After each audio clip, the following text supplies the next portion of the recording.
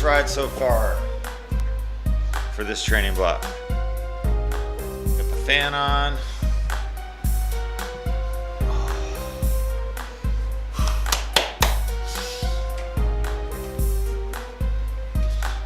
All right, 7:51 a.m. Probably gonna stop this no matter what at 1 o'clock. So that is 5 hours and 10 minutes from now.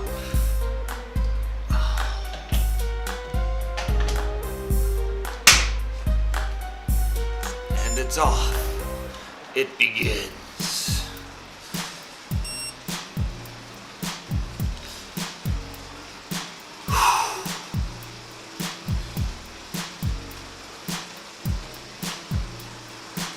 So far, so good.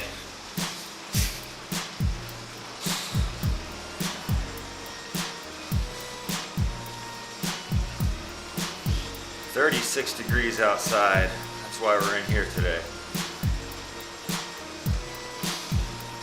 Yo, what's up, Alan? You're here before me. That's crazy. Man, oh man.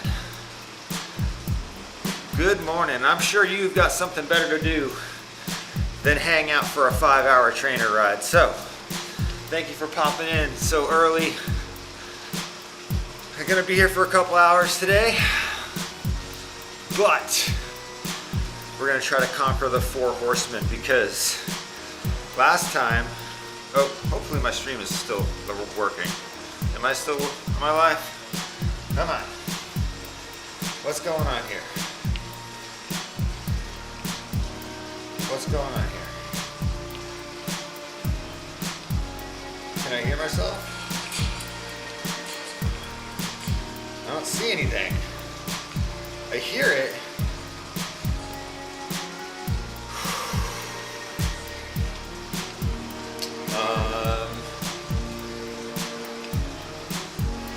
Not sure what's going on. Let me go take a look. That's not good. Never had that happen before.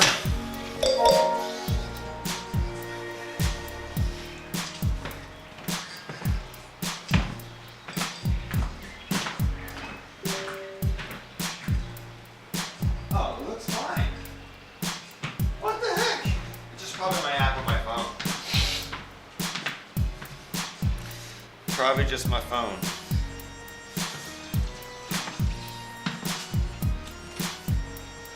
Okay, yeah. Thank you for confirming that it's looking good. I see it on my screen, on my laptop.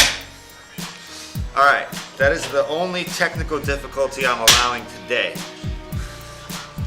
I'm gonna close my app.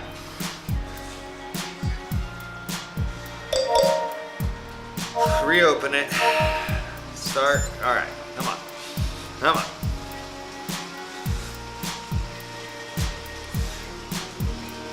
Doing this from my phone is probably not ideal.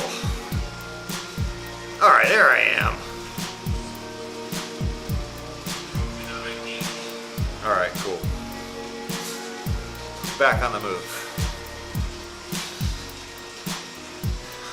All right, so 22 degrees, 10 inches of snow. You've got me beat.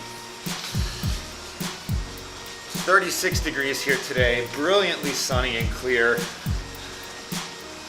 I'd like to think I'm the kind of guy that would put on the layers and get out there, but I just spent $2,000 on this indoor training setup. That's my excuse.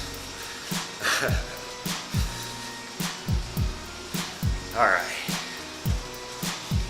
Got my road bike, gravel bike, professionally fitted. Oh, cool. That sounds very nice. Comfort is so important with the type of events that you're training for. Those little things make a big difference.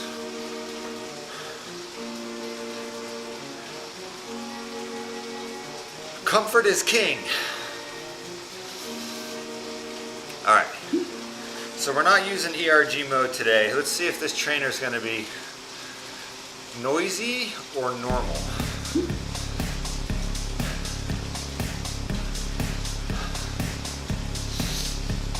Oh, this is nice though. The temperature here in the corner of my studio is, like, I feel cold, but it also feels like fresh. I have a HVAC, a split unit HVAC here in the studio above the garage, but it doesn't need, it sits off most of the time in the winter. It's just probably 10, 15, 20 degrees colder here in the studio. But for a morning like today, that's great. And I can always heat it up pretty quickly by turning on the split unit. But a little bit of cold air coming in from the window draft. Get the fan pushing that cold air onto my forehead here. Good conditions. Hey, we're 5 minutes done. Whew. Knocking it out.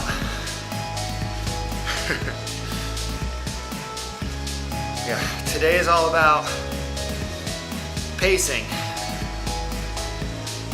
I'm gonna try to ride nice and easy the whole time. Just see how I feel towards the end. I haven't done a 5th hour of cycling in probably more than a year.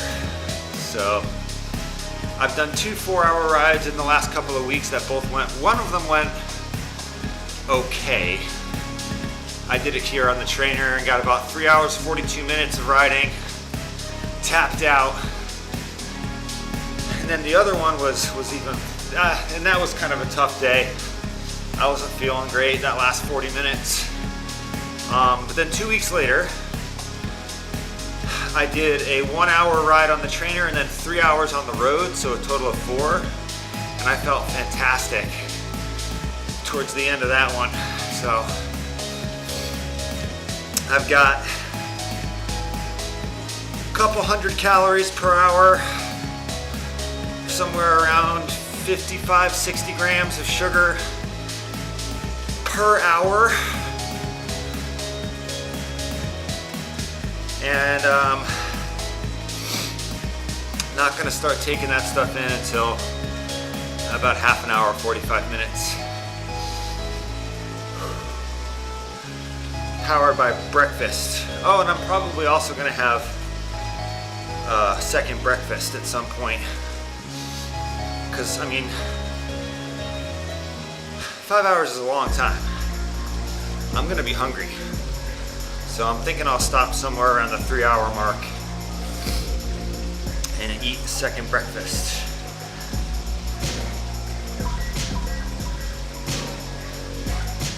Cool, how long is your Gran Fondo?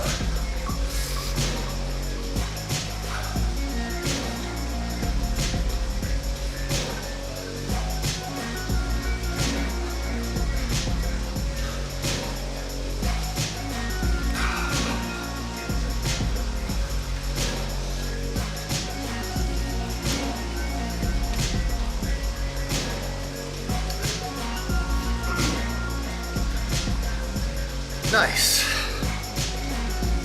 That sounds fun. You gonna do that on your road bike or your gravel bike? Can you put both of them on your trainer? Or do you have like one trainer bike that you leave set up or anything like that? There's so many ways to do virtual cycling. Yeah, there's lots of options.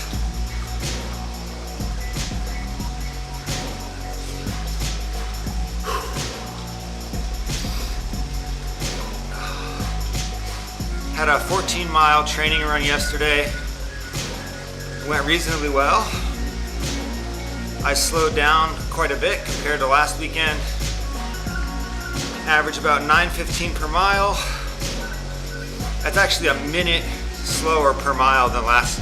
I did 12 miles at 8:15 average last weekend. I did 14 at 9:15. And I think that was a better call. I was feeling a little banged up yesterday, but I feel pretty good this morning. I don't have a lot of experience running further than 12 miles. I've probably only done it maybe like 12 times in my whole life have I ever run further than a half. Maybe not even 12 times, like maybe like 8 or 9 times. So it's definitely still a bit of a wall there for me, but I got 14 done yesterday, and that went pretty well.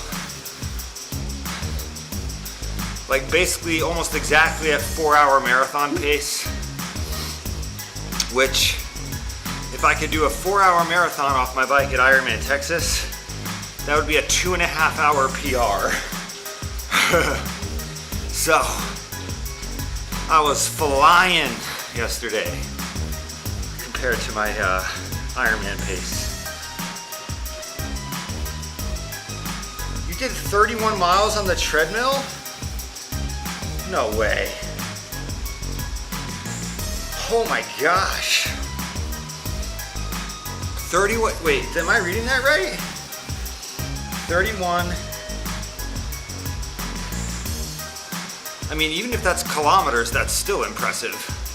It's like 18 miles, but I'm assuming you mean miles. 30 miles on a treadmill is blowing my mind.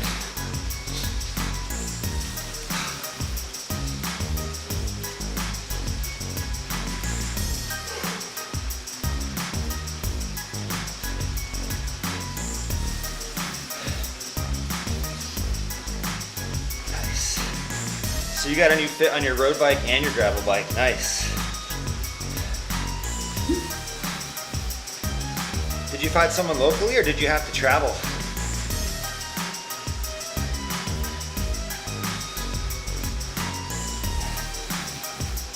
Five miles each hour. What?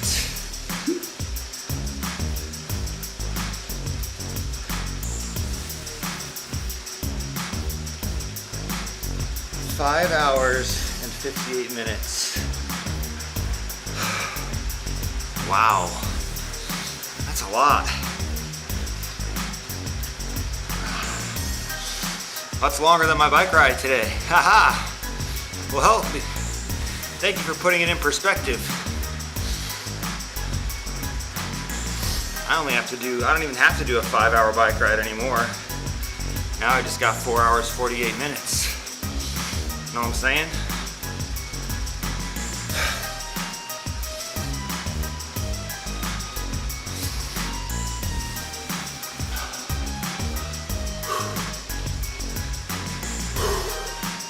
Well, congrats on that training session. That's solid.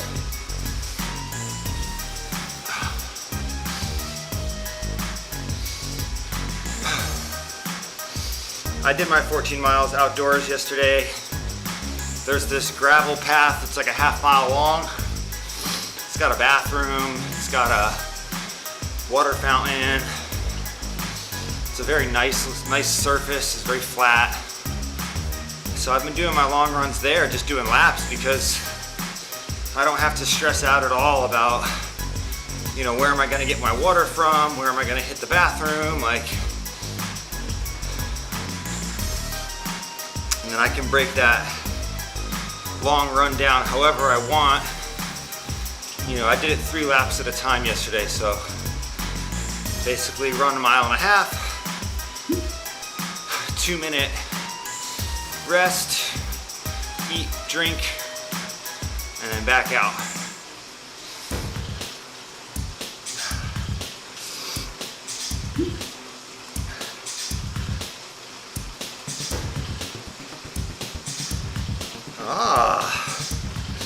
That's cool. Sounds like your bike body interface sounds like you've made an improvement there.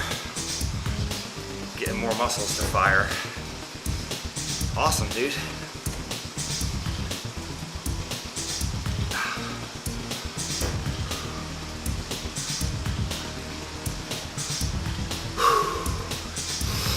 Average cadence for the ride sitting at 90.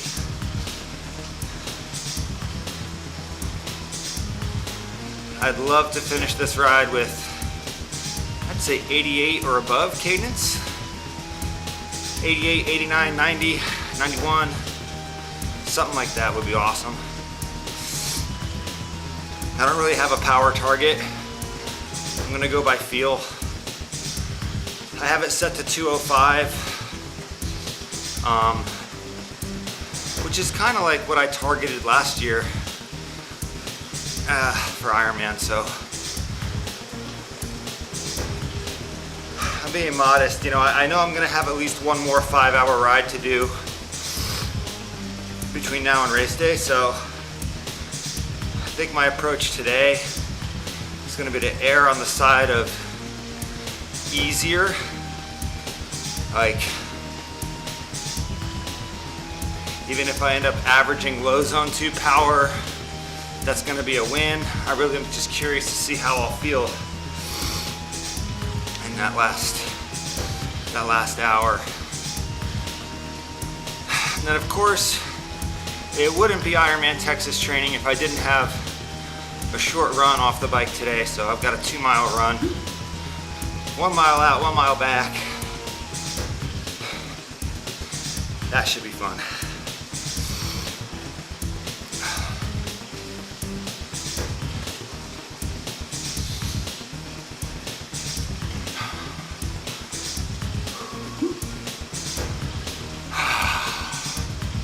All right, so here we are up in low zone 2. I'm stoked about your new bike setup, Alan.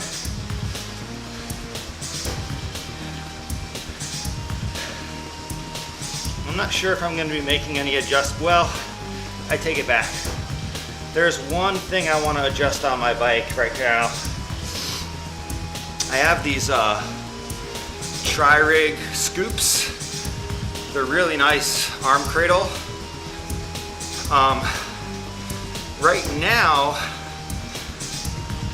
the way that they're angled, if I have my forearm there, most of it, I'm only contacting it back here. So I think if I can put a shim and change the angle of the cup to come up just maybe 10-15 degrees, it'll enable me to have more support while my hands are all the way forward on the gears here. Like, I can get flat on it, but I have to come all the way back here. Like, right now I'm flat on the cup. Like, my whole arm is supported by the cups. But when I come up here to shift, now it's just my elbow. So just my elbow is contacting the cup. So, and I want to try to spend times nice and stretched out like this. I don't want to be riding back hunched up just so I can get my forearms down. So, yeah, that's the only thing right now that's on my radar. Oh, cool. I don't know the specific degree, but it occurred to me that if I just if I angled the whole front end up like it is, that's not gonna solve my problem, because it's the difference in angle between the cup and the bar. So I need to just take this angle up a little bit. I think that will help. All right. Feeling good here at 190. Heart rate's about 15 BPM lower than zone 2, so I'm still warming up.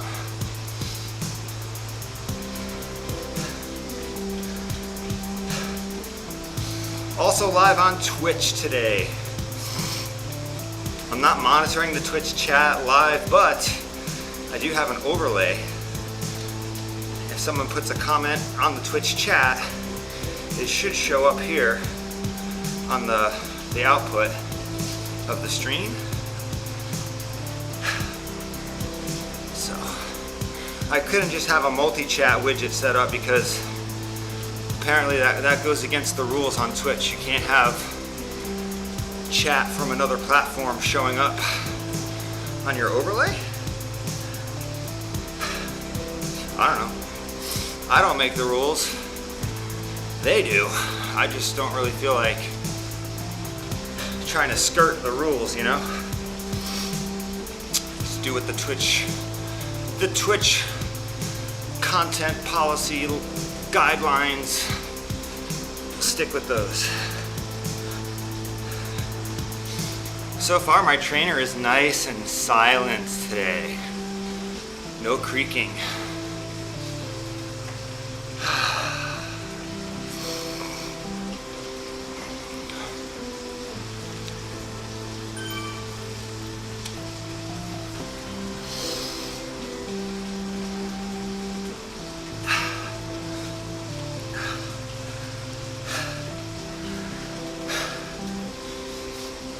Hoping to conquer the infamous 4 Horsemen route today. So lots of climbing.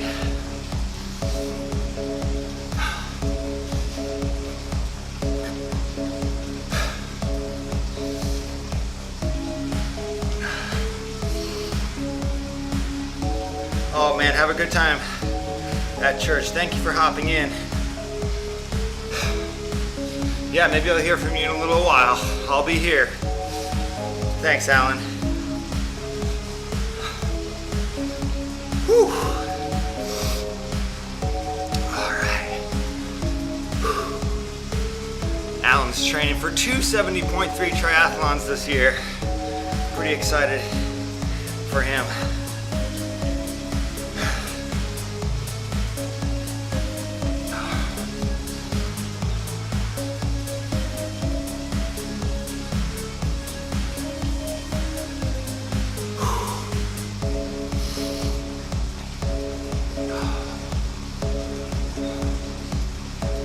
Right here.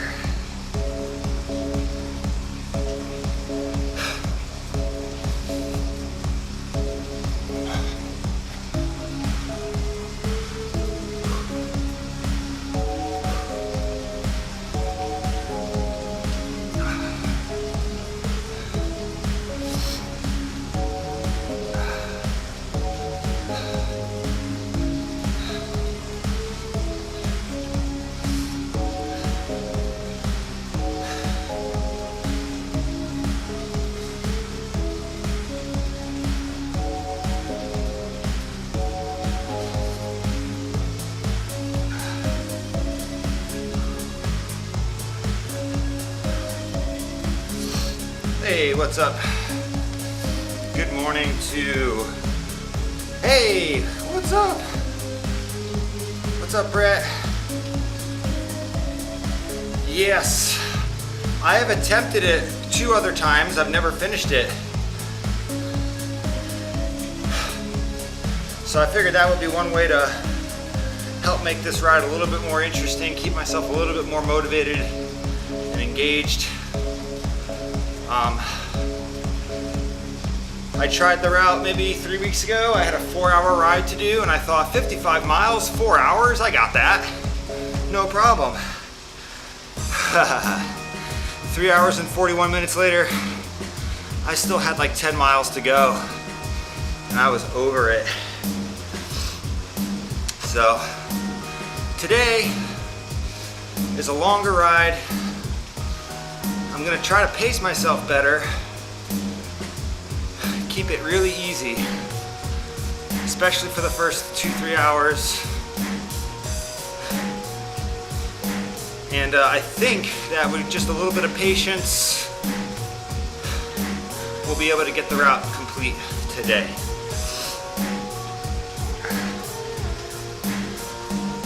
Yeah, 4 hours, around 165, that sounds right.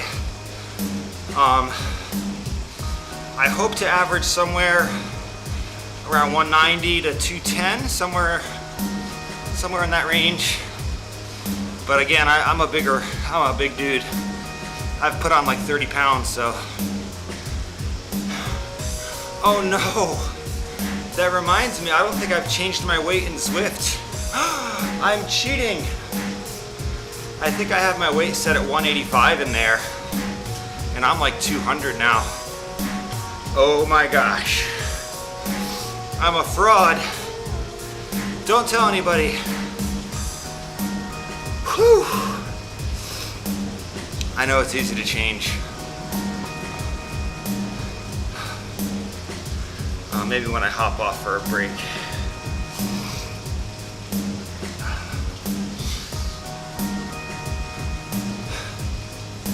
Yeah, I think it'll take a little longer than 4 hours for me.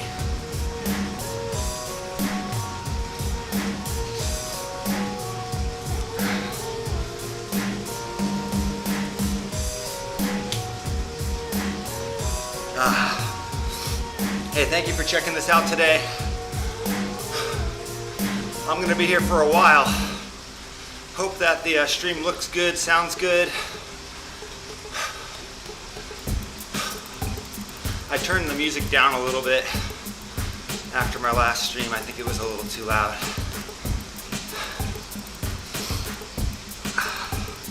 Also live on Twitch today.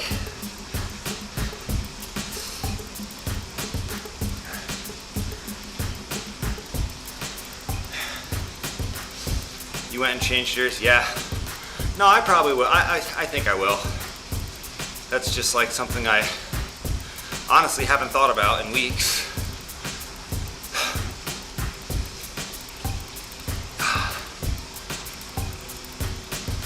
All right, I told myself I would ride at least a half an hour without taking in any sugar. My nutritionist said, I don't know. My nutritionist says that my breakfast should fuel me for the first hour, and that I shouldn't need to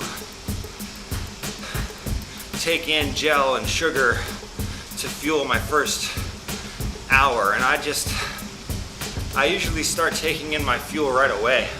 Like first 10 minutes I'm hitting it. So I'm not gonna do a full hour without any sugar, but I'll do the first half hour.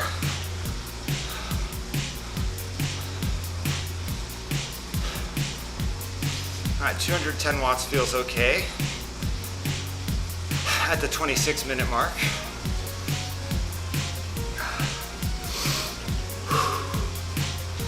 I'm also strongly considering taking a break for my second breakfast. I've got some eggs and some oatmeal, and something just tells me I might as well just stop and eat that, rather than trying to power the whole thing on just sugar.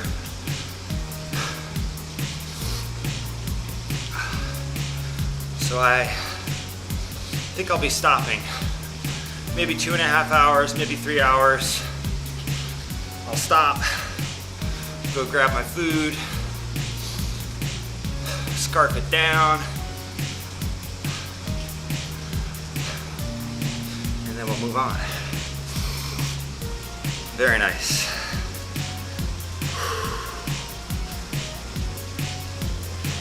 Rice Krispie treat, hell yeah. Yum. I just turned 40, so I'm trying to do a little bit better about like the sources of my fuel. Can't eat like I'm 22 anymore. But I also don't feel very old. I feel pretty good at 40. So. Speaking of feeling good, oh, hold on, what'd you say? Woo-hoo.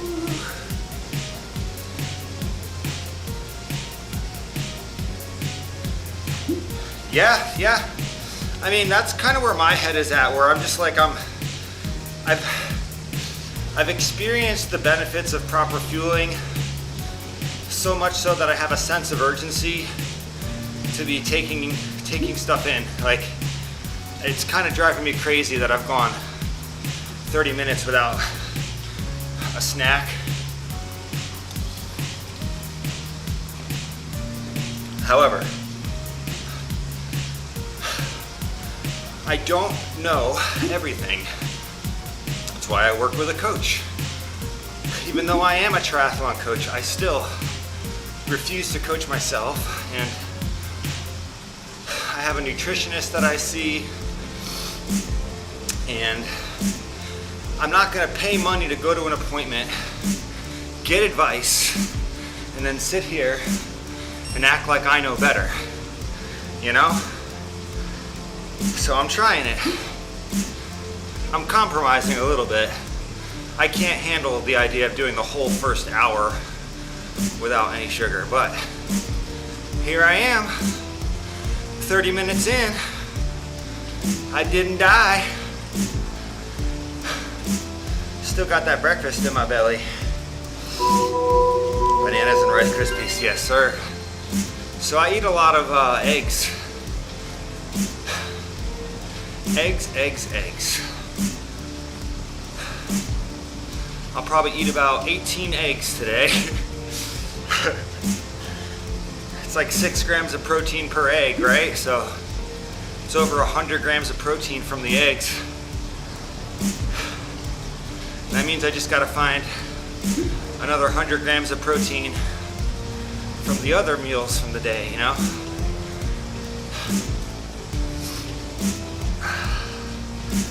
Yes, y'all. I really appreciate you hanging out, chatting in the comments, and you know, if I've learned one thing as a coach for the last 5 years is that, man, different things work for different people. Not one size fits all when it comes to fueling. You just gotta find what works. I've heard some really funny fueling stories in my day. I know a guy that was like, he was talking about getting ready for IRONMAN Texas, and he was like, yeah, so the day before I went frozen food section, and they had these little frozen enchiladas, and I thought they'll be frozen in the morning, but then they'll be warm enough after a couple hours.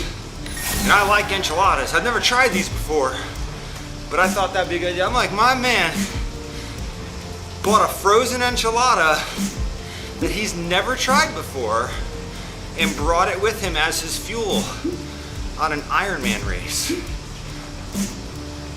It like blew my mind. And I mean, he finished. You know, like, I'm not judging, it's just like, I cannot fathom just eating a thawed out frozen enchilada on my bike. Anyway, to each their own.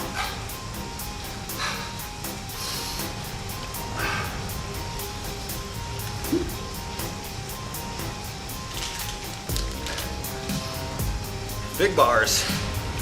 Hell yeah. I am going down. Front end of this trainer goes up and down. I gotta be ready for it.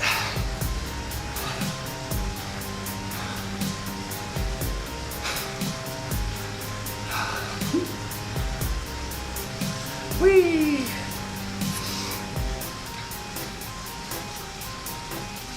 I've been using a lot of Scratch nutrition because my main sponsor, the Powerhouse Patriots Foundation, got a large donation of nutrition from Scratch Labs, and I've just been tearing through it over the last couple weeks.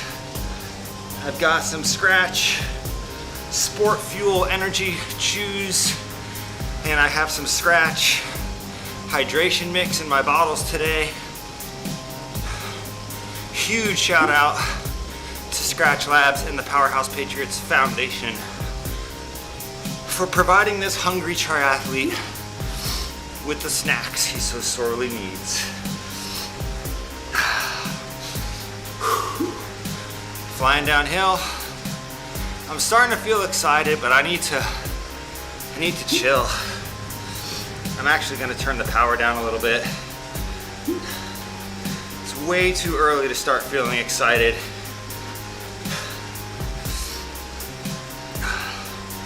Average power at 185. Let's bring that down to 195. Or even 190. Let's go 190. Woo! Pace myself. Cool, cool, cool. We are live today on Twitch as well. If you prefer the viewing experience on Twitch, you can check out TriVibes TV over there.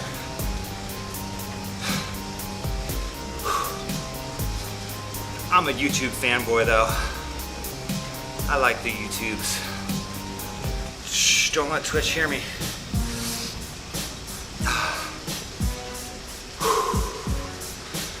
For a second there, I thought I had 4 minutes and 15 seconds left on this interval, but then I remembered. That's 4 hours, 15 minutes, my friends. That's very different.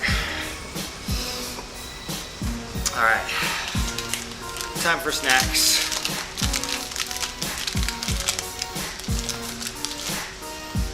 Woo!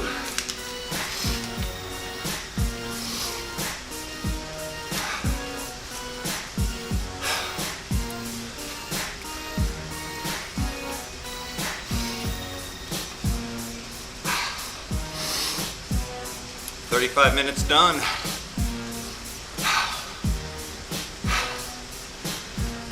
Whew.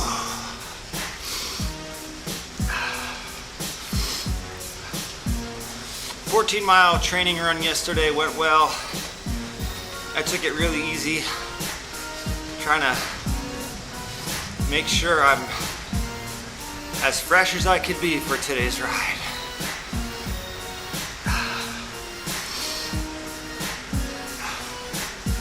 And yeah, so far so good. My Garmin was even really nice to me this morning when I woke up.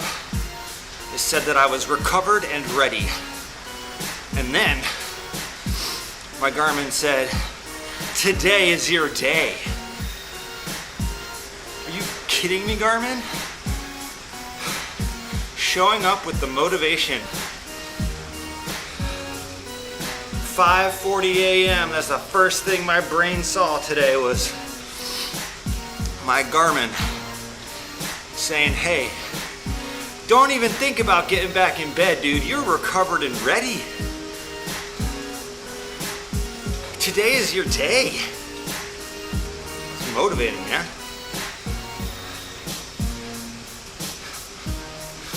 Garmin should be more nice more often. What'd your Garmin say? Your sleep was fine? Yeah, I usually get passive aggressive stuff like that.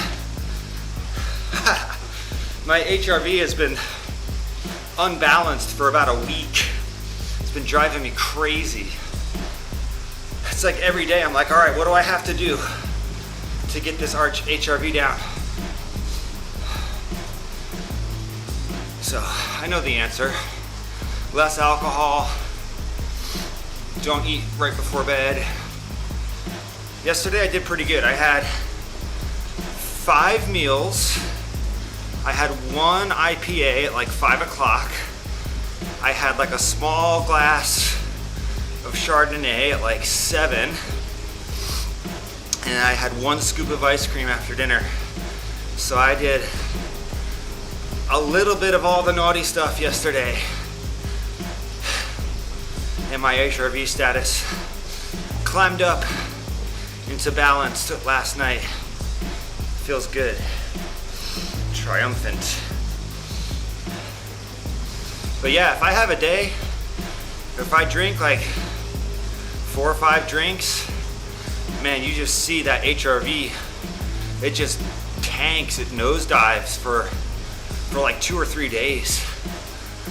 It's pretty wild. It's very interesting too. I mean, I shouldn't be surprised. It's very well known that alcohol is not the best for your health and recovery.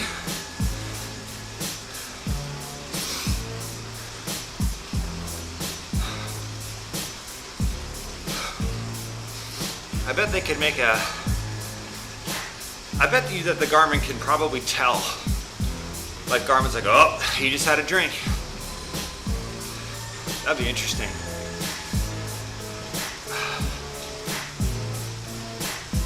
There might be something there to help people. Like, if you made an app that like was a little bit more forthcoming about like, hey, these are the negative effects of your consumption yesterday. I don't know. Like right now, I'm using this training information, and the alcohol stuff is just sort of something that I'm monitoring sort of on my own. It's not inside the app. Anyway, just thinking out loud.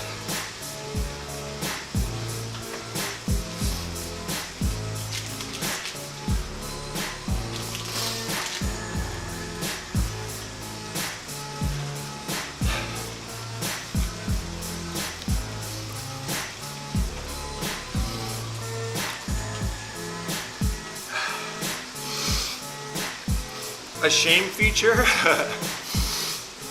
I think it's the current Garmin Connect app is shameful enough. I was just thinking like something more specific, like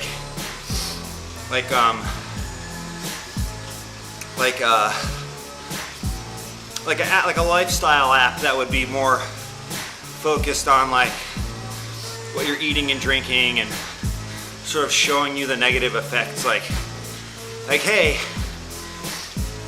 you know, that the sugar you ate last night before bed did this compared to a night where you didn't have sugar, or I don't know. I just think I've only had this watch with the HRV feature for a little less than a year. So I'm still kind of new to the HRV monitoring, and I find it pretty interesting because yeah, you can like really see. Like before, what I would use to track this sort of stuff was I would just look at my resting heart rate, you know, because like nights where I like, you know, ate really poorly or drank, or even a day where I had a lot of training stress, my resting heart rate will spike up as like an indicator. But what I see with the HRV is, so yes, the resting heart rate goes up, HRV goes down, but even if the resting heart rate comes back down the next day, the HRV is still low. Like, so it's opened my eyes to like a longer term of effects rather than just like, you know, impacting sleep the same day. It's like, hey, you didn't get good sleep, and so the next day you're kind of behind the ball a little bit, and then maybe you get 2 nights in a row where you make bad decisions, and now that HRV status is even lower. So it's like, it's more of a cumulative metric, and I just feel like that cumulative metric could be used, you could interpolate more out of it for someone that was using the app for more of a general health rather than through the window of this like training readiness and how recovered is your body, what's your training status, you know. Not everybody needs that, but a simple message like, hey, you might have trouble making decisions and thinking today because your sleep was poor and your HRV status is low and it's been low for 3 days. Recommend that you go to bed a little earlier, limit alcohol, like whatever it is, like, yeah, I don't know. Just sort of geared towards general health rather than, you know, trying to be the age group king of the world.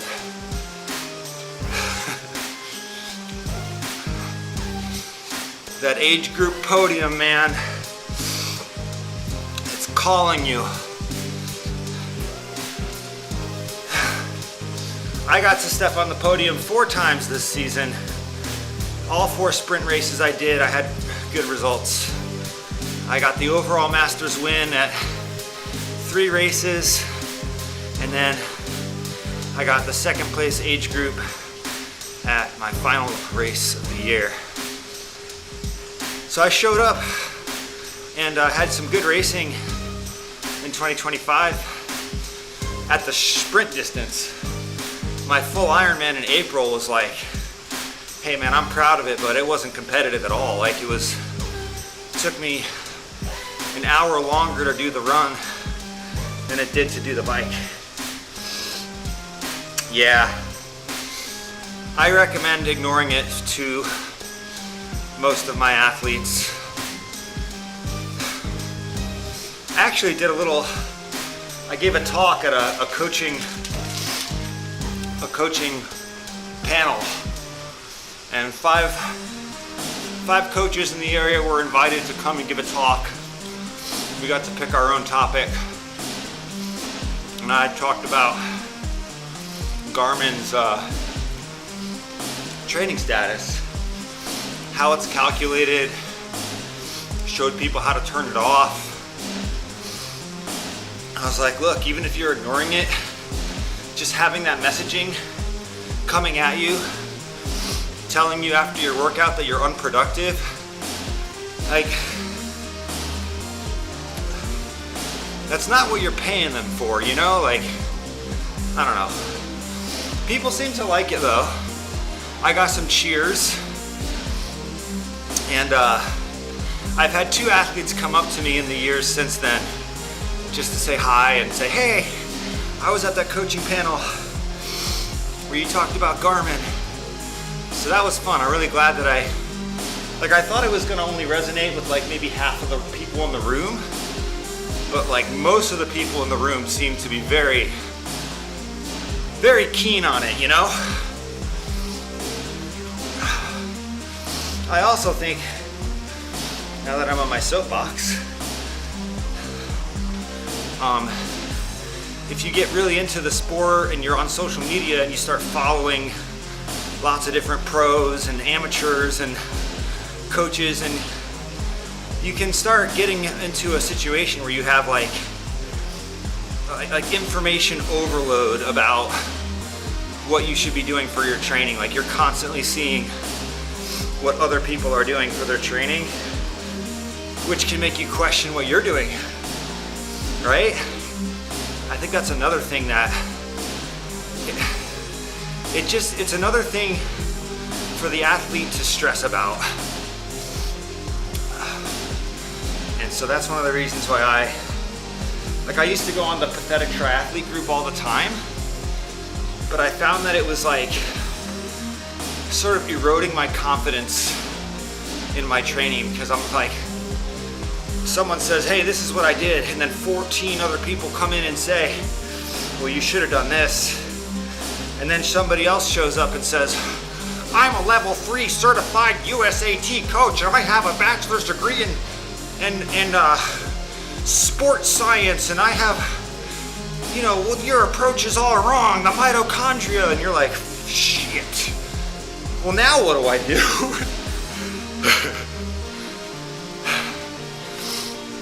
So yeah, there's a lot of noise out there. Haven't had productive training status in months. Hell yeah, right? Like clearly you've been productive. Yeah, and I think you're speaking to my point, because what I tried to illustrate in that talk was that Garmin has a very narrow band of criteria that it considers, and an even smaller amount of criteria to determine its own version of what's productive and unproductive. So holding yourself accountable to that sort of one-size-fits-all algorithm that isn't based on all the information, it's just a trap.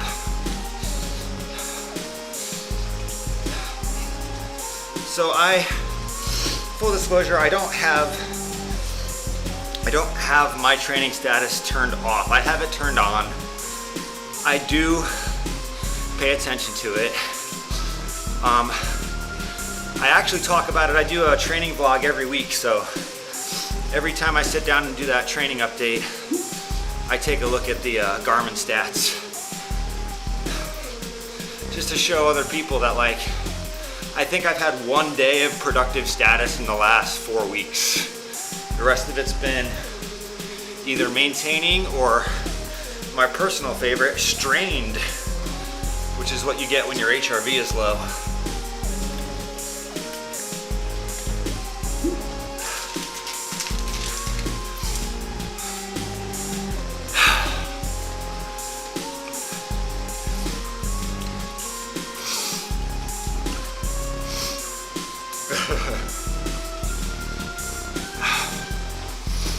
You talking about your performance condition?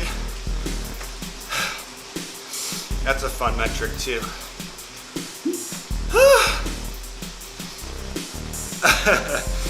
My friend on Strava, she posted a picture of her Garmin one morning. It was like, the status said peaking, and then she had a picture of her bike computer. It said training stat. It was like training, performance condition plus 14. It was like godlike or something. And she wrote like, Garmin stop, I'm blushing.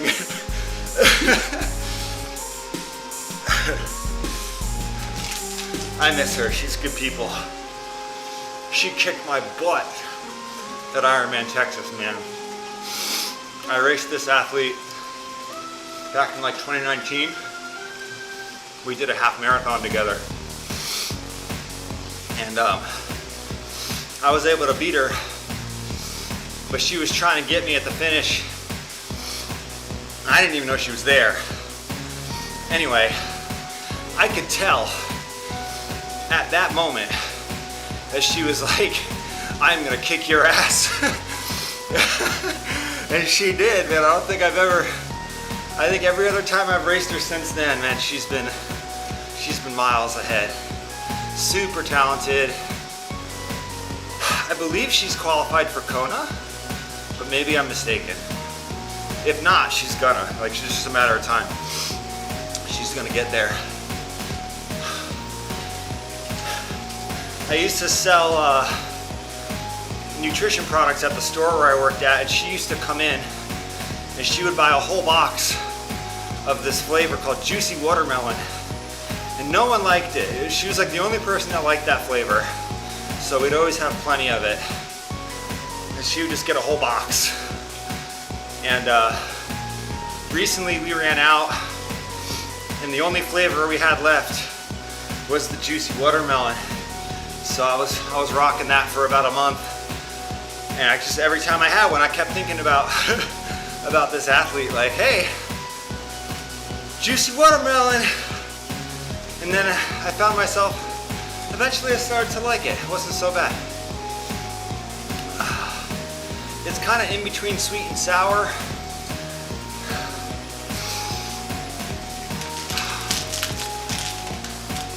Oh no, I dropped the fruit snack.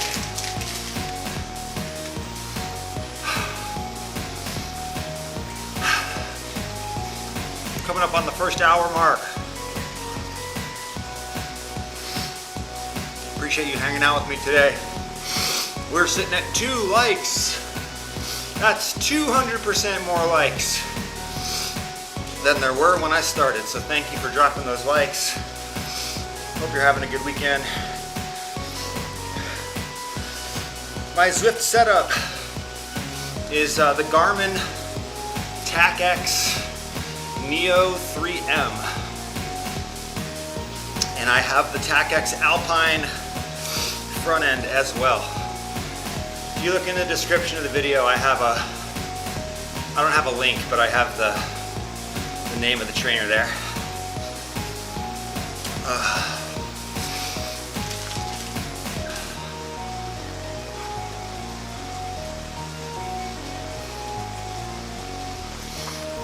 All right, how far have we gone? 15 miles. Not bad. I love this Zwift setup though. I mean, I've been riding Zwift for years, and about a year ago, I got my first smart trainer. So I got a used kicker, and that I really opened my eyes to the utility of smart trainers. And then eventually I decided that, you know, if I invested in a really nice training setup, I'd have a better relationship with these longer Ironman training rides, be more comfortable, and be a tool to sort of help me out with these live streams as well. And yeah, so far it's been fantastic. The frame I'm on, this is my race bike. I love my bike. I have a Ridley Dean RS time trial bike. It's it's discontinued. They don't make this frame anymore. They just make the top end one. But yeah, both of the bikes I own are both Ridley. It's a Belgian company. Really nice stuff. And my road bike I have was a gift from my cousin. And then this frame, I paid $400 for the frame. So, really good deal. I've never bought a brand new bike before.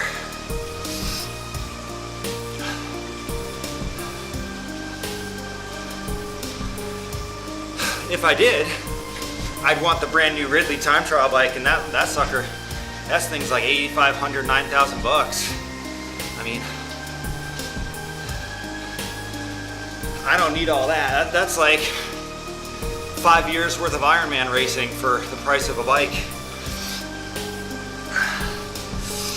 Ooh, cannot go wrong with Cervelo. Fantastic bike. I have a beautiful sitting over there. It's like an antique at this point. It's a Cervelo P3 aluminum. So it's got like arrow shaping on the tubes and everything, but it's pre-carbon. Also has the size 650 wheels. So it's got those smaller wheels. I got that thing for my wife for her birthday. And it was a steal, dude. The whole bike with a set of head race wheels, $400. Incredible deal. But yeah, man, P3s are beautiful. P5s are amazing. Even the P2, I mean, Cervelo is I mean, you kind of can't go wrong. Those frames are great.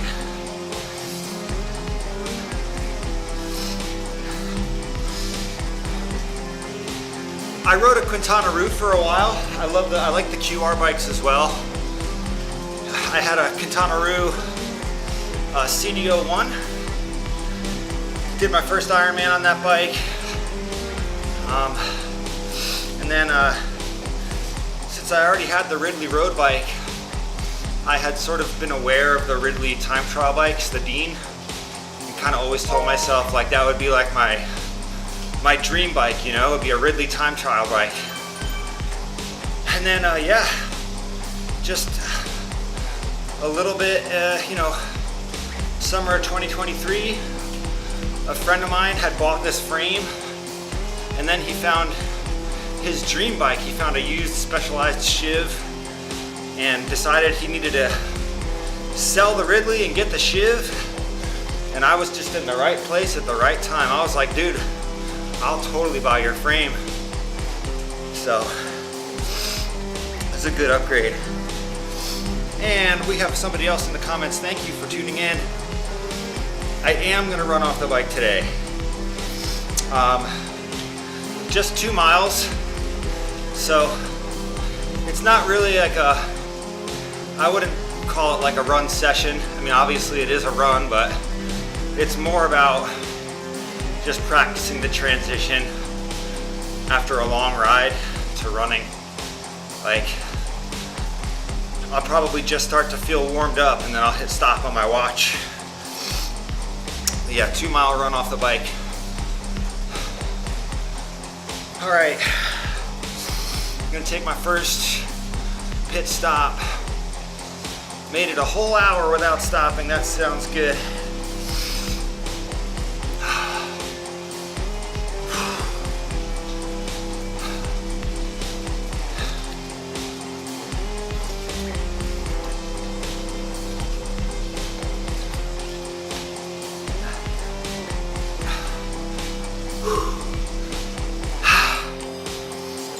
All right. Just getting the legs to understand. Yes. Yes, that is definitely one way to look at it. All right, hey, I don't have to do a 5-hour bike ride anymore. Now I just have to do a 3-hour, 59-minute bike ride. See what I did there? I don't know about this whole waiting for the first hour to eat thing. I'm low-key in panic mode. I feel like I didn't take in enough. But like I said, I don't want to pay a professional to give me advice and then ignore it. So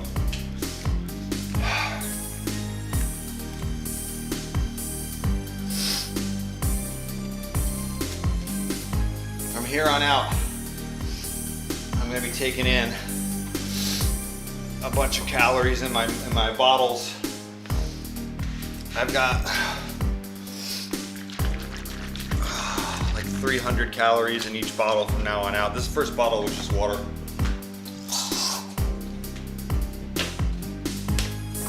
All right, be right back.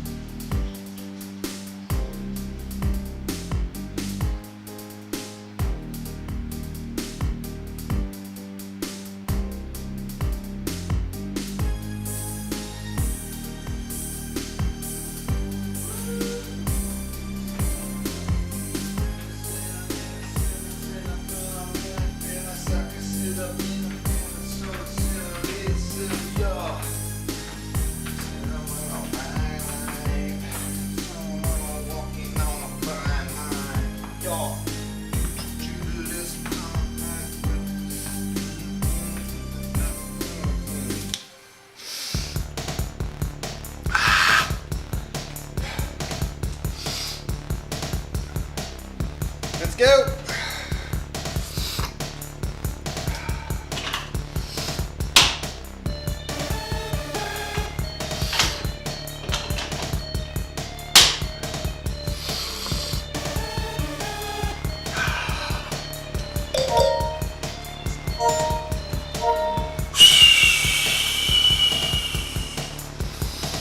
All right, I'm gonna keep the power.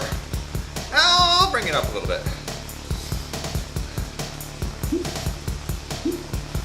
195. All right. Average cadence for the ride so far sitting at 92. Average power sitting at 187. Average heart rate 130. I think it's fair to say that I took it pretty easy. Being kind to myself.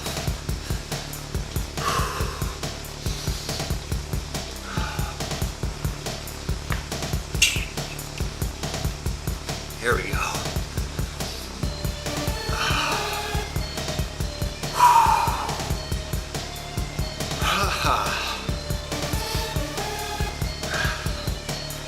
4 Horsemen, yes. Horsemen's my go-to course.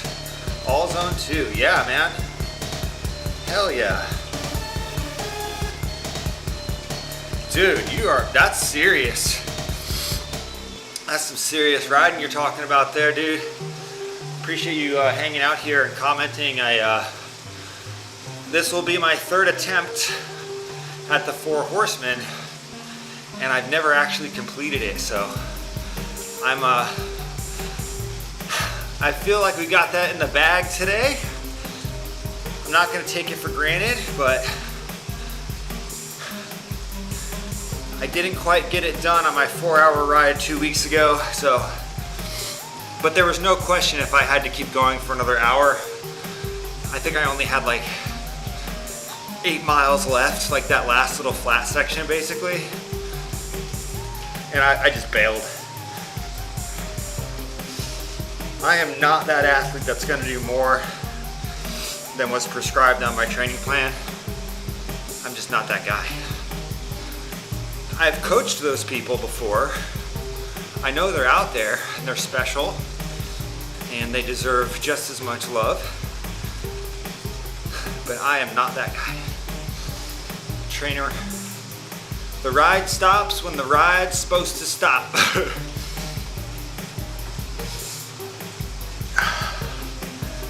But yeah, you're the second person today that's commented that the 4 Horsemen is sort of your go-to. So I'm excited to join the club today.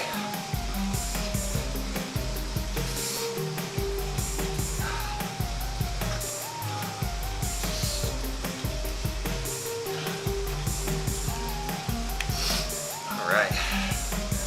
Appreciate you hanging out here in the comments.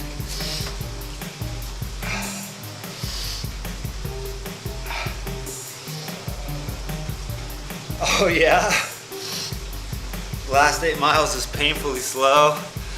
All right, well thanks for the heads up. We are gonna do it today.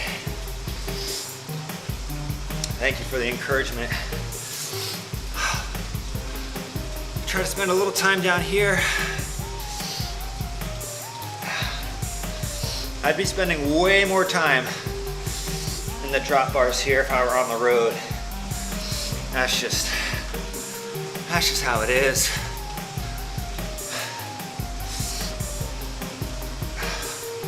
It's hard indoors because you don't feel that benefit from getting aero. Outdoors, it's like you feel the difference and you just want to be more efficient because you're going through the wind.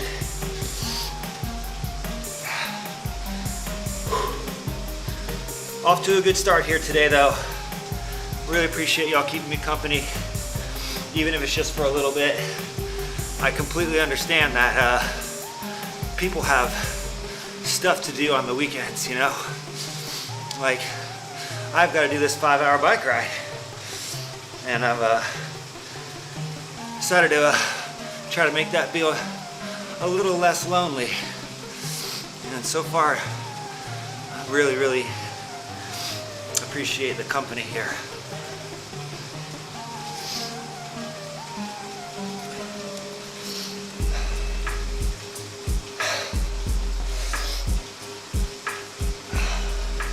Listening to some of my music here.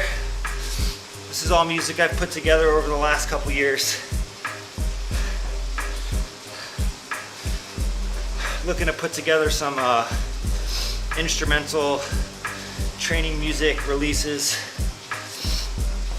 I'm gonna call it Winstrumentals.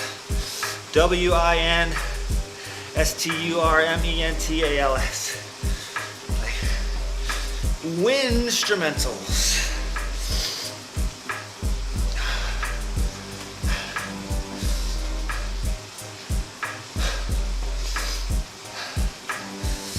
Cadence is looking good.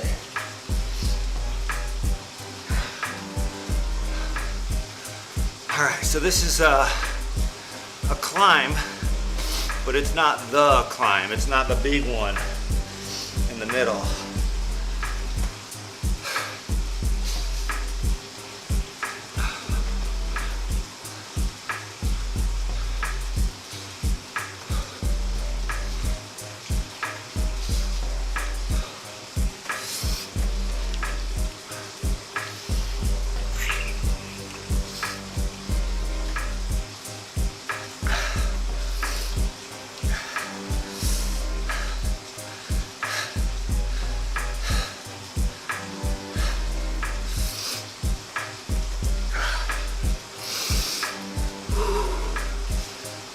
Man, if I could feel this good 3 hours from now, that would be fantastic. I feel all right. I feel better now, arguably, than I did when I started. So.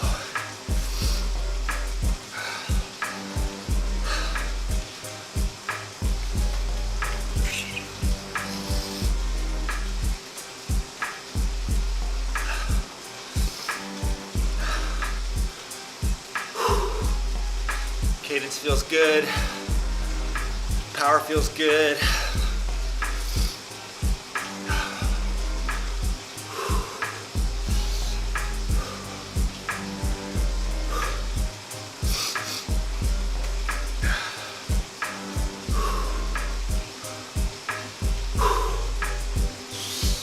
All the snow on the side of the road.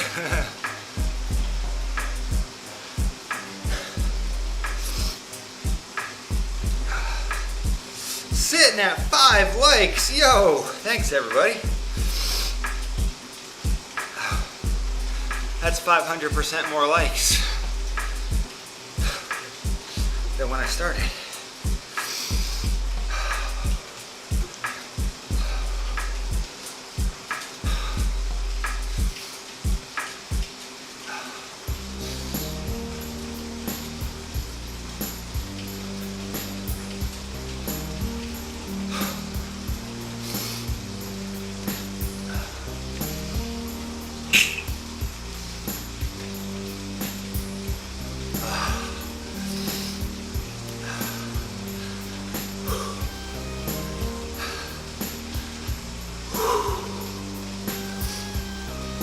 Still a lot more climbing on this first hill. I think we go up to the little radar tower on this climb.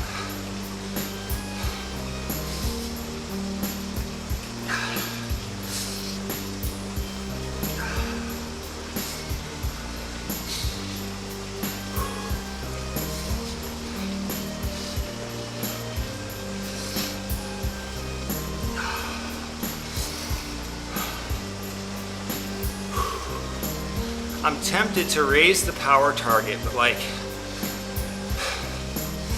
it's still way too early for me to be getting excited here. So, I'm gonna stick with 195 for now.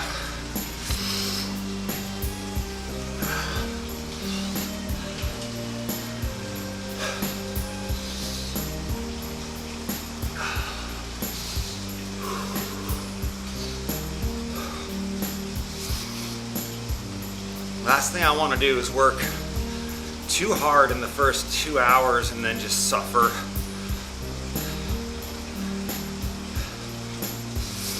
So I'm really trying to pace myself today.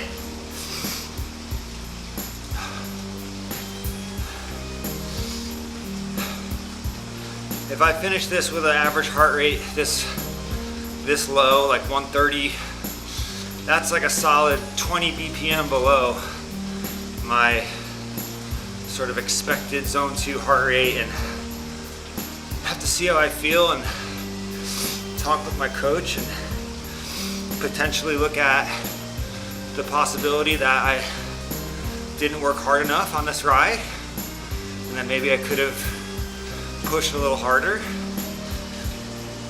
But I'm willing to have that conversation.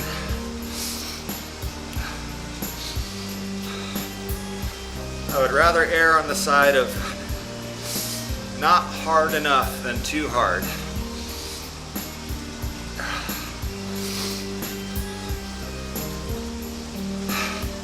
It's been a pretty big week for me.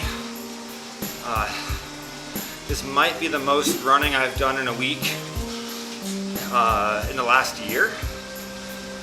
So that in mind too. Yeah, I'm pretty sure when I do this 2-mile run off the bike, it's gonna put me up at a weekly total that's higher than I've done in a long time. Because I did like 3 miles on Monday, I did like 2 miles on Tuesday, I did like 5 miles on Wednesday, I did 14 miles yesterday, and then I got 2 more to do.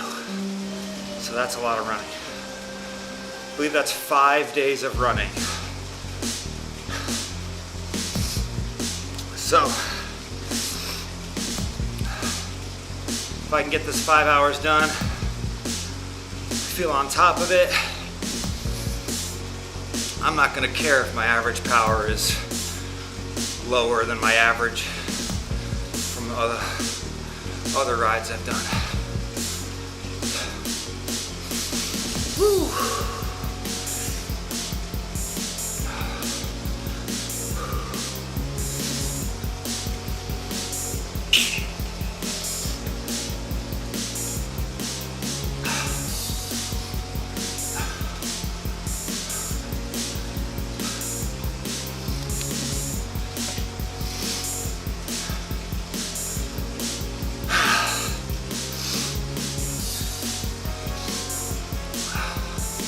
This will also be the longest live stream I've ever done, so that's fun.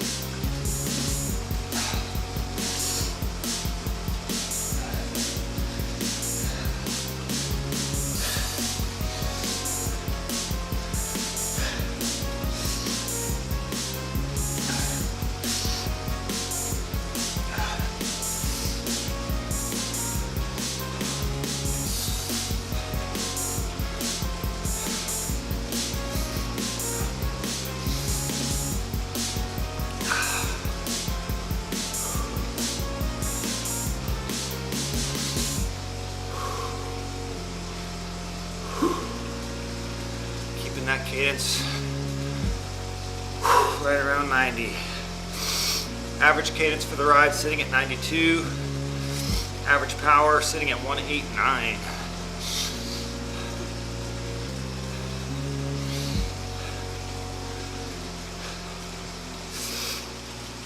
All right. Up, up, up.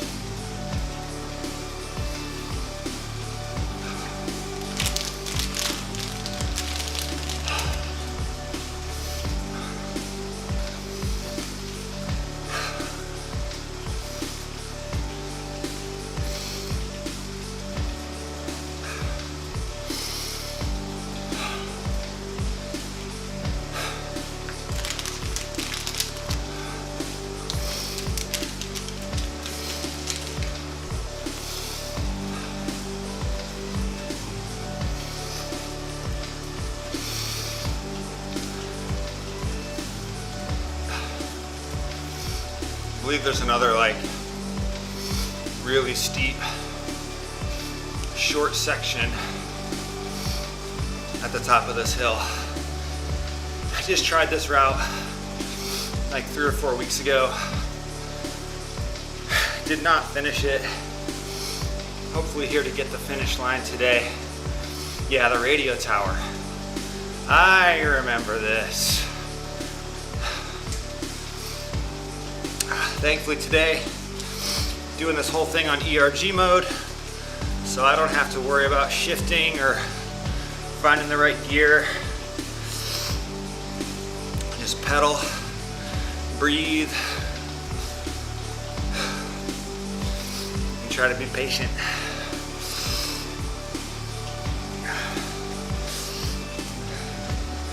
Oh, you're talking about the gravel part at the end. Oh my, no. Well, no, we're gonna get it. I think we're gonna get it. Good question. Thank you for hopping in the comments. How long?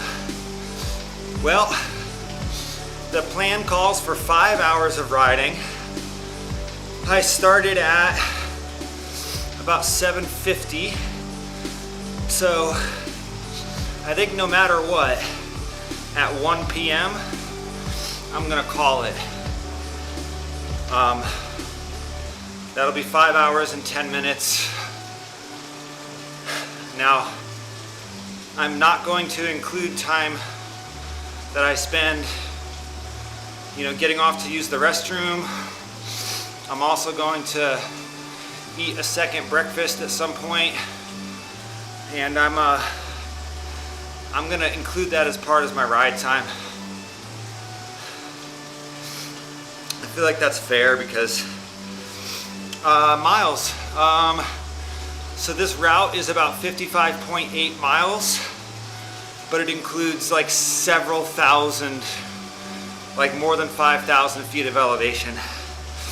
So today's route is more about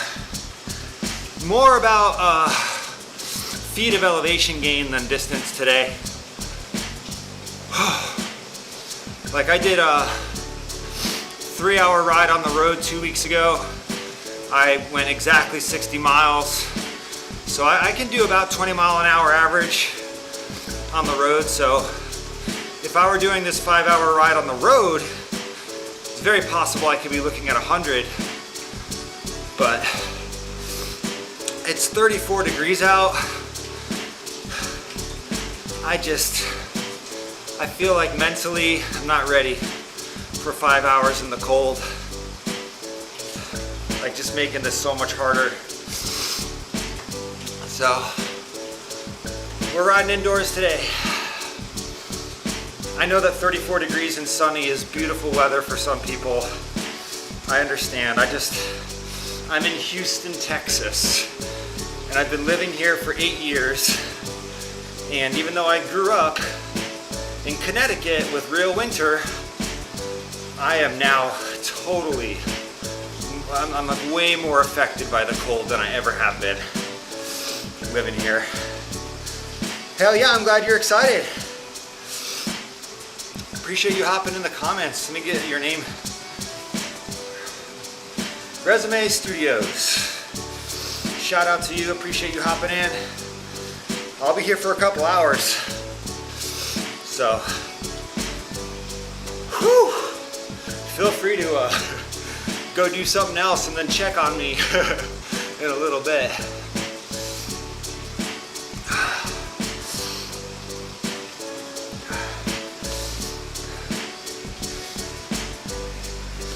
Oh, cool. Hell yeah, good luck with that Everesting. Hell yeah, breakfast. I'm excited. I already had one breakfast. I have another one ready to go. I'm doing eggs today, just like I do every day. I eat a lot of eggs. It's a very affordable form of nutrition.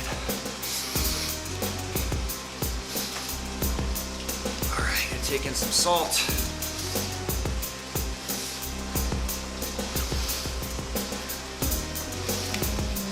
Well, that's awesome, Resume. I'm glad you're enjoying your time on Zwift so far. It's a great platform.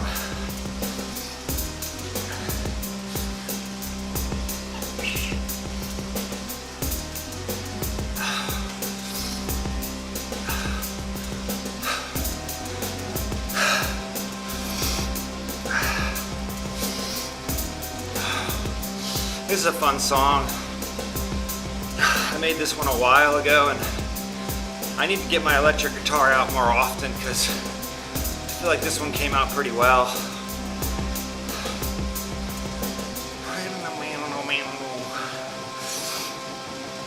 Egg sandwich, woo! You got fresh eggs too? Hell yes. That's exciting. I love me an egg sandwich, that's for sure.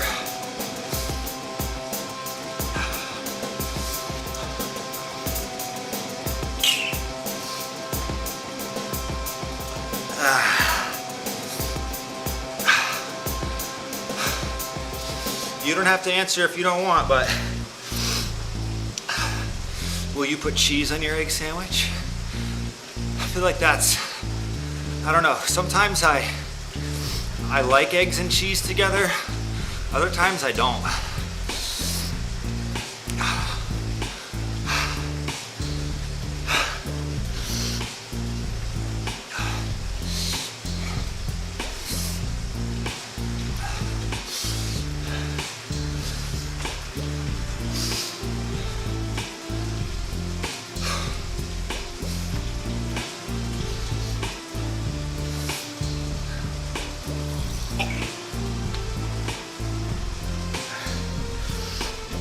All right, bro, thank you. Right on. Enjoy that egg Sammy. Oh, we're doing cheese. Oh, snap. All right. Hell yeah, it's that kind of morning. Some recovery cheese. Engage.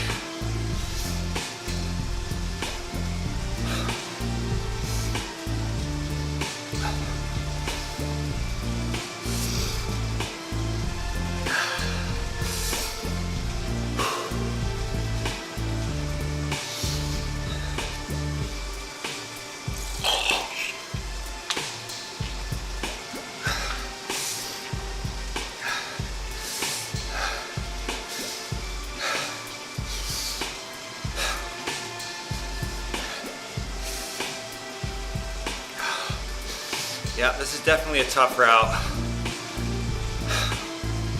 Just hitting 20 miles, an hour 25 into the ride. I mean, that's a lot slower than most rides. And plus we got out the Zwift on deck.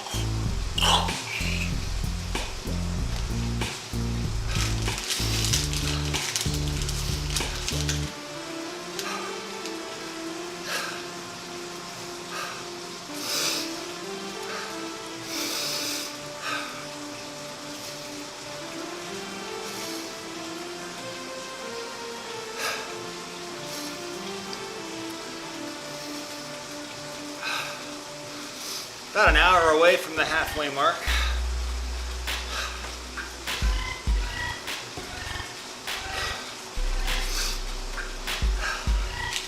Spirits are still reasonably high.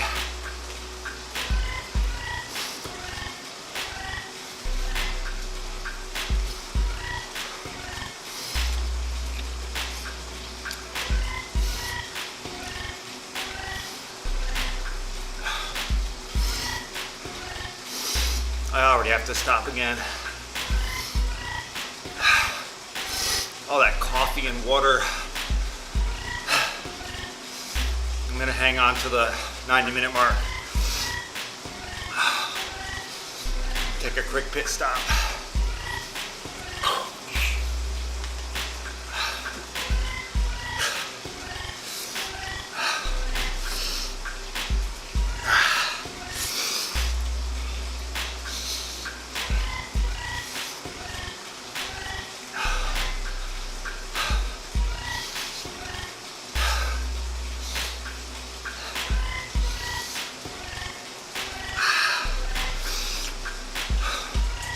Give a damn about a swim time. Party starts on the mountain line. Got a sentence in the song, and I spend a lot of time going fast in a straight line. Yo.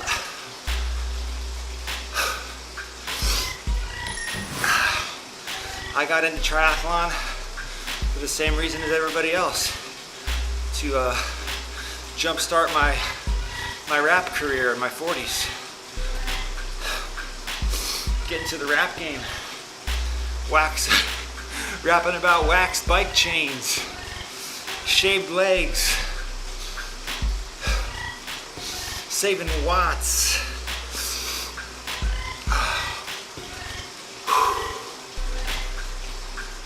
Beast on the bike. Beast on the bike. Oh, radio tower. Boo!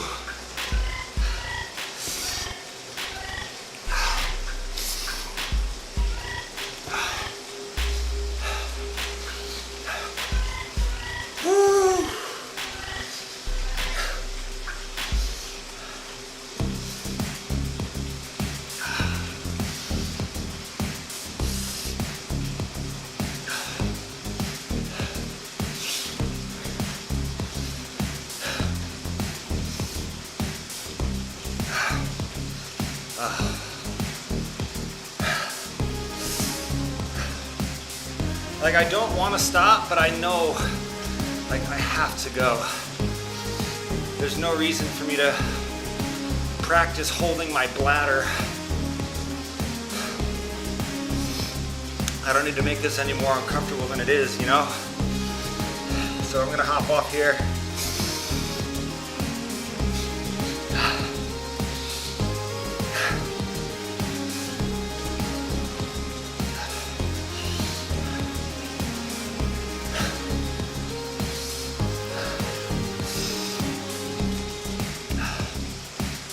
Ten, 9, all right.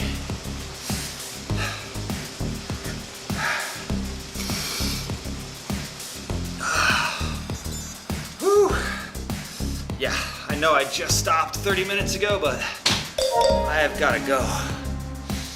I've got to go. Oh, no peeing on my bike indoors. Oh my God, I can barely get off this thing. It's so steep. Oh no. I gotta lower it down.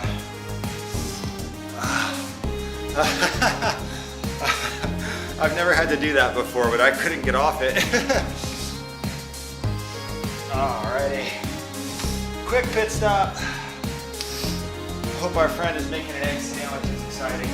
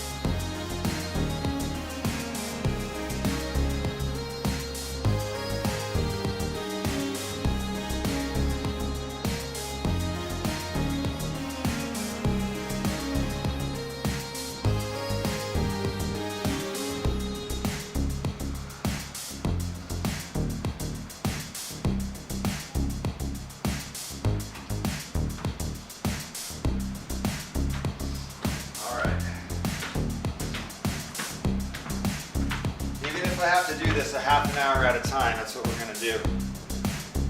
All right, 2 bottles down. Big bottle to go. Thank you for checking out TriVibes TV today.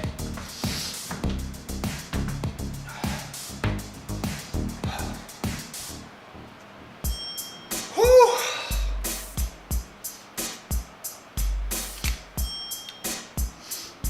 Back up to this 13% gradient. It's a good grinding it out song.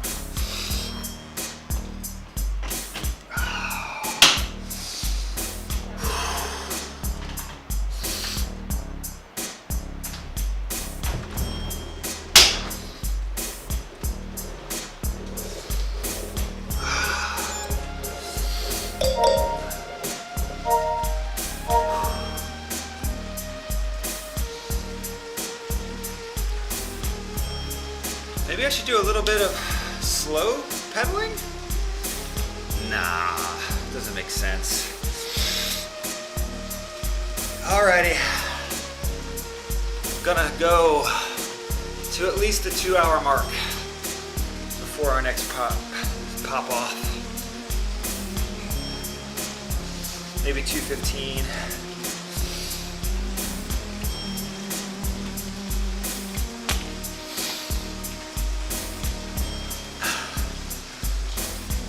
It does feel a lot better.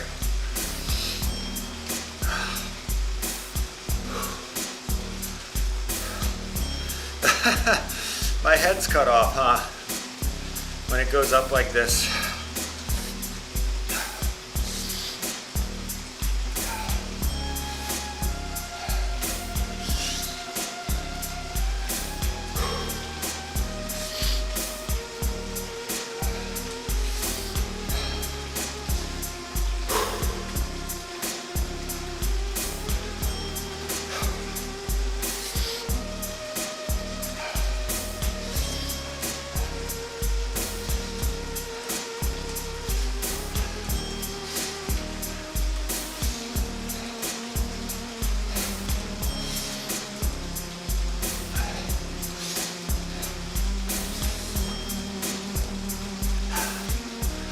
Curious to see what this gravel section is like at the end of this route.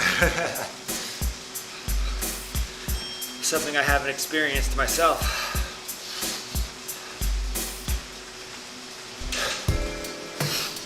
Hell yeah, I love this song. One of my favorite little recordings I've ever made.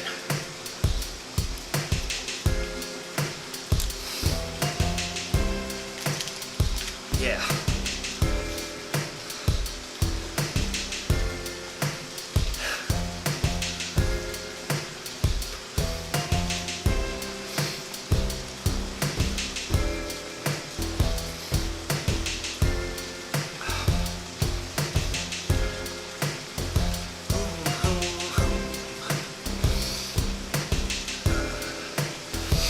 Love this little song.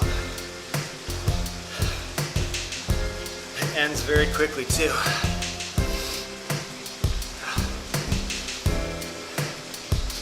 Little outro. Yeah.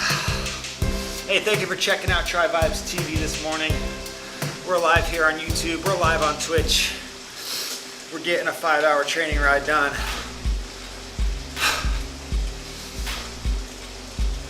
Getting ready for IRONMAN Texas. April 18th.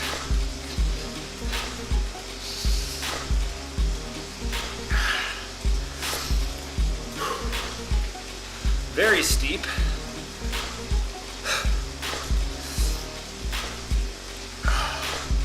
Front end of the bike is tipped up quite a bit.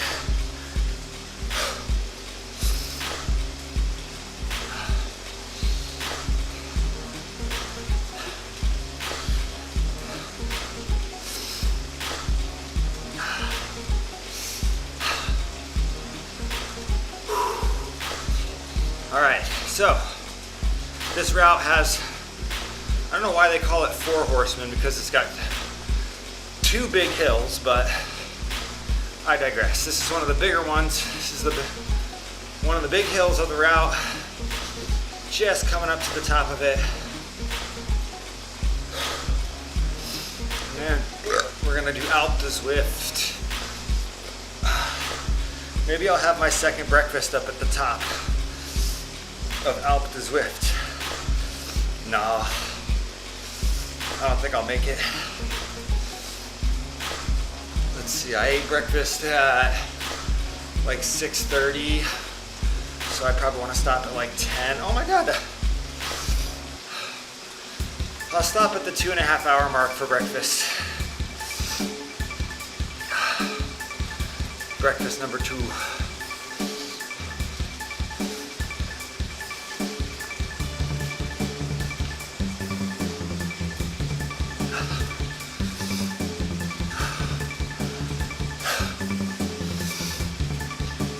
All right.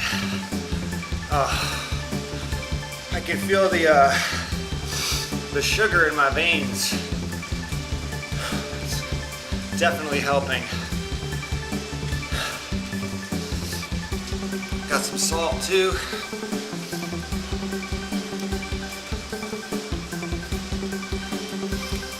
We'll see. I think if I can do my nutrition correct, this will be more mentally challenging than physically challenging.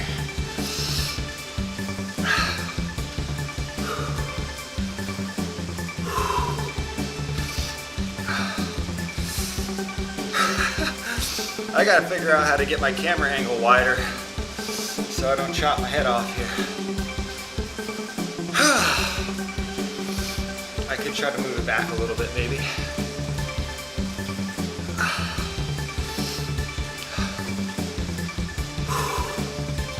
Epic climb here.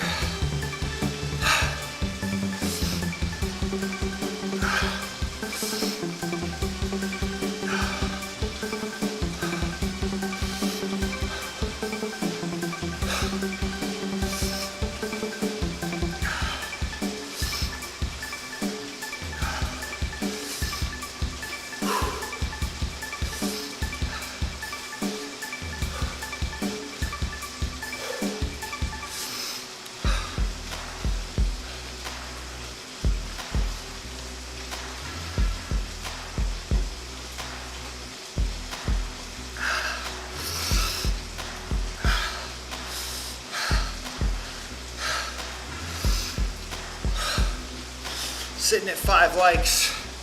Thank you so much for dropping those likes. Very cool.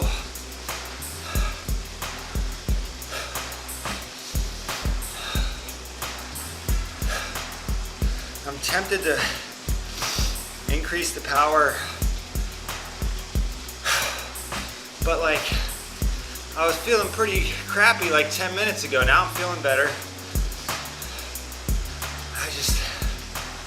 I still think it would be a mistake to try to ride harder this early.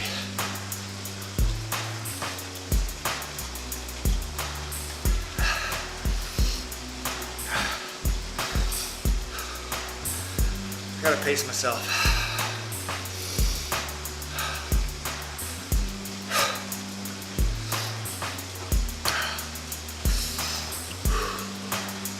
Looking forward to a 2-mile run off the bike. And then a divisional football playoff game. We got the Texans versus the New England Patriots today. I cannot wait. Texans have been so fun to watch especially this last 10 games where they've been winning it's been so much fun to watch them. If you had told me when I moved to Houston in 2017 that the Texans were going to be playing the Patriots in a divisional playoff game, I would have laughed and said no way. But here we are, 2025, 2 p.m. It's going down. I don't know what the temperature is in Massachusetts today, but it's probably a lot colder than it is here. Damn, I should look at the weather. I'm curious.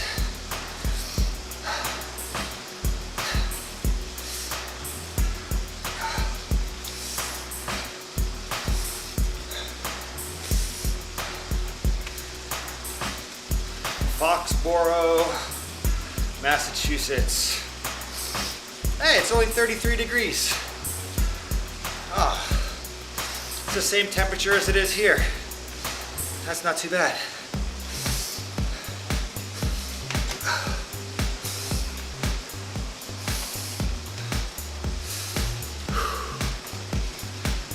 Oh. All right, got to the top of this. Woo! Hour 40 minutes in. Feeling pretty good.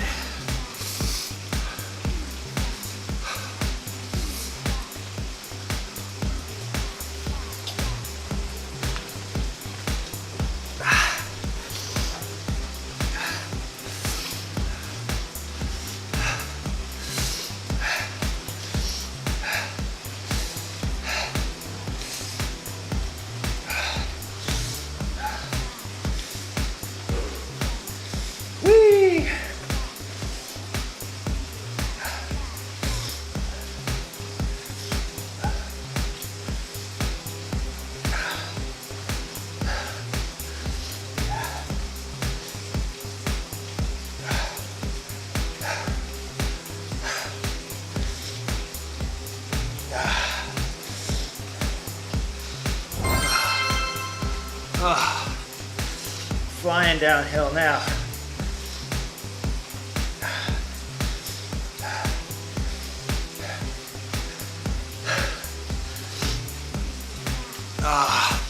So steep.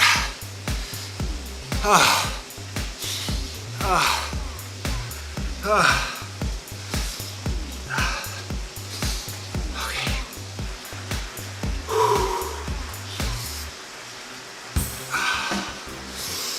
Going right back downhill.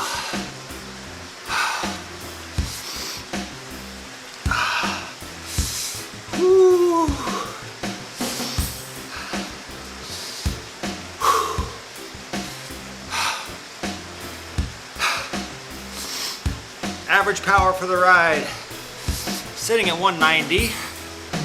Average cadence sitting at 92.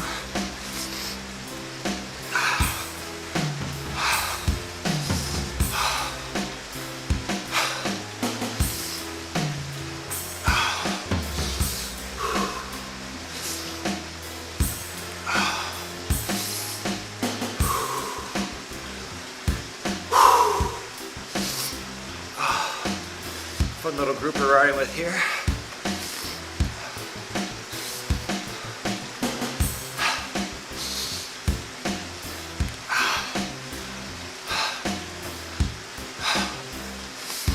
Oh, so steep.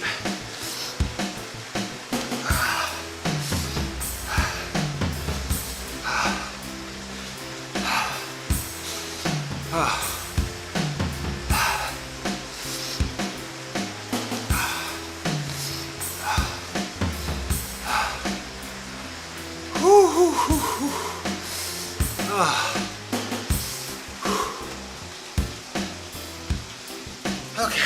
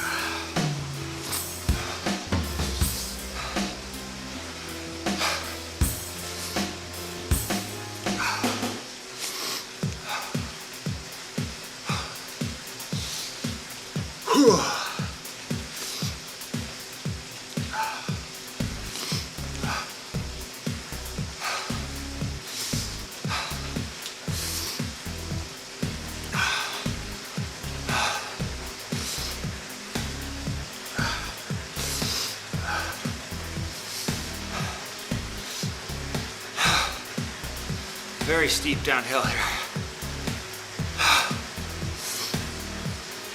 I'm gonna use my lower chest muscles here to just prop myself up. Oh.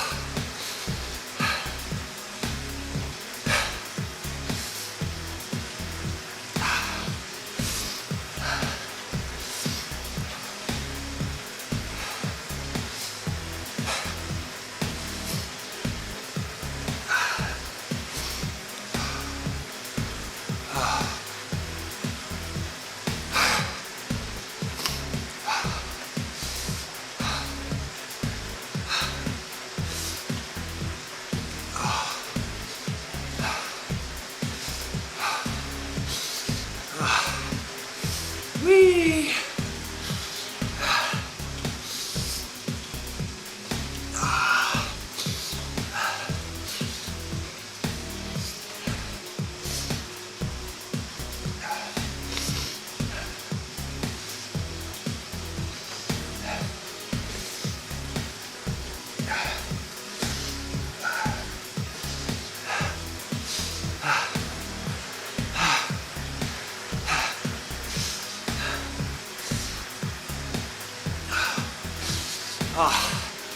It's like I want to stay down in the time trial position going downhill, but like it just feels like I'm using too much energy to brace myself. Oh. Okay.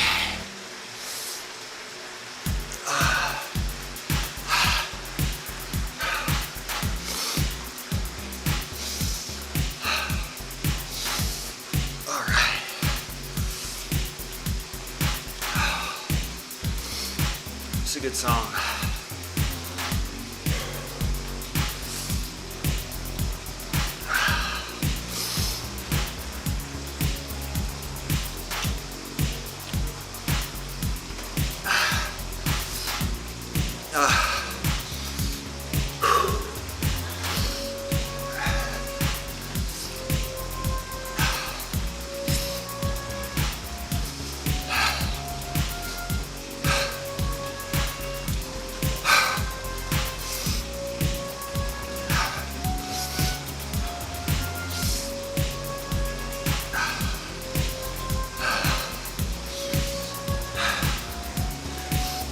Average power sitting at 191. Average heart rate sitting at 130. It's really low. Average cadence 92. Nice and speedy.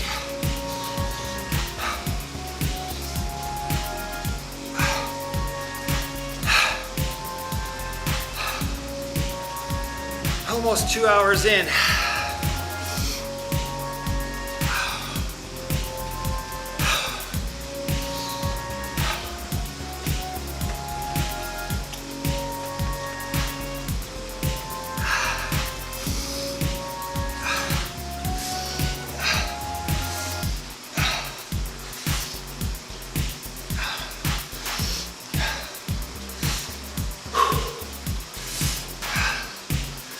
I don't have to do a 5-hour bike ride anymore. Now I just have to do a 3-hour and 11-minute bike ride. Hey, what's up? Big Ring, Bubba. My man, I am trying to have fun. Trying to stay mentally positive here. Not even halfway there yet, but got a couple things to be excited about. I'm excited that you're here. I'm excited that you hopped in the comments. I'm excited that I got a second breakfast to eat. Less than an hour away from that. Hell yeah, dude. It's a tough day. I mean, I'm training for my 3rd Ironman race. I know these 5-hour training rides are a thing. And yeah, I'm just hoping I can keep my spirits up. Like I said, so far so good. The discomfort level is slowly increasing.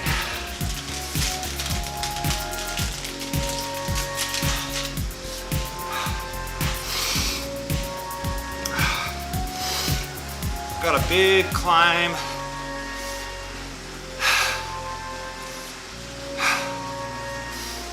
And then I guess there's a section at the end, some gravel that's slow going. First breakfast, woo! Enjoy. And that's great, you're hopping on today for a ride. Yeah, there's a lot of other routes I'd recommend besides this one. I've never finished this one though.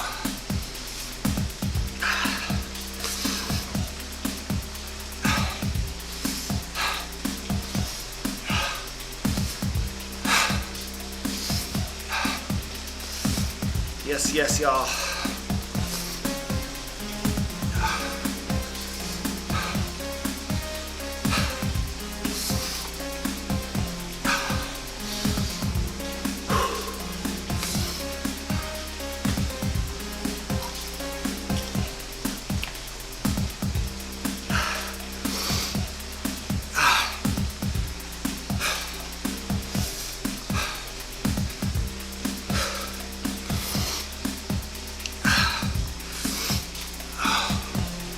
Listening to some of my music this morning. It's all instrumental music I've made. Trying to put together some training music. People that like to ride. Maybe they're into streaming their bike rides and they want some music that isn't copyright protected. Trying to put some of that together. Hey, bud.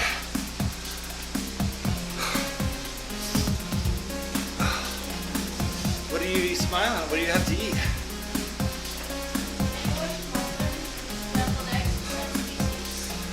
Whoa. That sounds pretty good. My friend, I am training for IRONMAN Texas.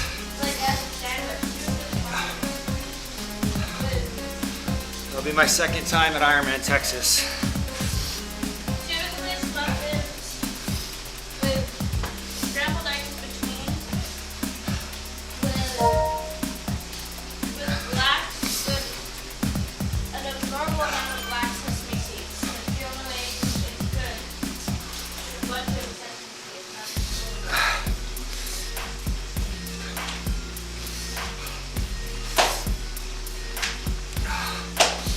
Cool, man. I'm glad you had a good breakfast.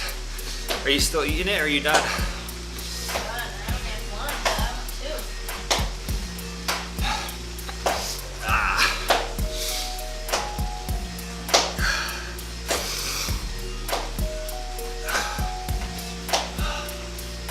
Do you feel how cold it is outside? Yeah. I bet that's why you're doing it inside. Yeah. Outside to do a bike ride. I'm pretty tempted to go outside, but I know I'll just be too cold.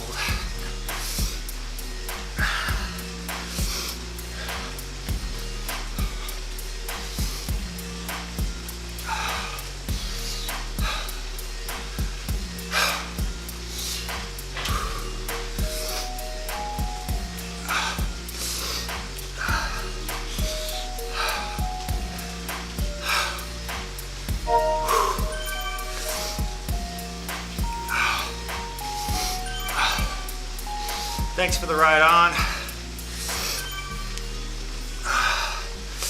Thank you for the likes. Really appreciate that.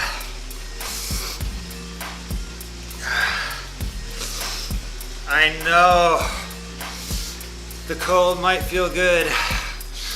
I am right on the edge. I feel like I could probably make it happen out there. It wouldn't be so bad. But I also just feel like I want to control as many variables as I can with a 5-hour ride like this. Like the idea of getting a flat or, you know, having some sort of incident out there, mechanical. Plus, I don't have anybody to ride with today. Like, it'd be all solo. I don't know.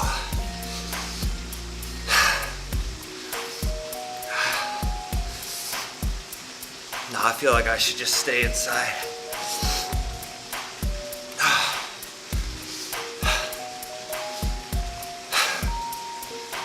All right, though. It feels good to have 2 hours almost done. Okay. Trying to stay strong mentally here. Not give in to feelings of frustration or indecision. Stay focused.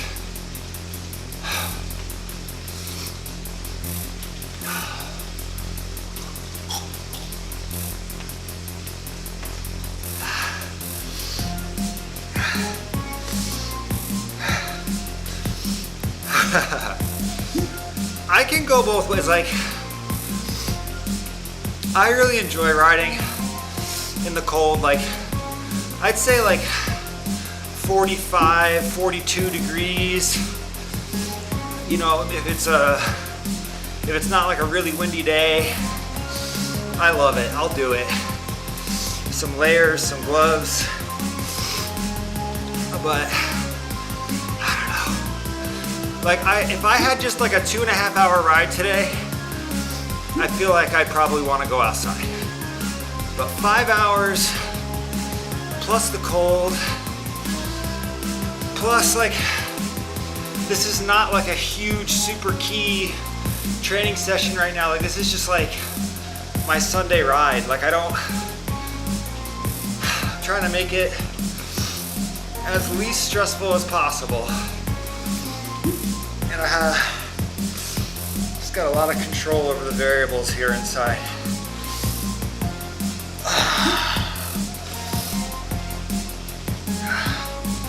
Yeah, salt and snow, my gosh. Yeah, that's huge. I mean, that's a huge deterrent. I got no excuse like that. I mean, honestly, there's definitely some cyclists out there today in the area probably having a brilliant time. But I'm right here, and right here is great, and I don't want to spend too much time thinking about something else I should be doing. I'm right here, getting this training ride done and enjoying your company. Besides, I get to go do a run off the bike. That'll be outside. Yeah, coming up on 2 hours. Feeling good. Starting out Alpe de Zwift. Definitely not going to concern myself with my Alpe de Zwift time today, because I'm going to be stopping for breakfast at some point.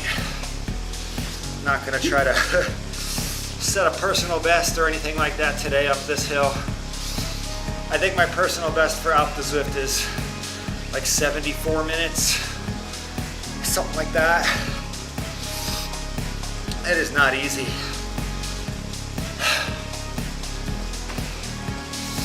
But hey, we're to the base of the mountain. It'll probably take at least an hour to climb up this thing.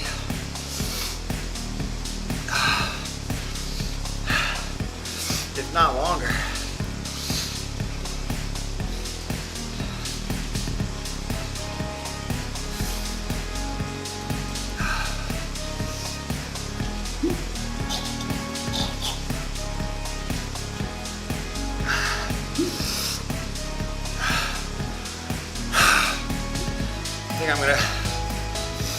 I'm gonna take another break. Every half an hour is good. I don't want to do more than that. But if you think about it, out on the road, I mean, you're stopping all the time for stop signs and traffic lights. Here on the indoor trainer, you're just pedaling the whole time, no brakes.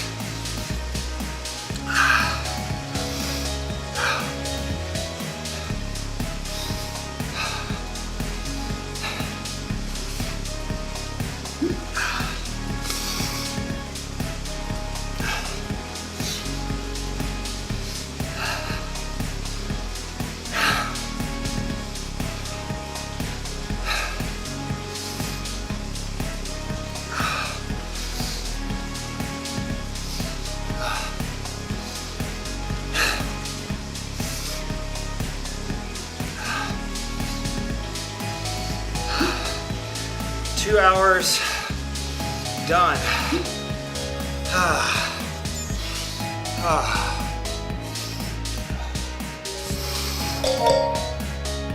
Awesome. Okay. Woo. All right, a little break. Almost halfway there.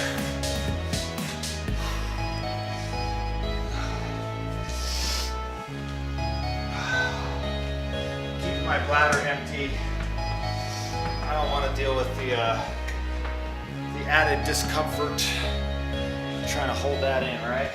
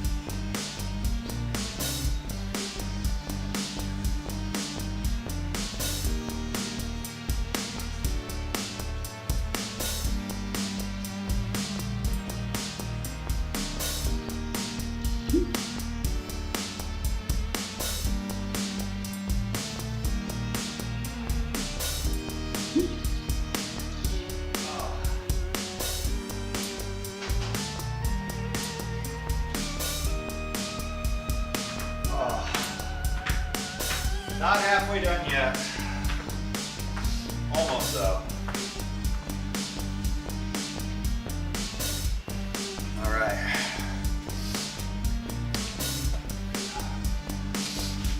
Got one more bottle here. All right.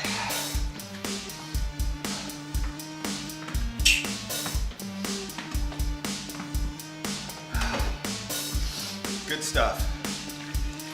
All right. I think I'm doing all right mentally, physically. I don't know, my right calf is kind of bothering me a little bit. Ugh. Put this hair up, get this shit out of the way. My left arm is pretty cooked. Ugh. This whole situation. Working on my push-ups and pull-ups. Oh. Yesterday I ran 14 miles, and then right when I finished the run I did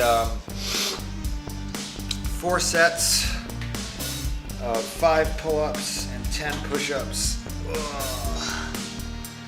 Yo, going to feed breakfast to the fam. Oh, that's cool. You'll come back shortly? Thank you. Oh, cannot thank you all enough for the company today.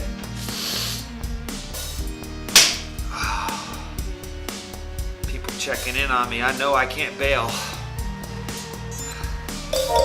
Got some accountability here on the stream today. Thank you so much.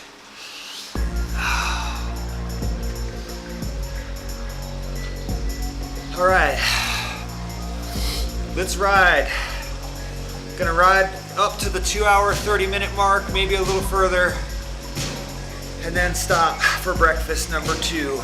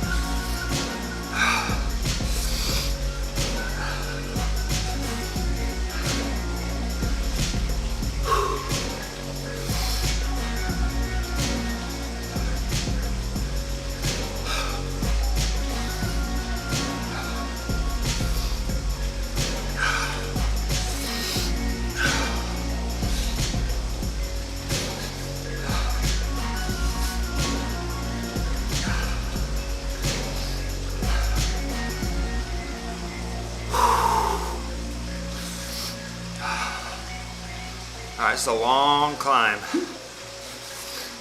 I'm not gonna make it all the way up before I stop for breakfast.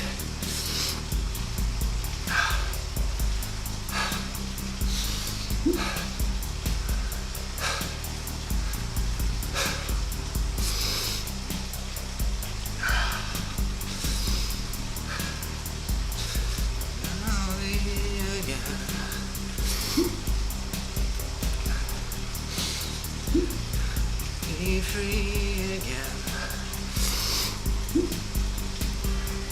But not something.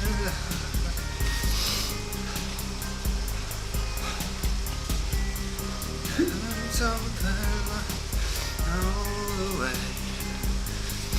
This time I'll be free again. Don't know.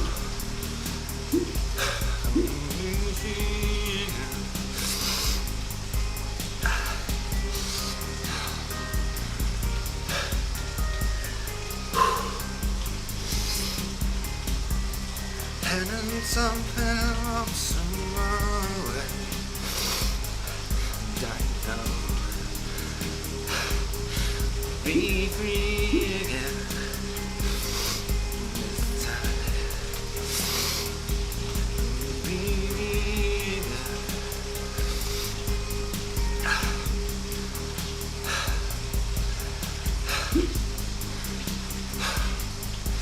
It's one of the few songs on my playlist here that I have a vocal part for.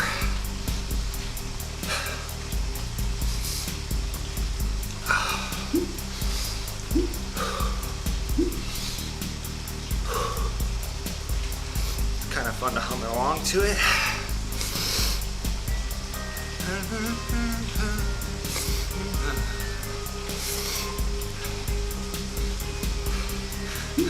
Something out to all the way. I know. Be me again. This time. Be free again. Something I said about.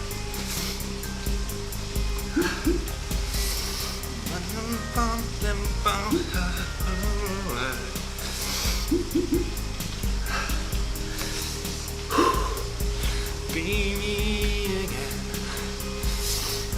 I know. Be again. Something, something, something, something. Something, something up to all the way. And I know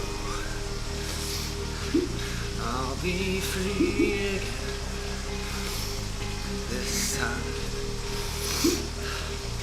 I'll be me again.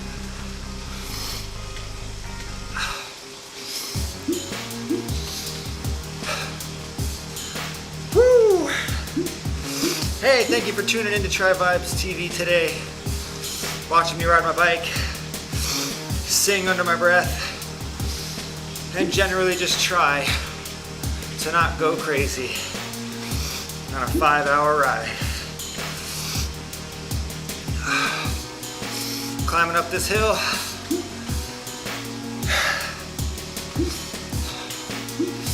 Closing my eyes a little bit.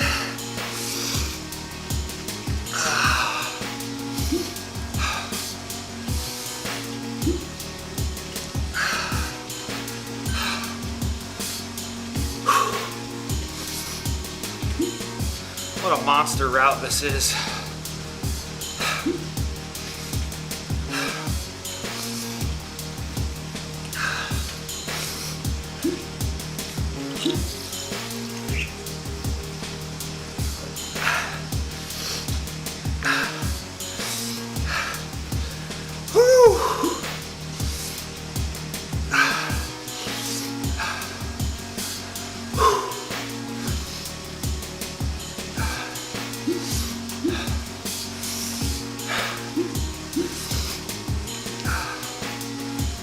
Up, up, up.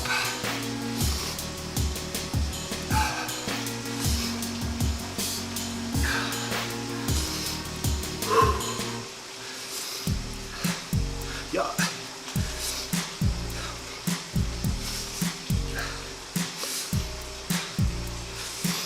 Hey, we got 7 likes on the stream. That's gotta be a world record for me. 700% more likes. Thank you so much. This is a song about Zone 2 training.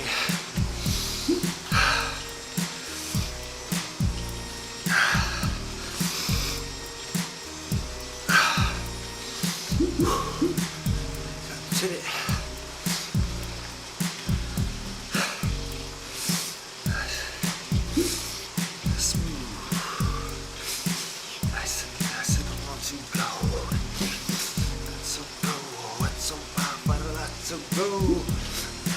What it do? Catch me, Zone 2. Yeah, the 2. Catch me, my Zone 2. Yo, nice and smooth. Catch me, my Zone 2. Fresh vodka do in my Zone 2.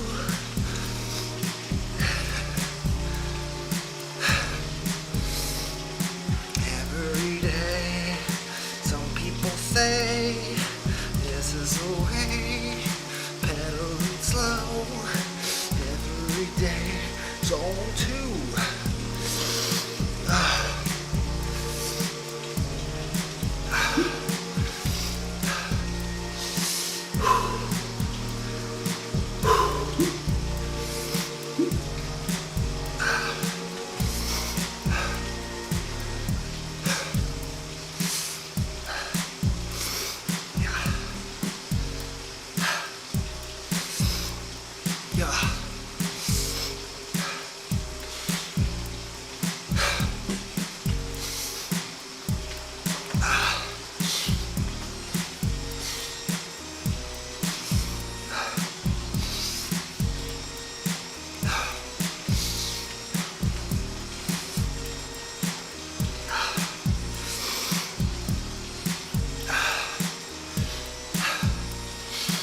All right, 20 more minutes, and we're gonna hit our second breakfast.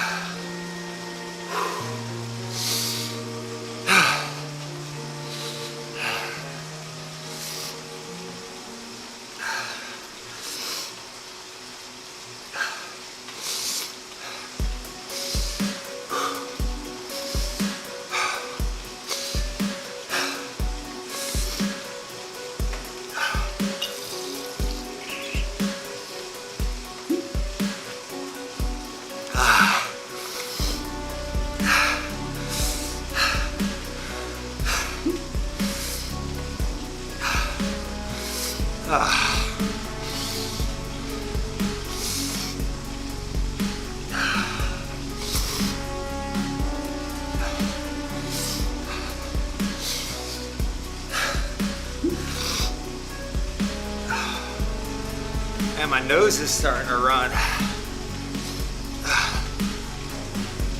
It's kind of frustrating. Hey, hello, can somebody bring me a tissue? Like a paper towel? Yeah, I gotta blow my nose. I just hopped off, I don't wanna hop off again.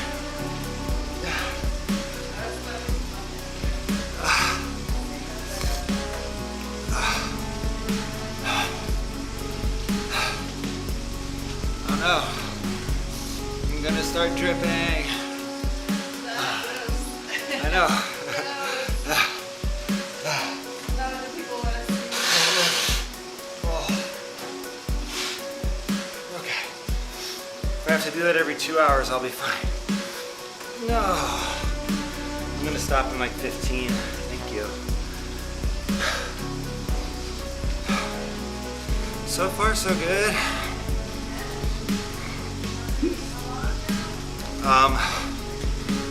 I'm almost halfway done. So, my right calf is kind of funny, but the temperature's great. Yeah, it is cold. It would be so much worse. There's people here in the comments that are like, oh, it's negative 10 degrees Celsius here. So I feel like plenty of people would love to ride in the weather that we have here, but Are they riding outside in 10 degrees? no. Salt and sand on the road and stuff too, they're saying. Yeah. 15 minutes and then I get my little breakfast break. And then I'll be halfway done.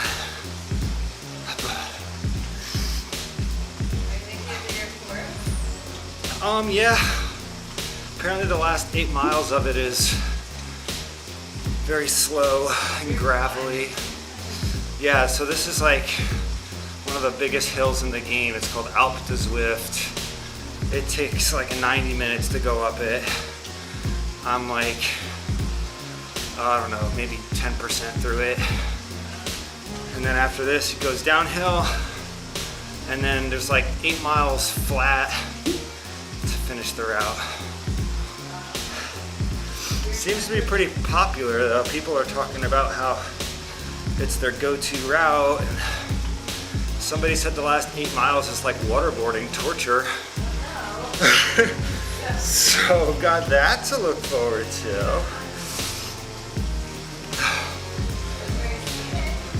Yeah, this is supposed to be like Alpe d'Huez. Like it's like a recreation of a climb in the Alps.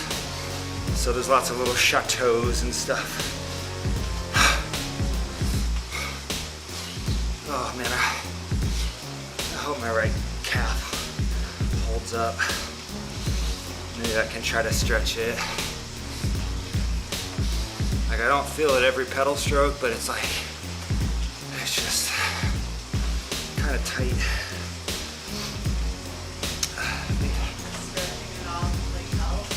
I think it will. I don't know. It's kind of weird. It's like, I don't know, it's like my whole right posterior from my butt down to my ankle just feels kind of tight.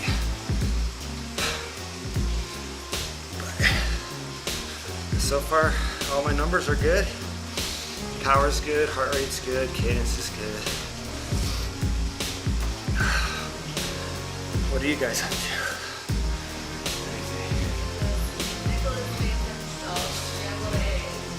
Oh, he made it? Oh, he came up talking about how good it was, but I didn't realize he had made it. That's awesome.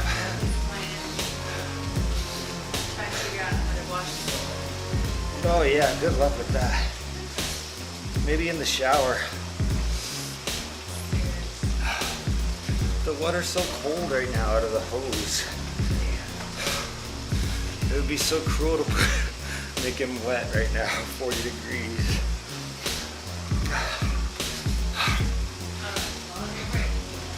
Yeah, I know, I'll come down a little bit.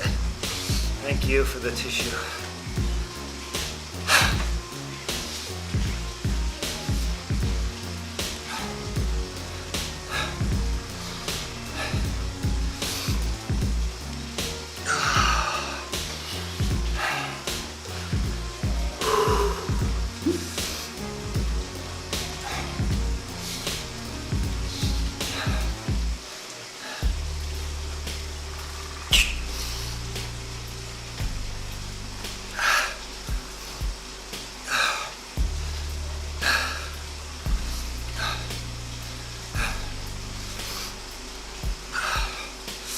No, it's working out good. I mean, I originally thought I would stop to eat at the 3 hour mark, be more than halfway done, but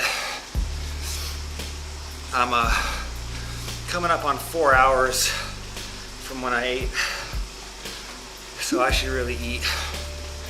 I'll stop at 2 hours 30. 12 more minutes, and we get a little break.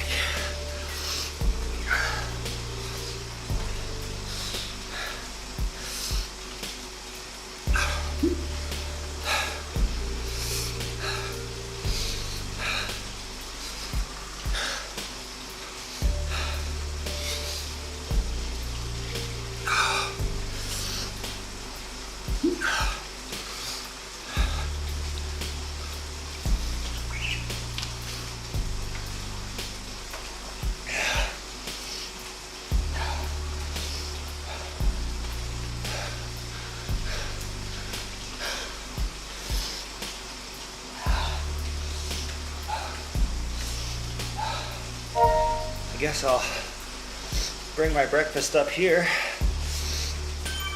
hang out, sit down, eat it on the live stream.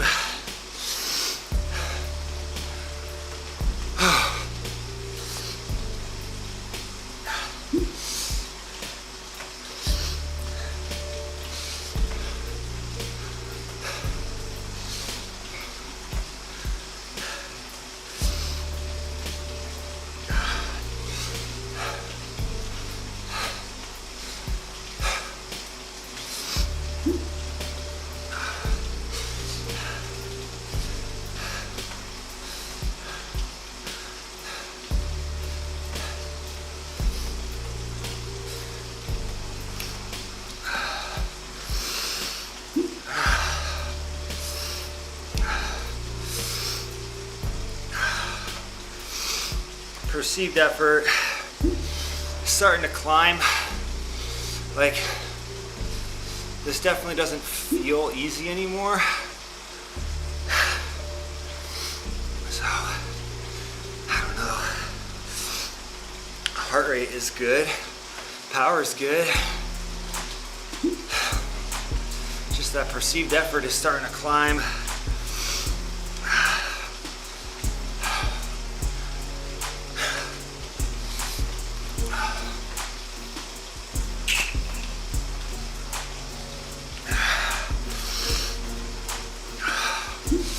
Interesting to see how big of a difference breakfast will make, if any. Hopefully it'll be a nice little boost.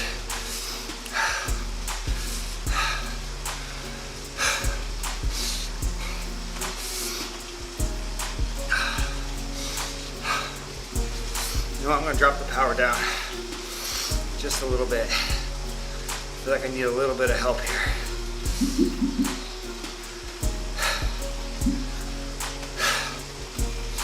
Just a little bit of help. Okay. All right. That's a little bit better.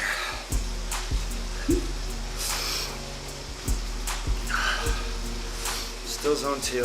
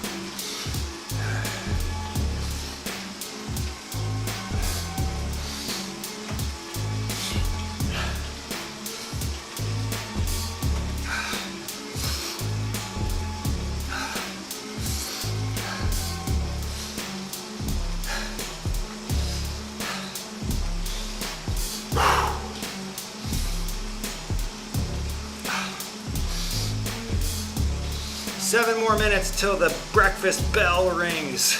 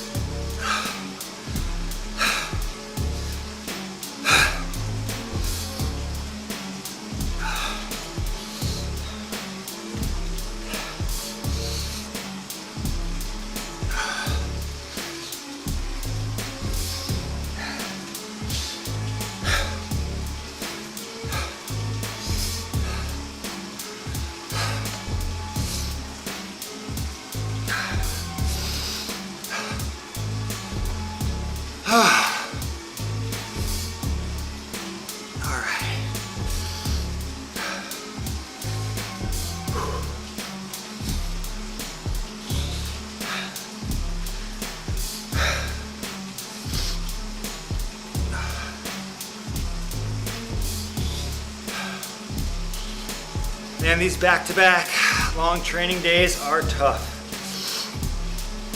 I mean, my legs are pretty sore from that 14-mile run I did yesterday. Feeling fatigue in my, oh man, like the back of my hamstrings and glutes are just like really aching. Aching.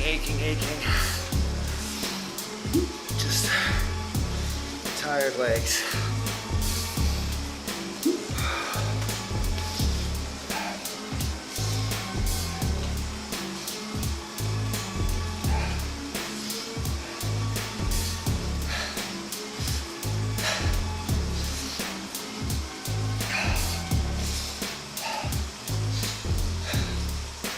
More than halfway through the route though. We've been here before though. I got here, last time I did a 4-hour ride, I got further along on this route, made it to the top of Zwift. And then I think I might have made it all the way down the descent. And then I stopped the ride, I was done. So I didn't make it to the end. Hopefully today, we're gonna get all the way there. 4 more minutes, get some breakfast.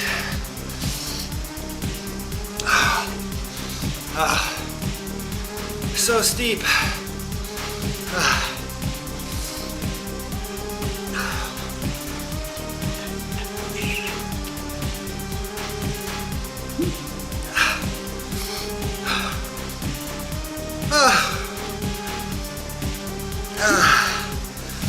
We'll pick a nice spot.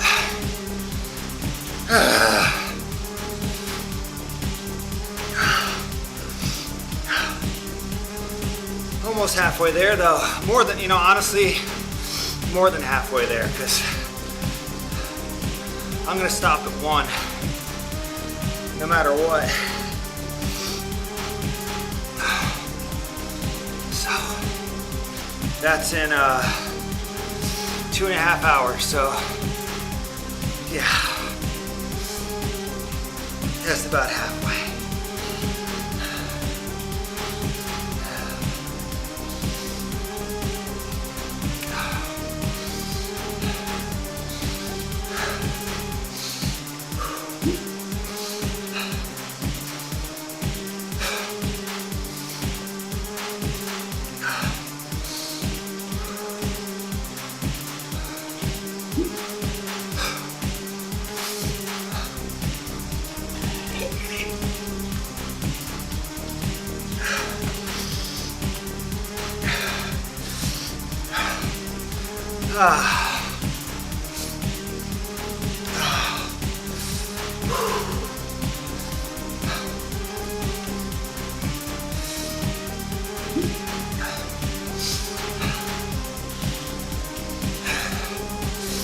Two more minutes.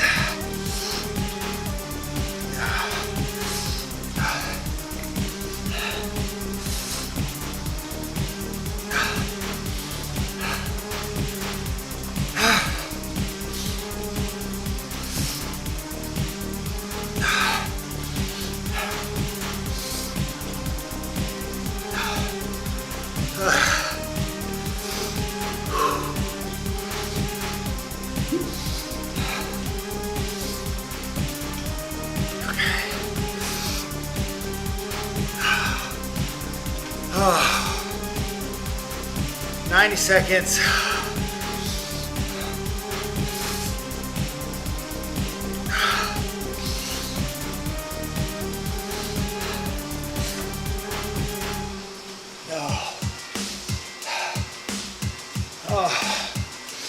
Yeah.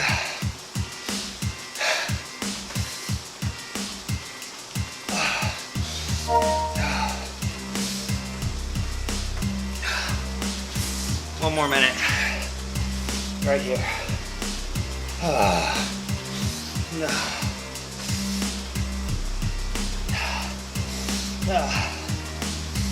Maybe I should change my bike shorts.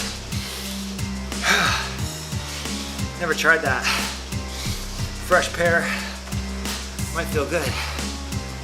I don't know. Okay. 30 seconds.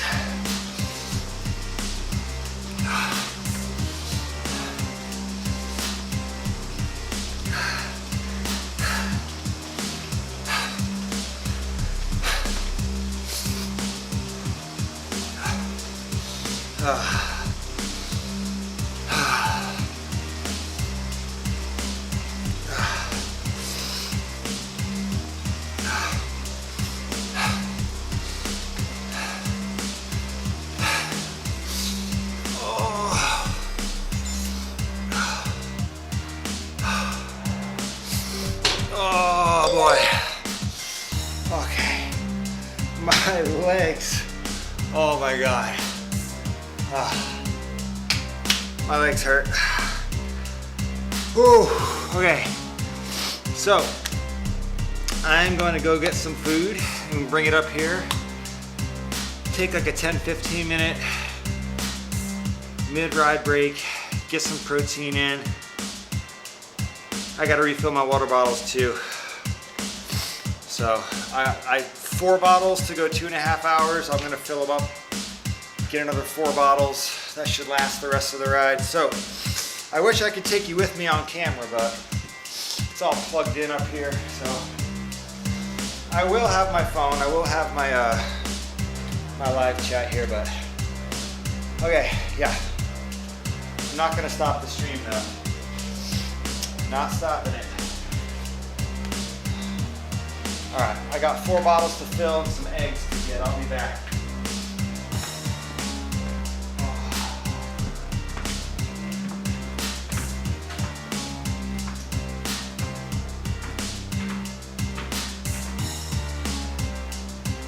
Yep.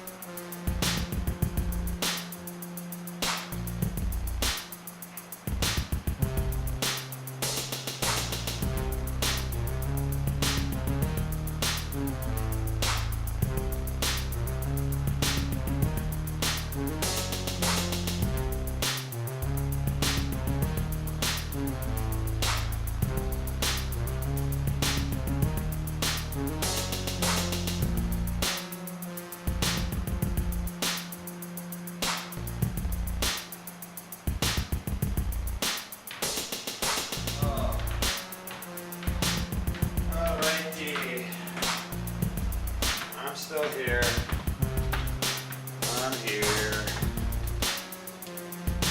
All right.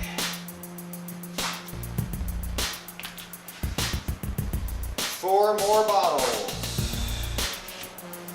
All set.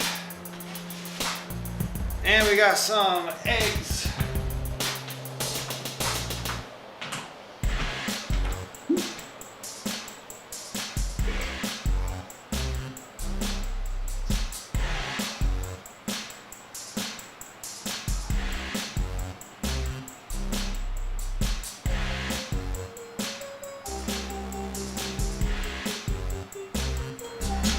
Maybe I'll pause the music.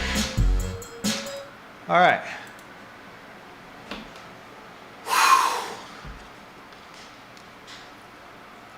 I didn't start my day thinking about, man, I want to get on YouTube and eat food on the internet. But here we are.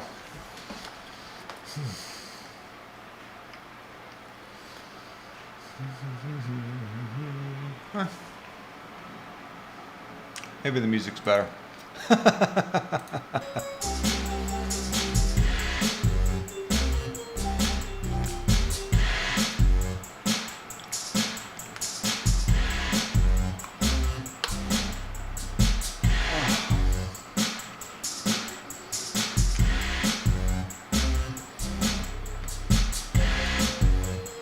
My legs are tired.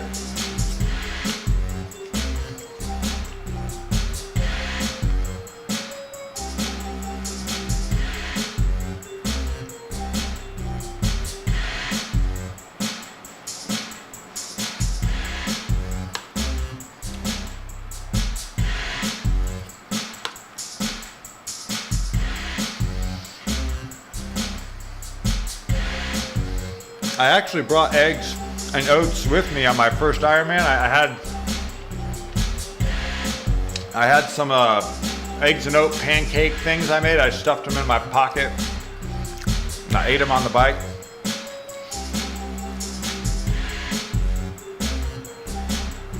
I may try to do that again. We'll see how I feel after eating these eggs.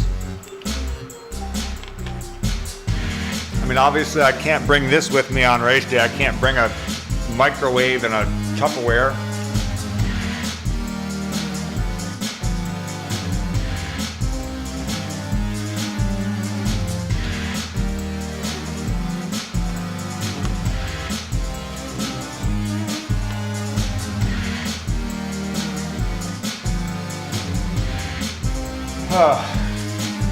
I think I feel my legs calming down a little bit.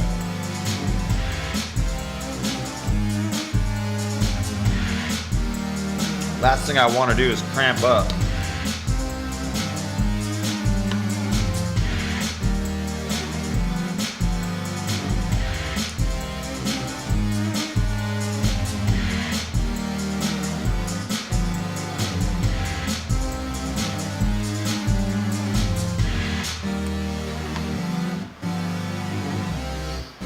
Love that synth.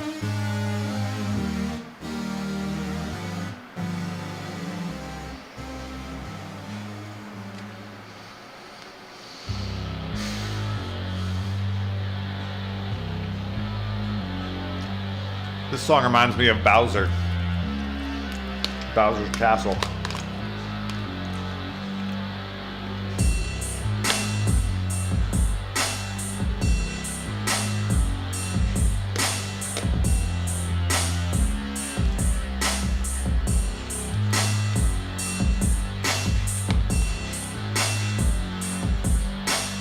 I wonder if I could change the camera.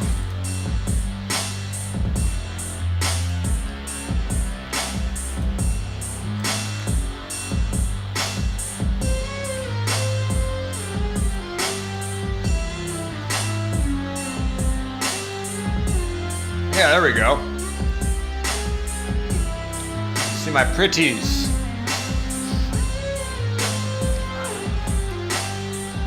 My eggs.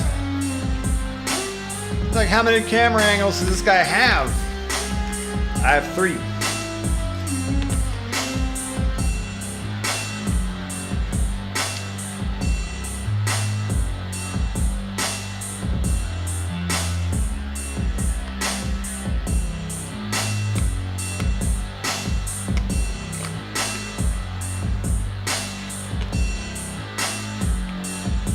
about halfway done.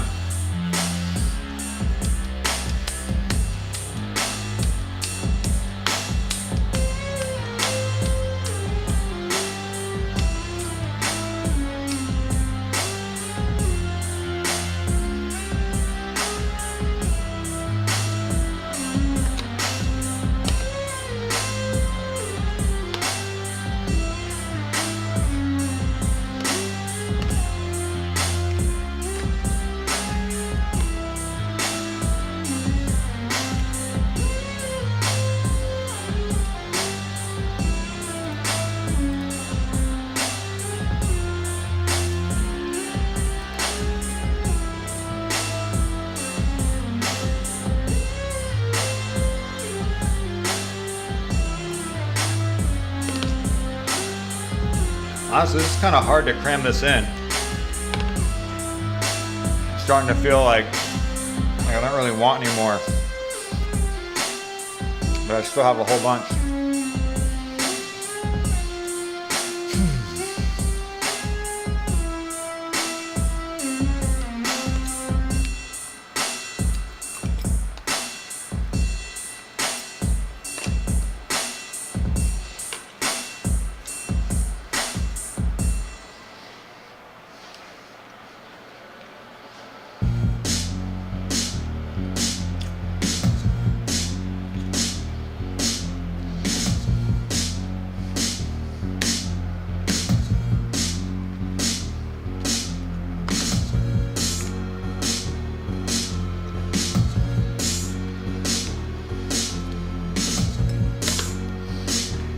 Woo, a couple more bites.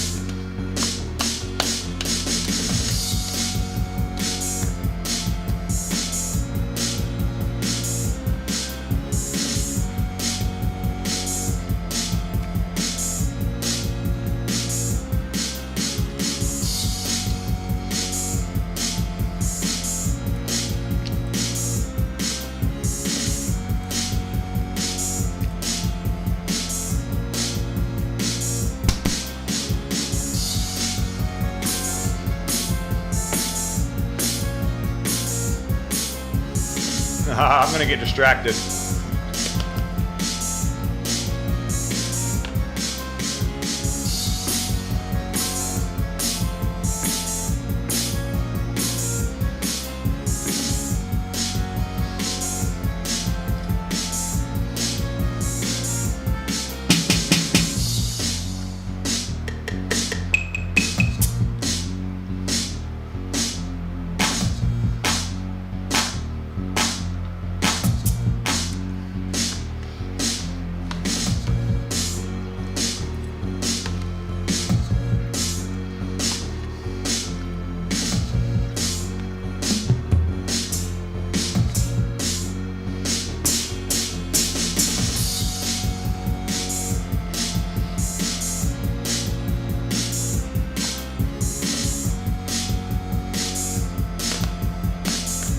Almost.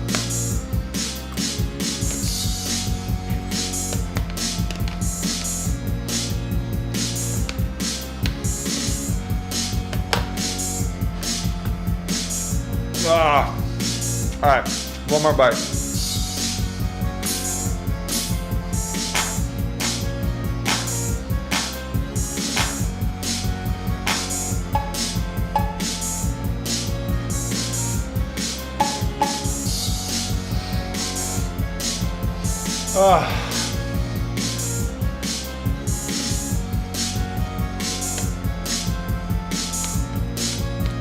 All right, it's about 6 eggs.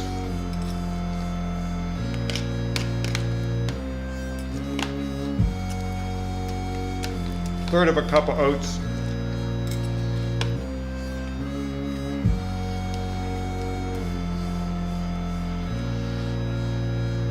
That's it. If I have one more bite, I think I'll pop. All right, now, let's get back to business.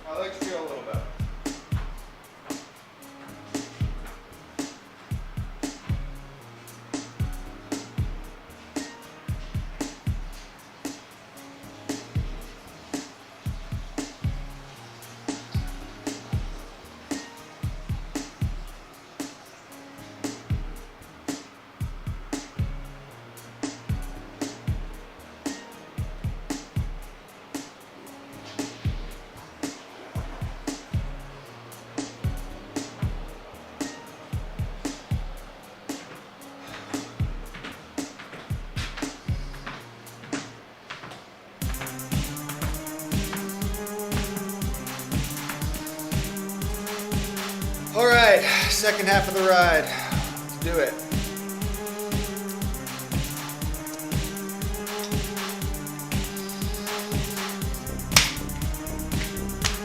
All right, belly's full. Water bottle's full. All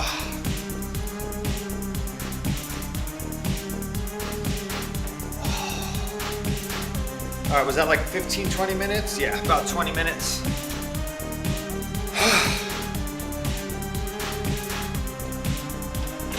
All right. That is definitely a solid pit stop.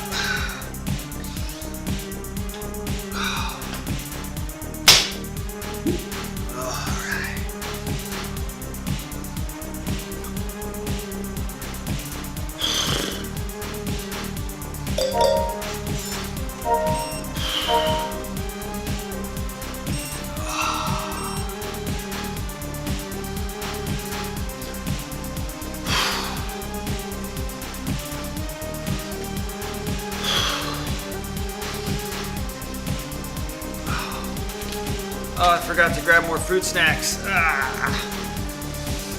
Oh, okay. No big deal.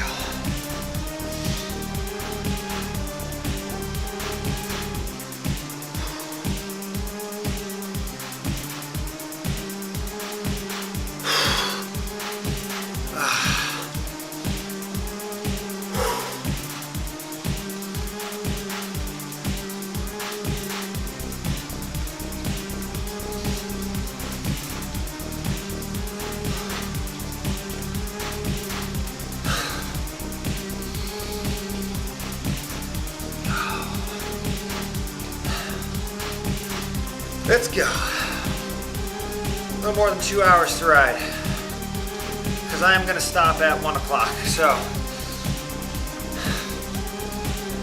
started at 7:50. I'm going to stop at 1 o'clock. That's 5 hours and 10 minutes. I'm not going to split hairs over getting exactly 5 hours of ride time. I mean, depending on what time we finish the route, I might even want to just stop then. You know, as long as it's more than, I'd say 4.5 hours, it's probably going to be just fine. What I don't want is a 5-hour training ride to turn into a 7-hour adventure. That's what I don't want. And if I were to stop my clock every single time I hopped off to use the restroom or whatever, I'd be here till 2 o'clock.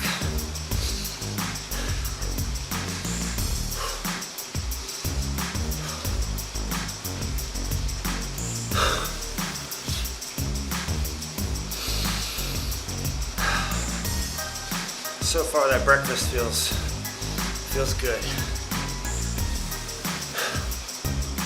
Nice longer break.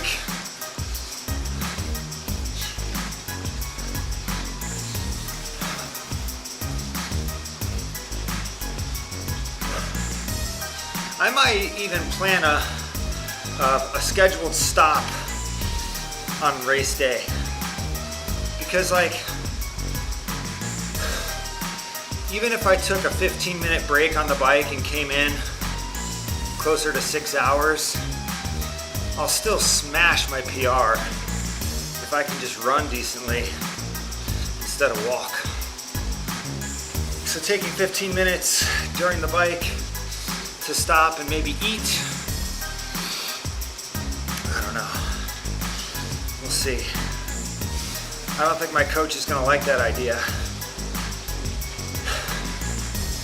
but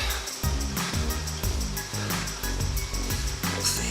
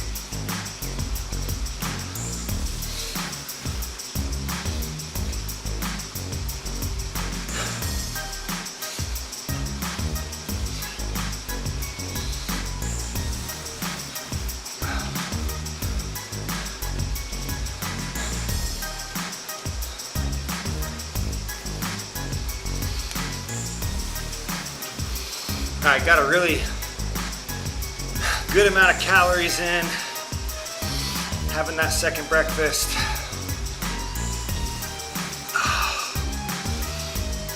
I'm gonna keep the sugar flowing.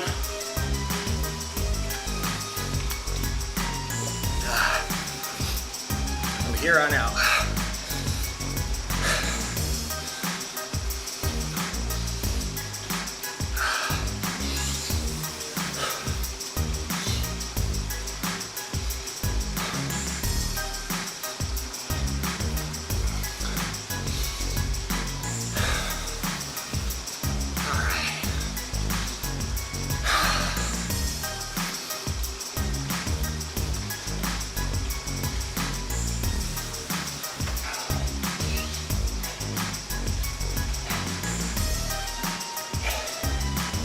Not a whole lot of sweat today.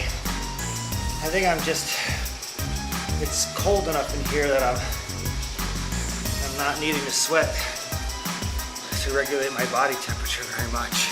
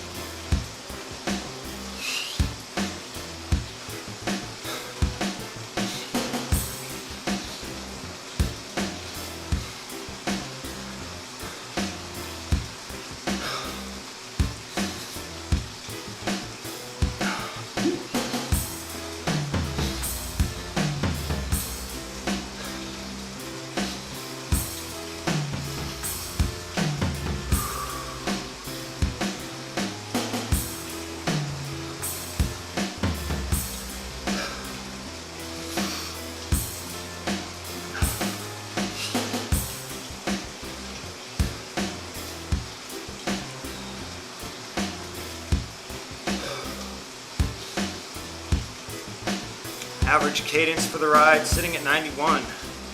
Average power 190. Average heart rate 132. Very low.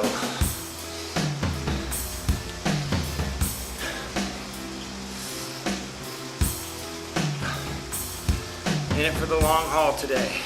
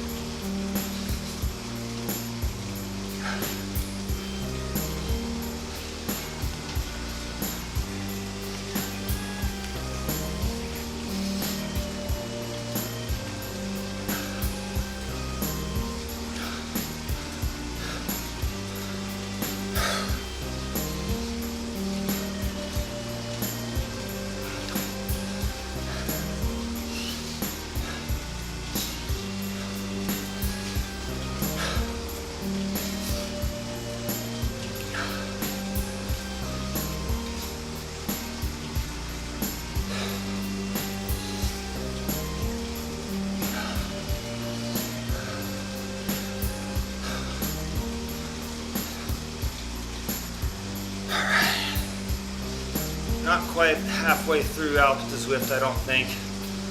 I'm not familiar enough with it to know where I'm at.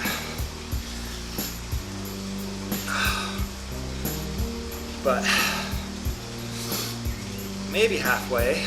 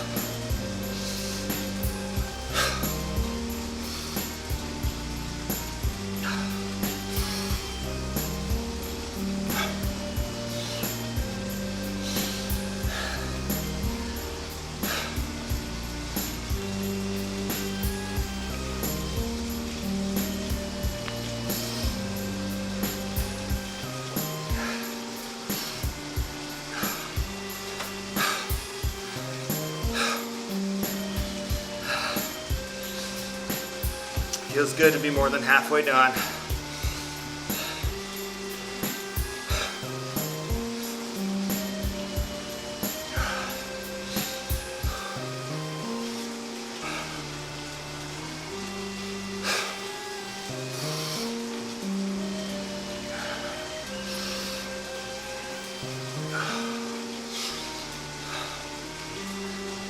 We'll see how long it takes to get up Alpe to Zwift.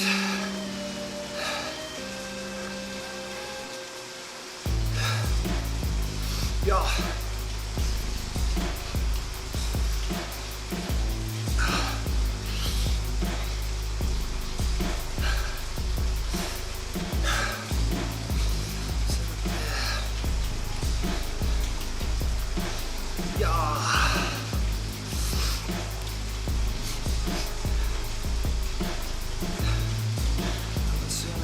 Outside, getting into the flame time, running to the power line.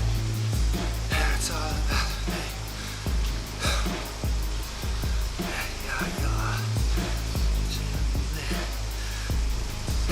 Swinging in this, yes. It's on the fire, right? Get you to the fire phone, get your mind right, y'all.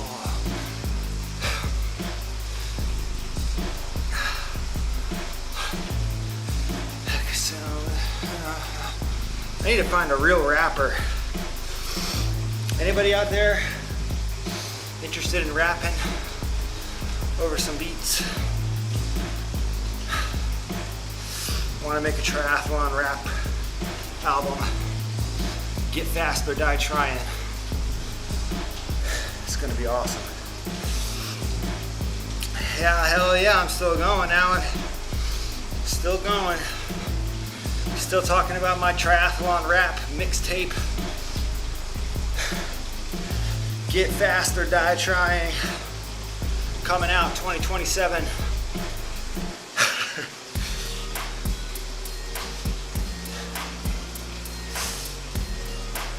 I could find some professional triathlete that wants to drop a rap verse. How cool would that be? Get Jan Frodeno. Something just tells me Jan Frodeno would be down. Maybe Casper Stornes, some of the Norwegian boys. I know they like to make music. I know they talked about being sort of like hobby DJs.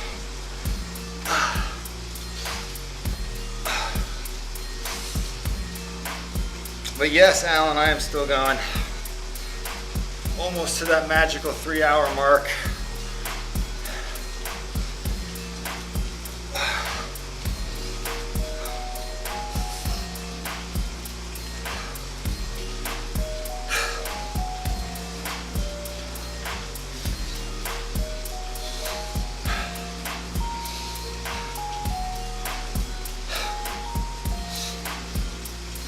Almost up to Zwift. A lot of almosts over here.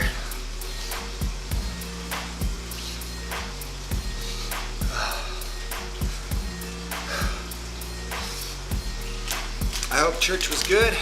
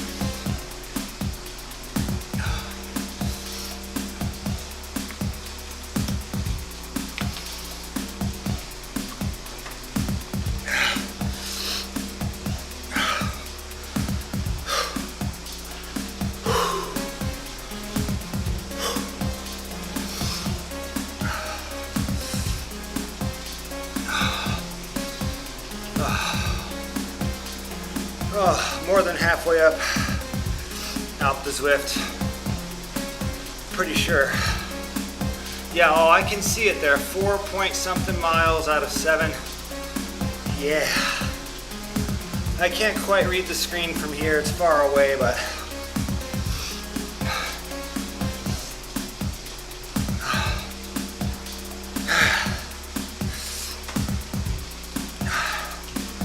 more than halfway up it.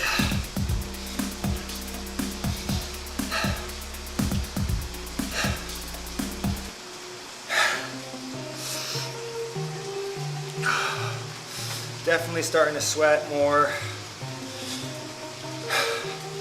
Heart rate's up a little bit. Power's holding steady.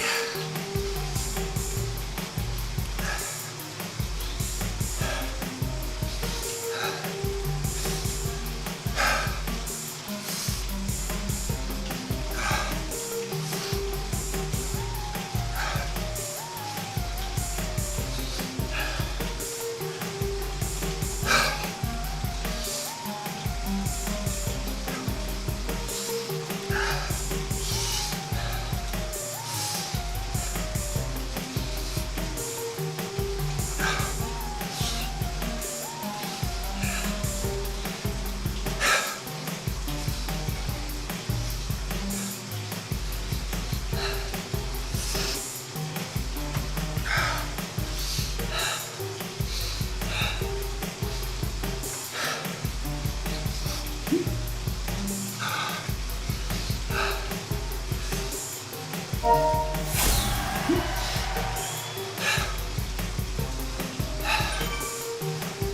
thank you for the ride on.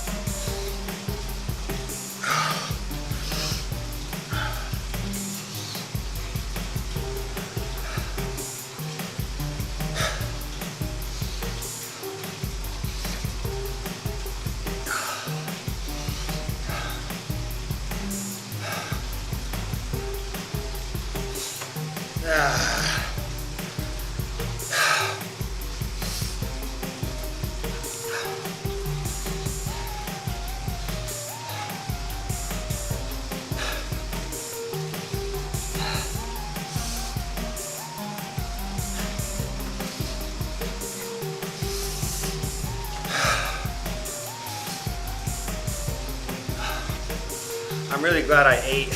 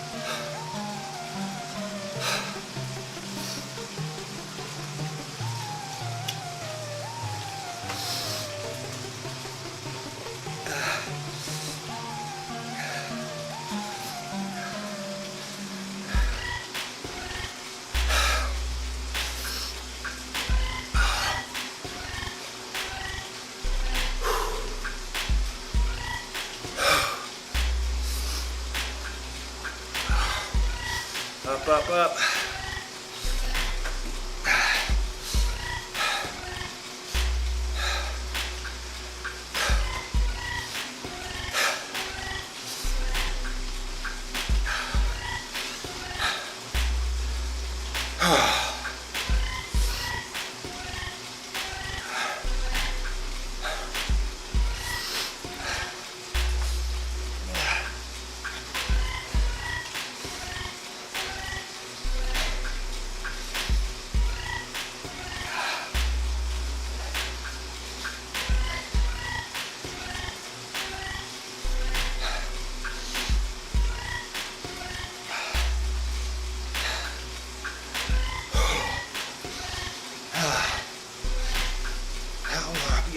On the bike.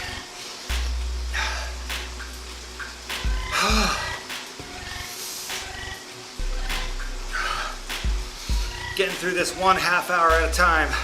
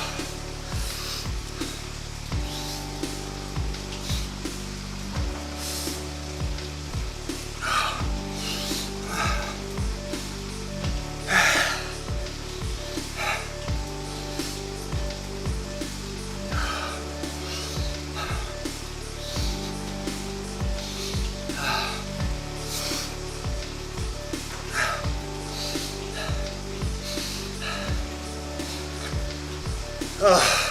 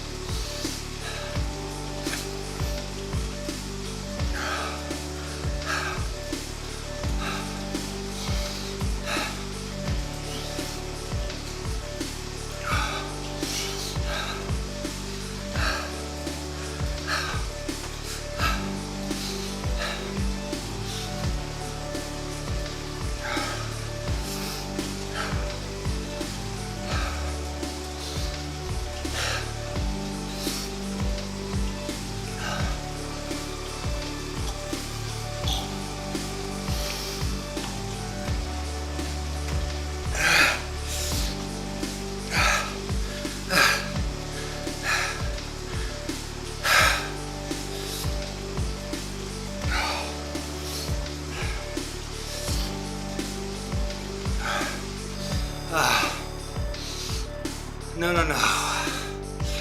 Okay.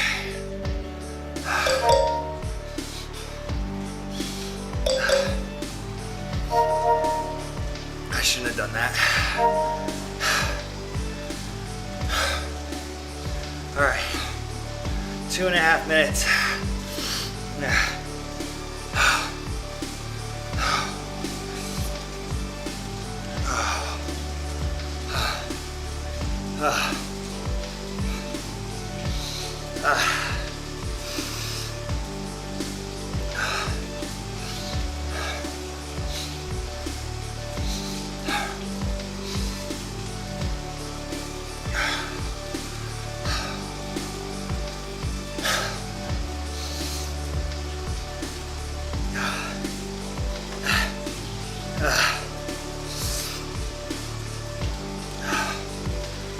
Two minutes.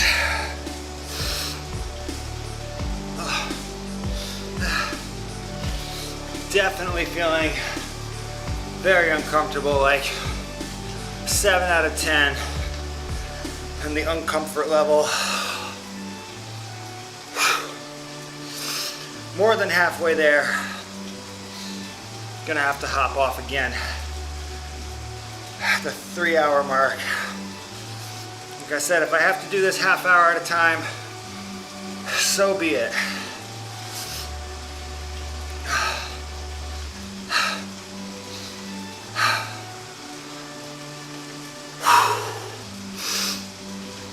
Way beyond the halfway point now.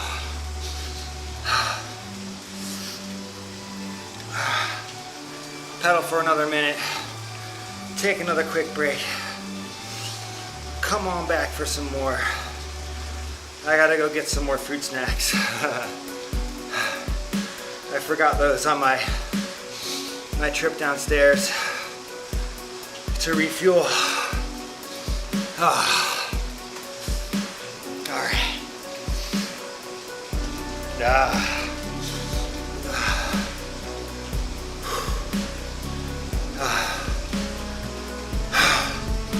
Feel my body working to digest the food I ate. I'm really glad I ate though. Yes. Give me to that 3-hour mark. Oh. Oh.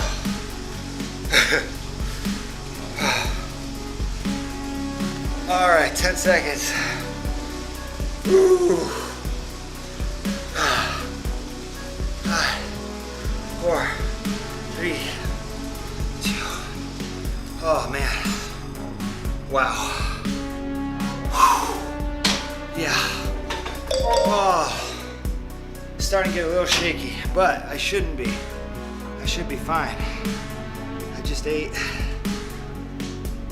Oh, slamming this water. Oh.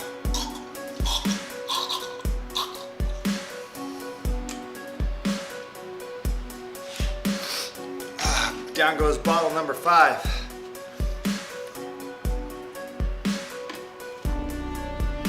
Alright.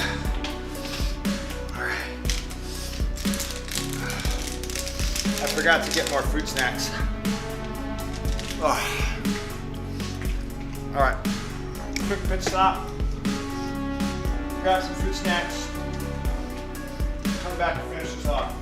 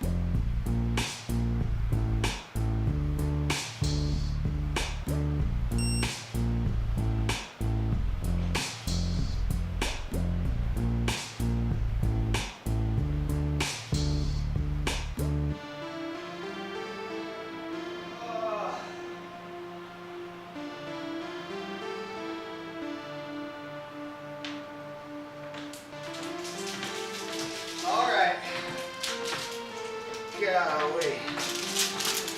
More food snacks. Woo! All right.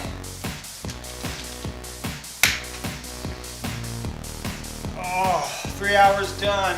Less than 2 hours to go.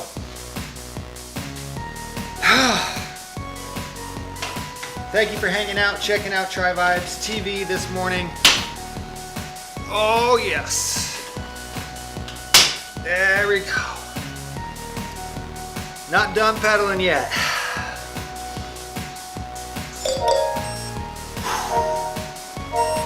Get that cadence up.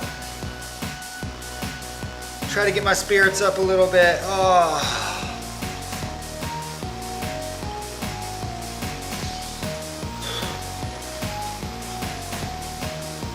All right, let's get up out the Zwift for one. Like, come on. It's taking me forever here. We're gonna get up to the top. Hell yeah. Made it back from church. Have to get the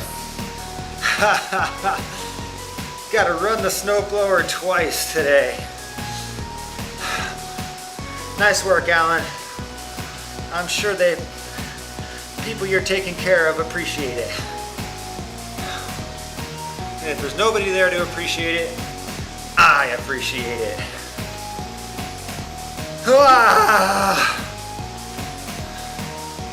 All right.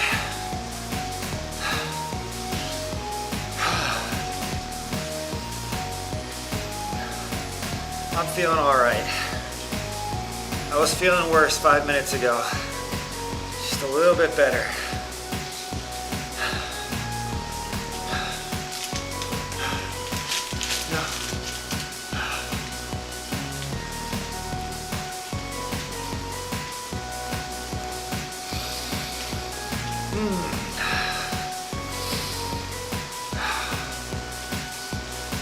I've never owned a snowblower. I've only lived in 2 places as an adult. I lived in Honolulu and I've lived in Houston. Neither of which require me to get a snowblower.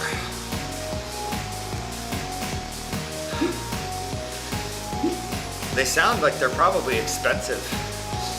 There's probably all kinds of nice ones you can get. That sounds like it might be fun, a fun purchase to make someday. If I ever live somewhere other than Honolulu or Houston. I grew up in Connecticut though. And yeah, I think my dad had a snowblower. We had one.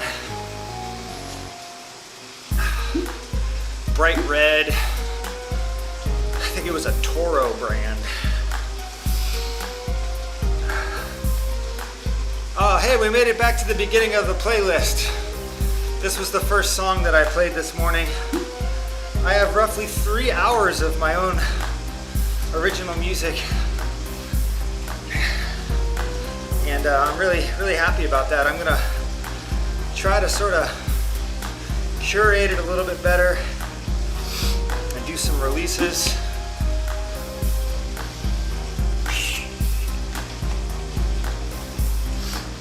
Hopefully in 2026.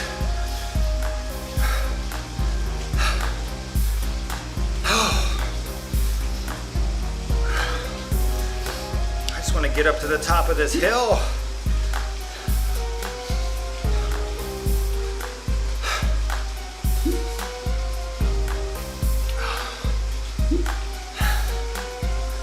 Almost there.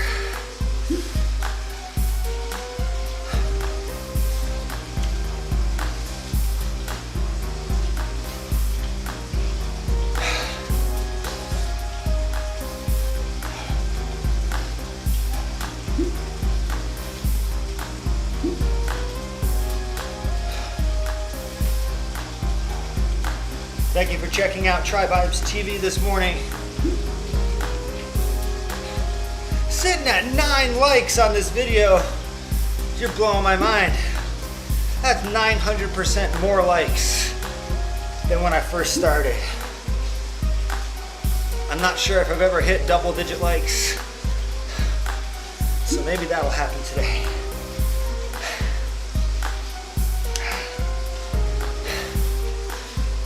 If I want more likes, I just gotta stream for 3+ hours, I guess.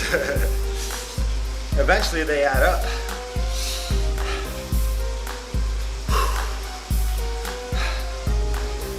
Likes, double digits, woo! High five, thank you. Whoever just did that, you rock.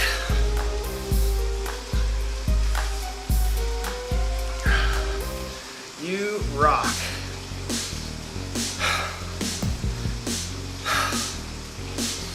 Alright, so we're gonna hear all these songs again. I mean, I don't mind. I've heard these songs a million times.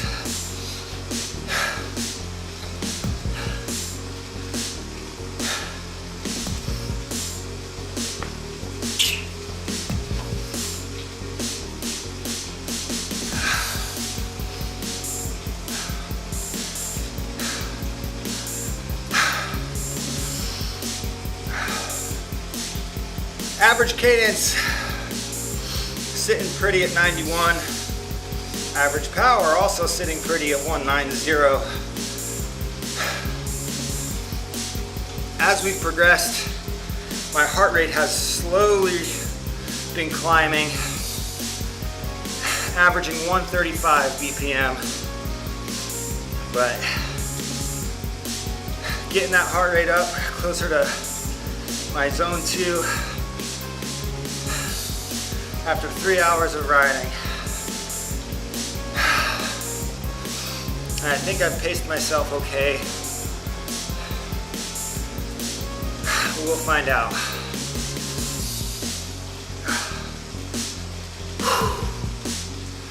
Man, am I glad to be more than halfway done.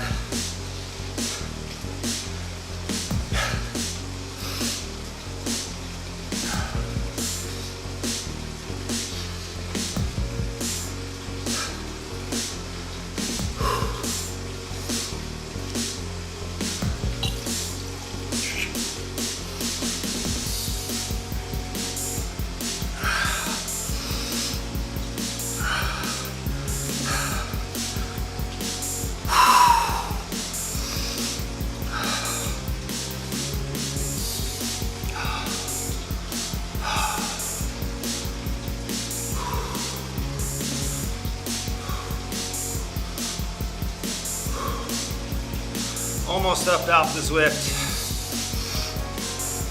What a monster climb.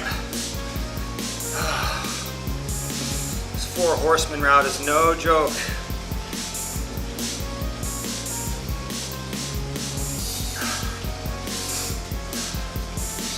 I've never completed the 4 Horsemen. Might be a little more than an hour away from making that happen though. We'll see. 35 miles in.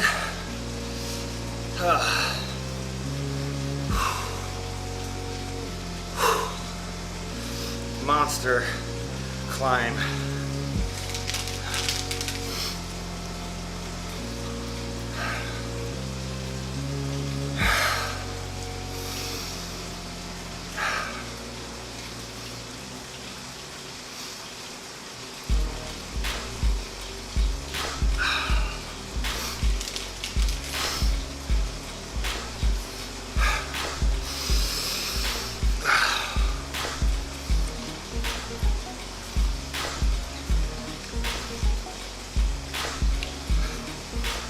This song is called Sugar Fart. True story.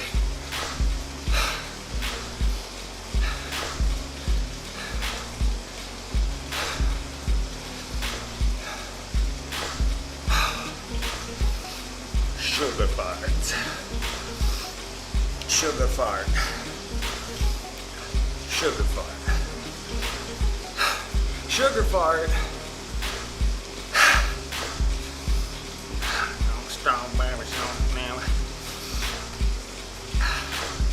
It's a song about the flatulence achieved by eating lots of gels and sugar.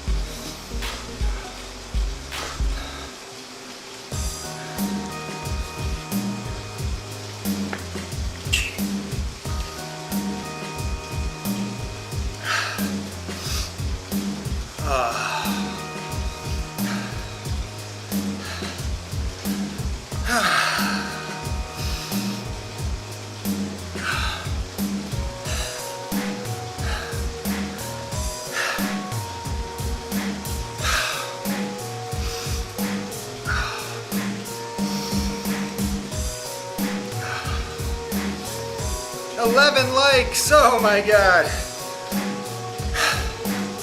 That's awesome.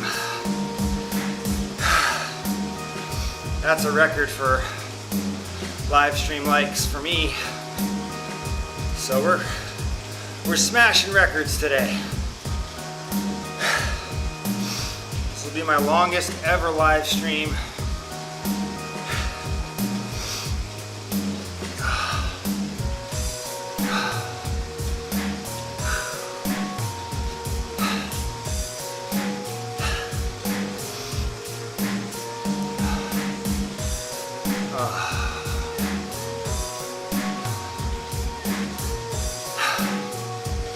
What does that sign say? 3? Oh, there's the top. Ah. Oh.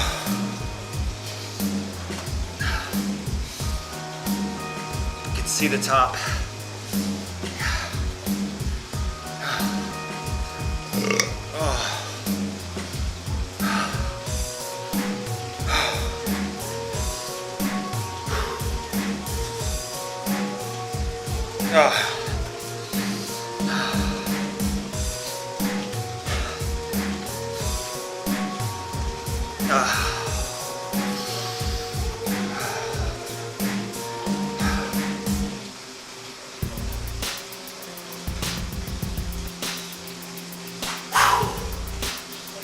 See the top. I don't believe there's any other giant mountain to climb on this route. This is big climb number 2. And then after that, it's downhill and then sort of rolling hills till the end. Word on the street here in the chat is that the last couple miles are all gravelly. So that'll be fun. Just slow us down a little bit. Shouldn't be too serious.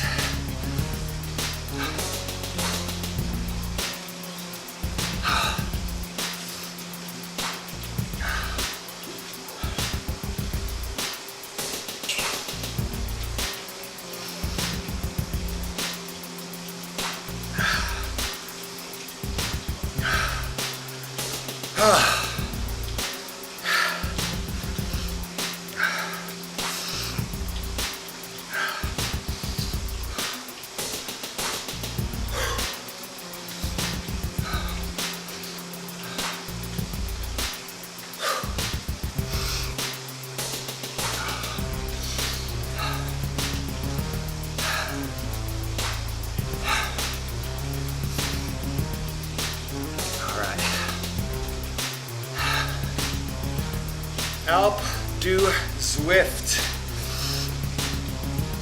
Almost there.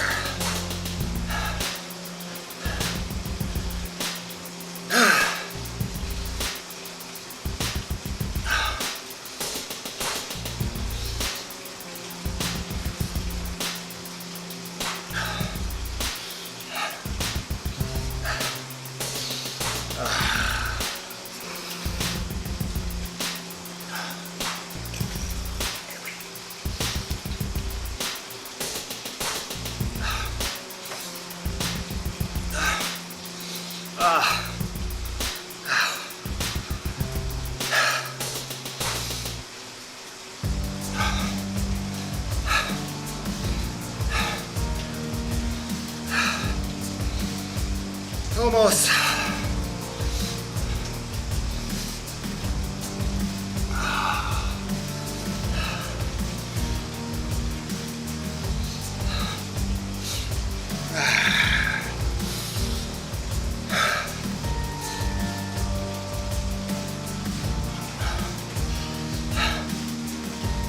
Almost.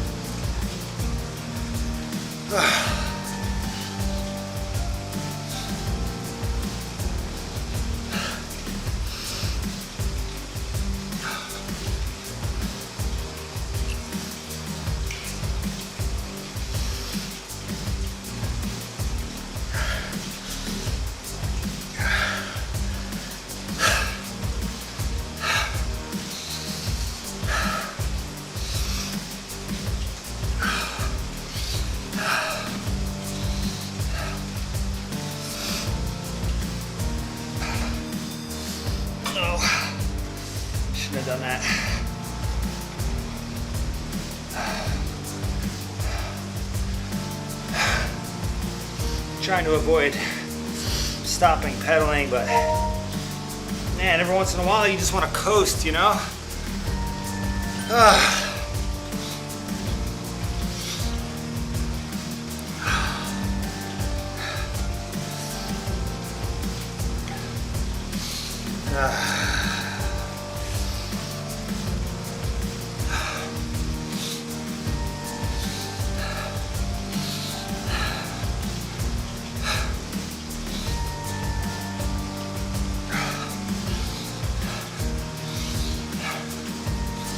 Oh my God. This climb is forever.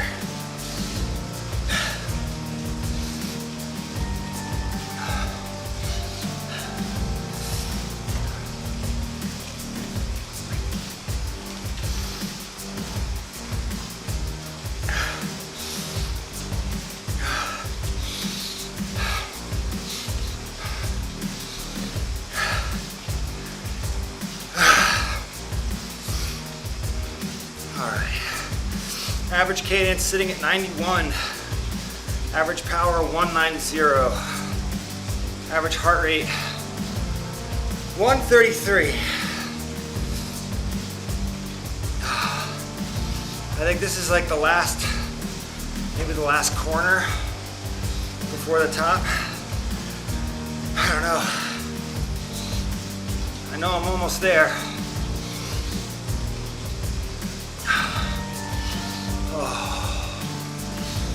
Maybe I'll just coast down.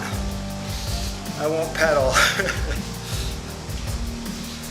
Take that, coach. I rode downhill on Zwift. I didn't have to pedal. I was still sitting on my bike. Still time in the saddle, right?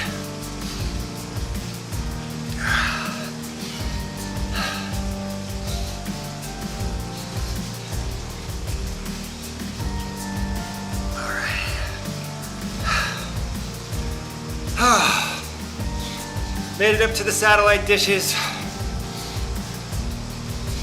All right.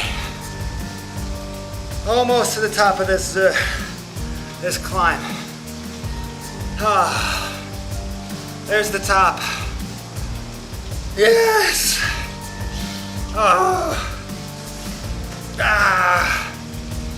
My gooch. Oh.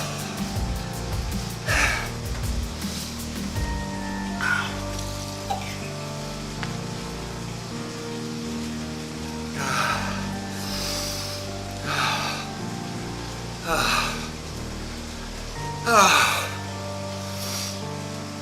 on.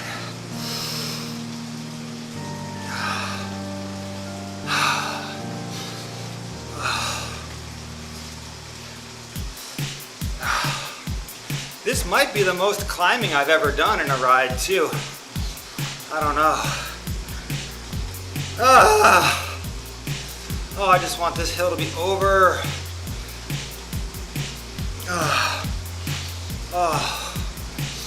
Take me there, please.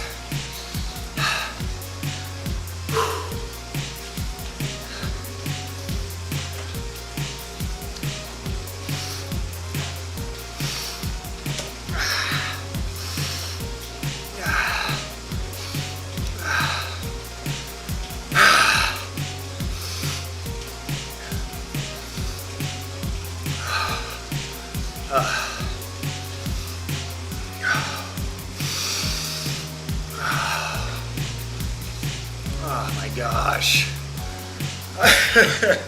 I'm not gonna lie, I'm gonna need a break from doing Alp to Zwift for a couple weeks.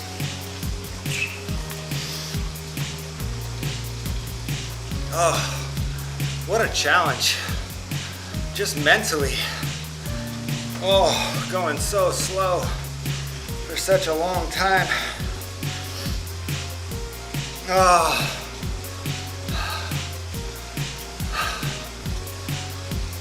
Woo!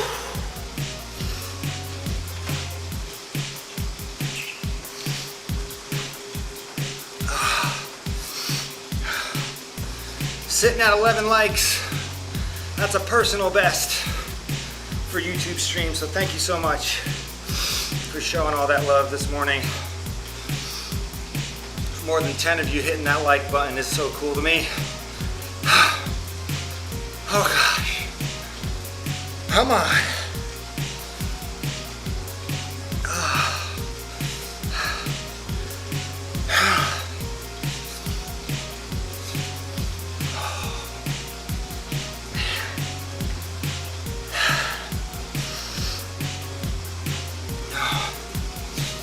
It's not over yet.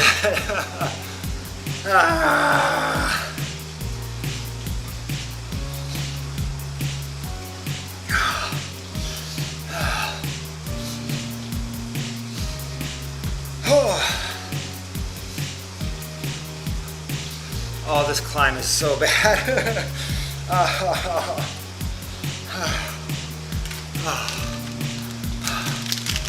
This is forever. Forever.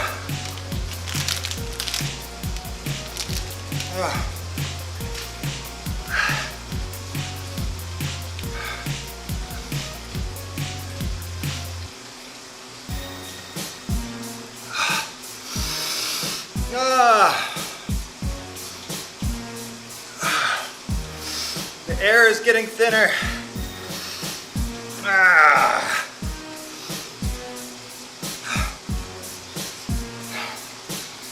Thanks, Alan.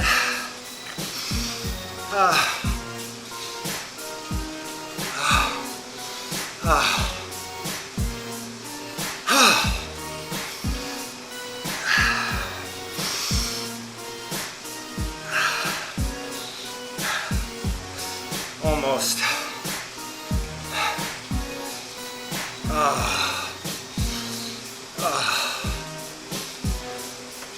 Woo!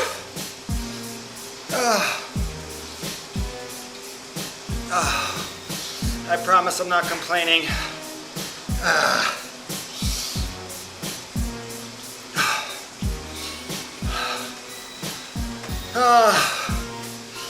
Balloons, banners.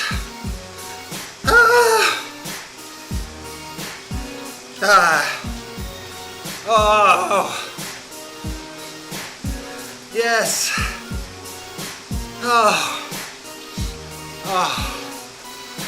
If only this were the end of the ride. Let's do it. Get it.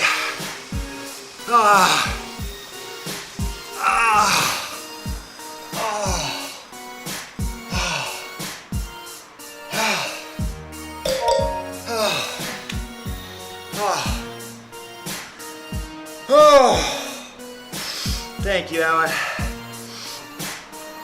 All right, you're gonna broadcast? All right. Nerd clusters.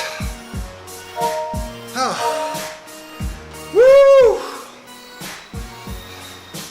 What is this? Am I still going uphill?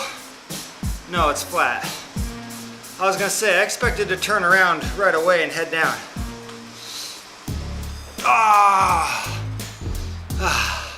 Alrighty. Can't stop now. Let's ride down to the bottom. Alright. Feeling good. I mean, I'm tired. But I can't tell you how good it feels to be done with that climb. Jeez. Whew. Hell yeah.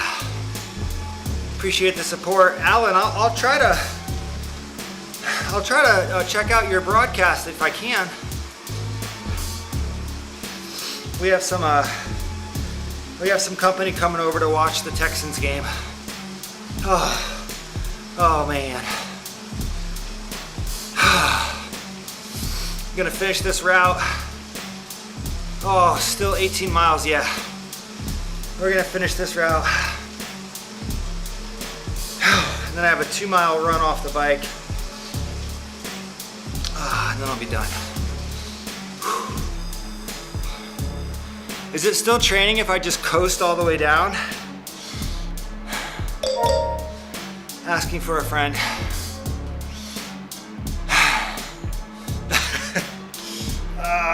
know I gotta keep riding. Yeah. I do use chamois cream, yeah. I've got chamois butter, just like the regular purple and gold chamois butter. I used to use Tri-Slide, but I don't know. The little spray can is just a little, I don't know. I like it and I don't like it at the same time.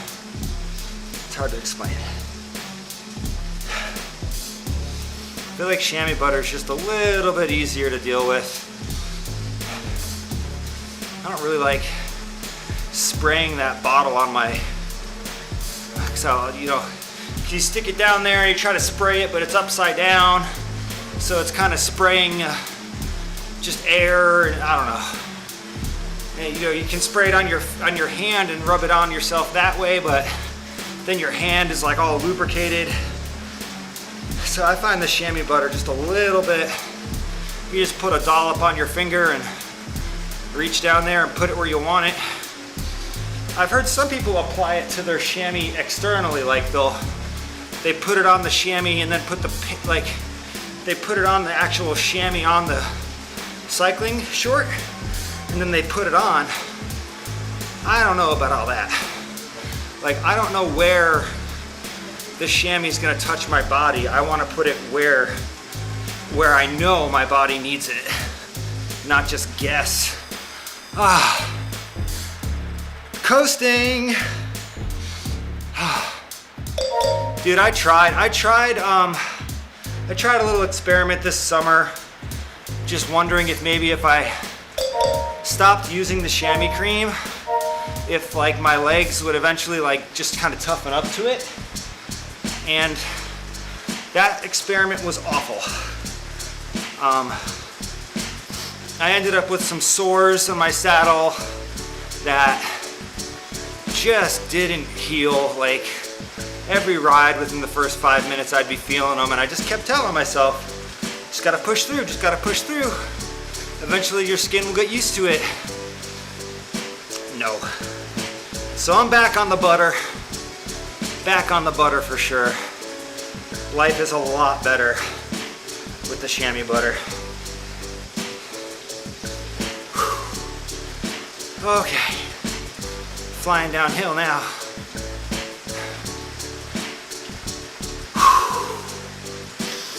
Probably take another bathroom break here at the bottom of the hill. Or I could take a bathroom break while I'm rolling down the hill. Nah.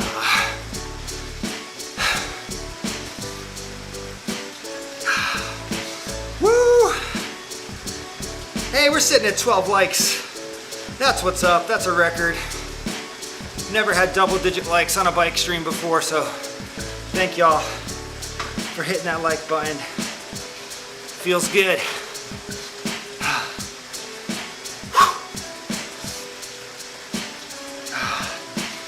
I tell you, mentally, going downhill, so much easier.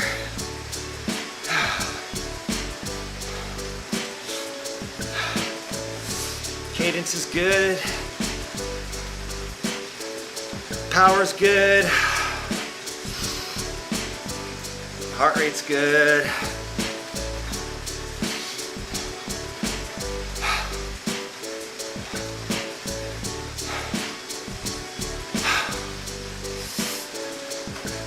Flying downhill.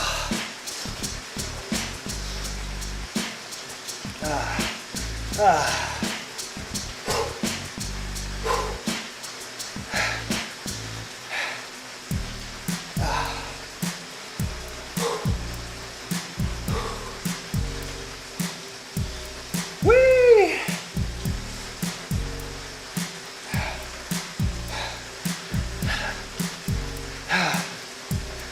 Oh.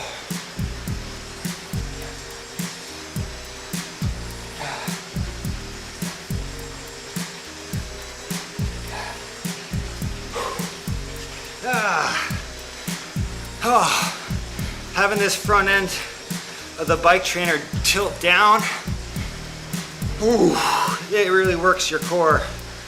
Oh, It's hard. I feel my, I did some pull-ups and push-ups yesterday. When the bike dips down like this, man, I feel my shoulders.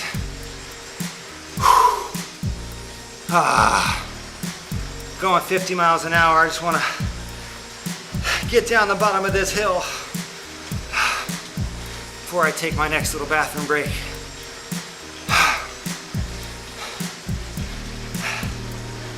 Flying.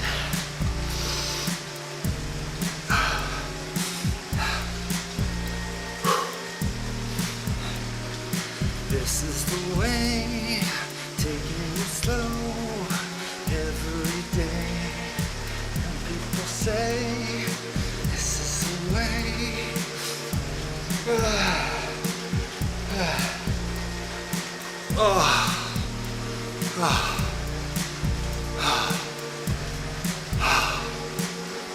More than halfway down it. Flying.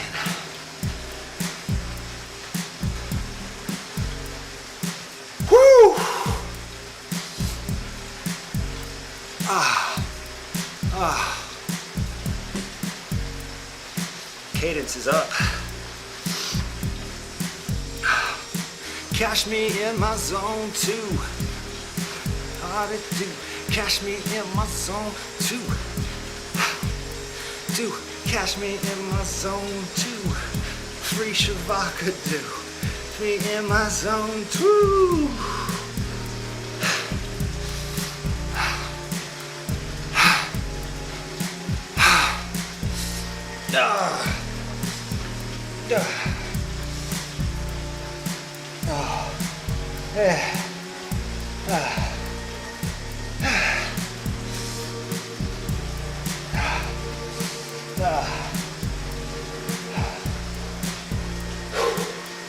So much more than halfway done. Really appreciate the support here this morning. It's been so nice to chat.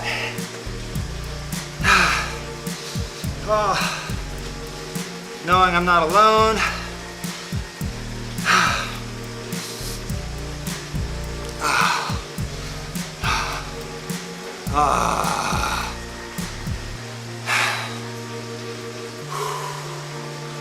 Almost down. Take a little break when I get to the bottom.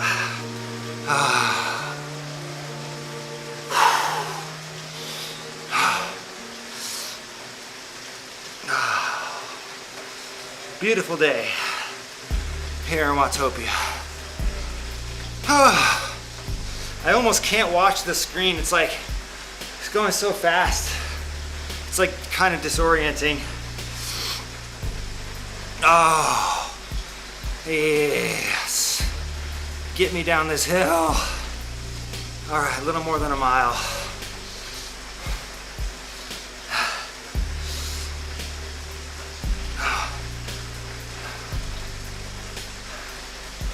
I was thinking, damn, I still gotta go 18 miles, but like, we're knocking out 7 miles in like 5 minutes now. I forgot about that part. How we're gonna cover a lot more distance really fast going down the hill. Forgot about that. Trainer is nice and smooth and quiet today. I don't know what was going on with it. A couple weeks ago it started creaking really bad. Final turn. Come on. Get me out of this hill. I don't want to do it again. No. No. Get me down.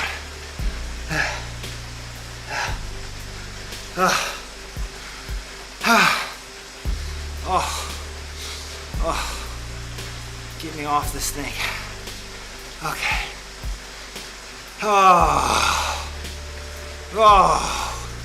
No. Oh my God. Woo! Hell yeah. Oh. Yeah. Oh. 10 miles to go.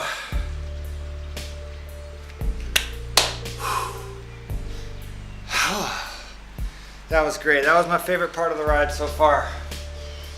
I didn't know I could feel that good this far in, and I feel pretty good. So I feel better now than I did an hour ago.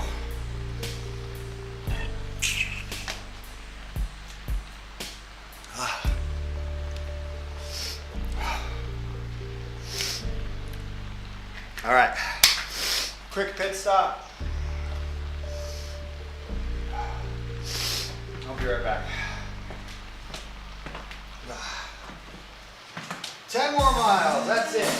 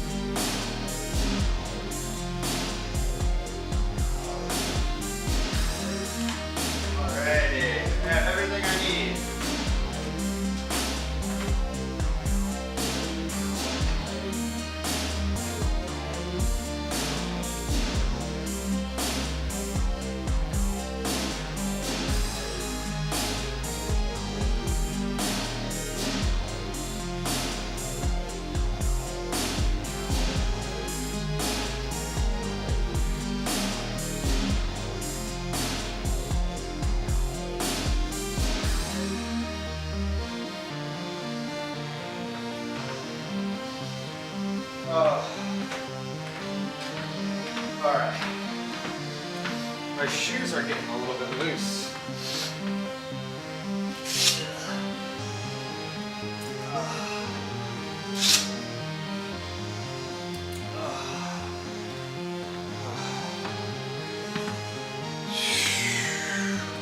All right, hopping back on.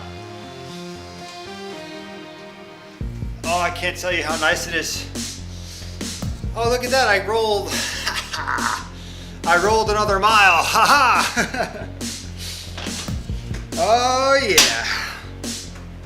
3:37, so this is right about where I stopped on the Four Horsemen route last time. Fortunately, I was dead. Like I felt awful at this point last time. Parts of me feel awful right now, but overall, I feel encouraged to finish this route, get this route done under my belt, be an official Four Horsemen ride completer. I tighten my shoes up a little bit.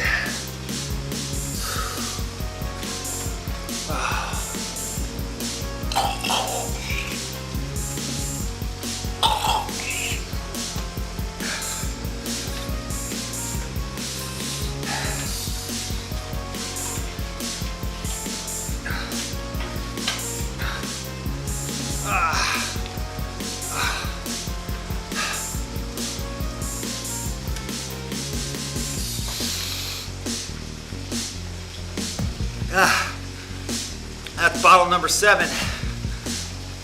Whew.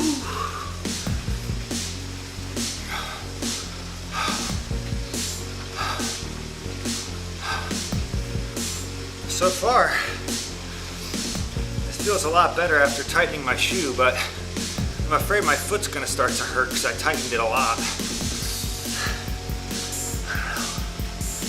find out.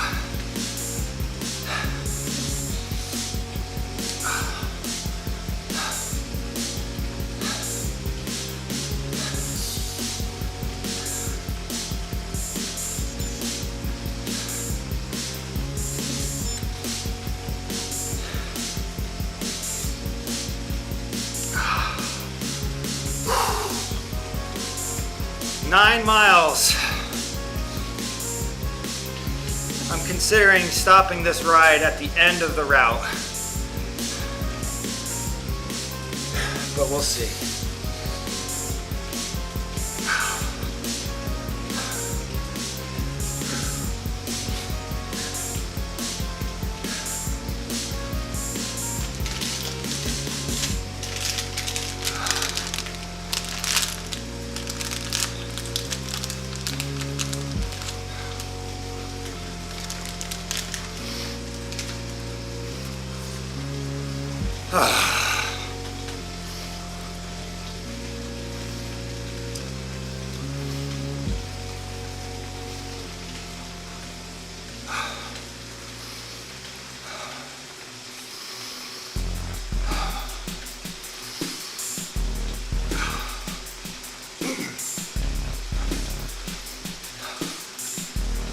All right, so I think this has got to be the gravel section that I was warned about.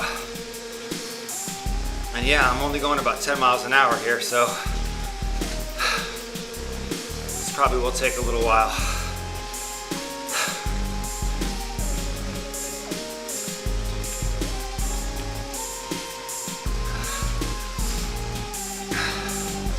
Then put my head down. Keep an eye on the comment section here.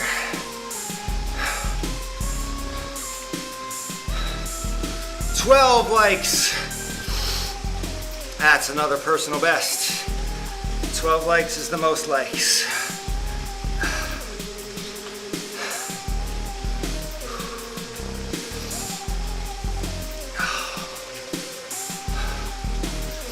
Average cadence sitting very pretty at 91. Average power 189. Average heart rate 135. Steadily climbing.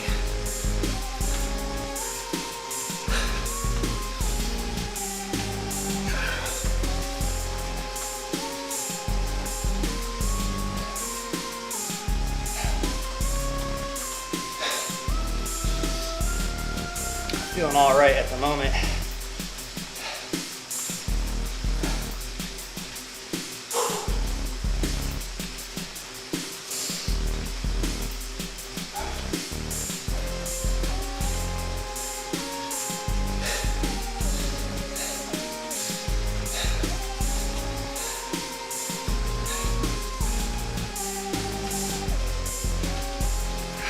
$13 likes. Oh my goodness. High five. Thank you, whoever just did that. High five.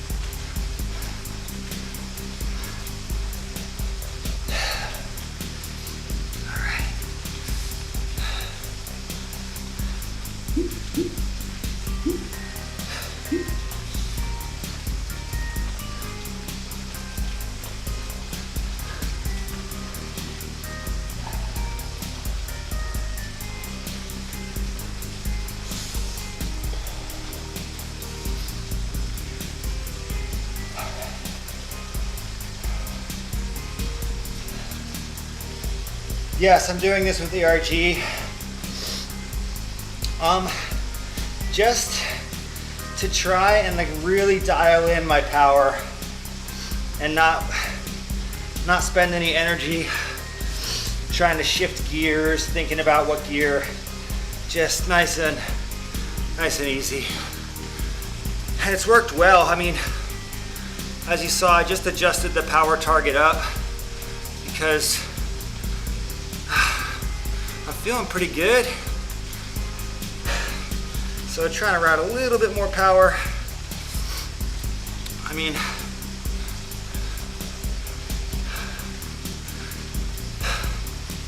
I averaged about 220 watts for 4 hours recently. That was really good. And for me, I really want to err on the side of caution. Like, I'm not trying to go back to Ironman Texas and be faster in all 3 sports. I'm probably gonna swim a little slower. I might bike a little slower. But the whole point is to get to that run and be able to run. Because last year I was very focused on, hey, I wanna get to 5.5 hours on the bike. And I rode 5:35. That was easily my best long ride I've ever done. So the ride was great, but as soon as I got off my bike, I could barely walk. So I started my marathon struggling to walk. So as tempting as it is for me to be like, all right, what's the highest power I can sustain? I don't think that's the recipe for success right now.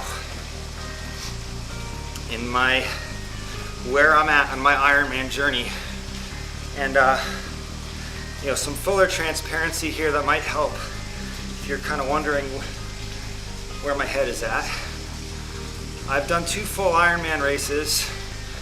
I've done 2 official Ironman branded 70.3 races. And my first 70.3 was back in 2012. If you're familiar with, there's a program called the Ironman Kona Legacy Program, which is an alternative pathway to the World Championship that requires 12 full Ironman race finishes and a period of no shorter than 12 years from your first Ironman event. Hey, what's going on, Big Ring? I'm still doing the 4 Horsemen right here. I've never done the PRL full, but basically what I'm trying to say, I'm interested in trying to go through this Ironman Legacy pathway, which means I need to race 10 more Ironman races. If I do 10 more races, I'll be able to put my name in the hat to go race the World Championship.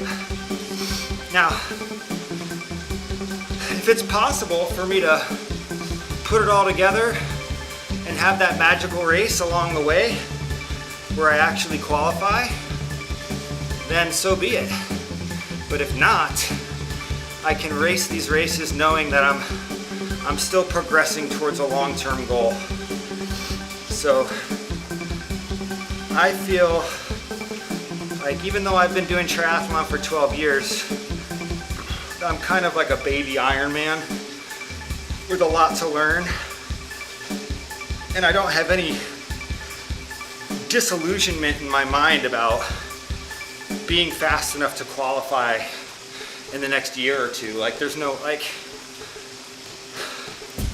the level of competition at Ironman races is like, it's phenomenal, the amount of fitness that shows up. So I've got a long way to go before I'm trying to get as much out of my body as I possibly can. Right now, I just got to get through one of these races without having to stop. Oh, almost dropped the phone.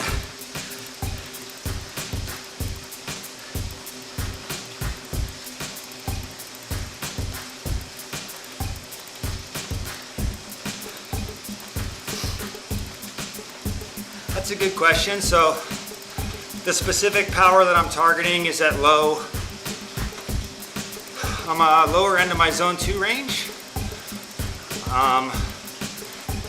And I've been able to keep my heart rate for this ride an average of 135.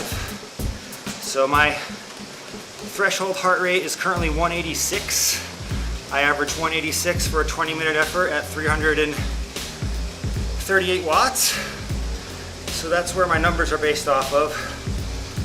So that's a good question. I mean, I definitely am a little out of breath at this point, yeah. I've never done a stream this long and tried to talk. So that could be part of it. But that is a good question, and that's the best answer I have for you.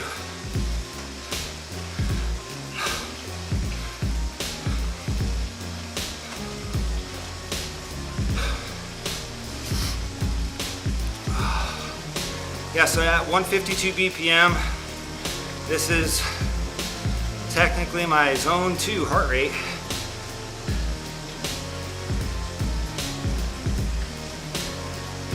Zones there, are they different on my Strava? Oh wow, that's actually pretty good intel. Yeah, I don't know what Strava thinks. My FTP should be 317 at this point. And my average heart rate on that test was, yeah, 186.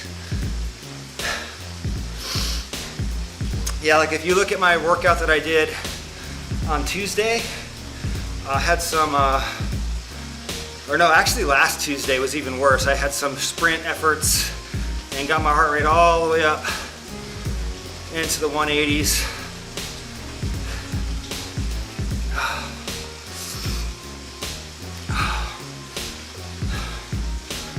Yeah, I would definitely say that my perceived exertion is not easy at this point.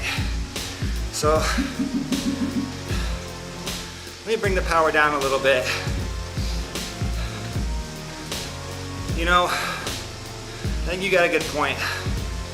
I'm starting to get a little excited and starting to think about that average power number, and it was fun to ride a little harder for about 15 minutes there, but maybe I can bring this down and get my perceived exertion down a little bit too. I'm gonna stop in 8 minutes.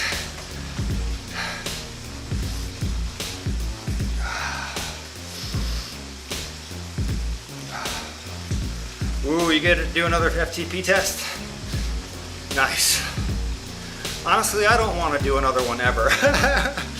I'm just kidding.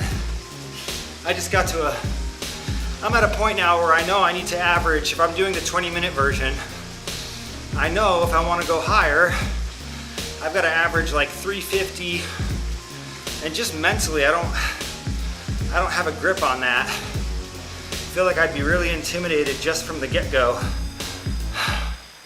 So, I'll probably be interested in doing an FTP test again, maybe this summer.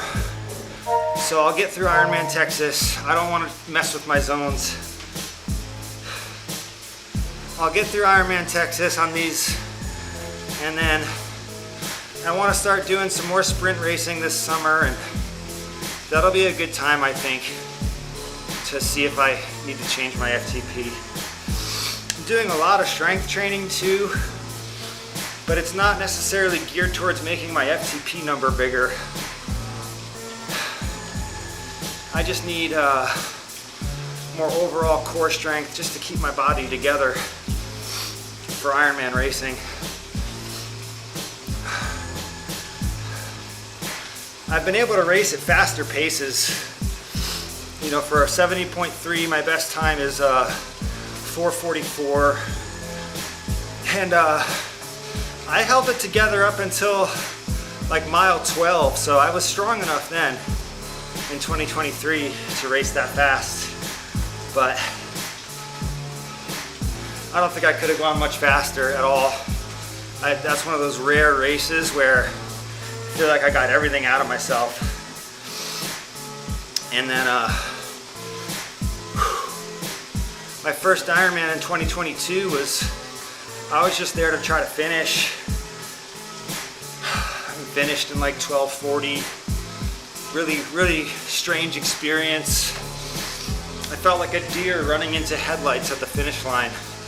Like I legit felt confused about where I was. Like they just had these two big spotlights, I remember, at the end of the finish line.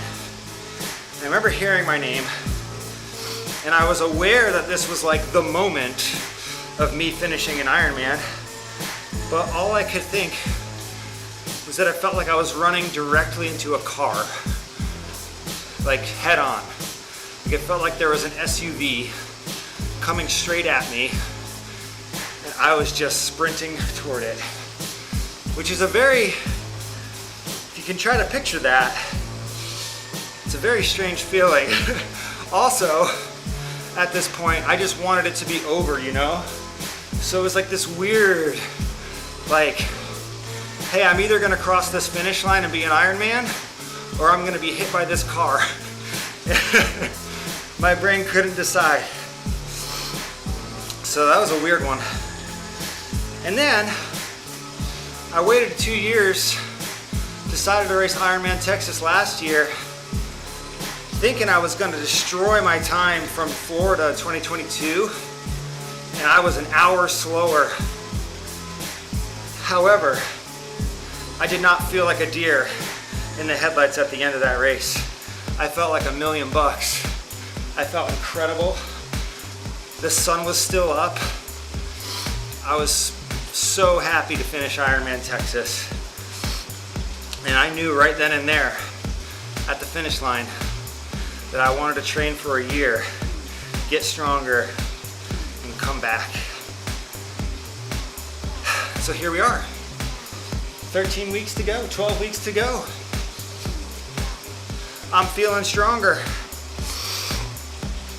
But I don't know how race day is gonna go. No one ever knows, you know?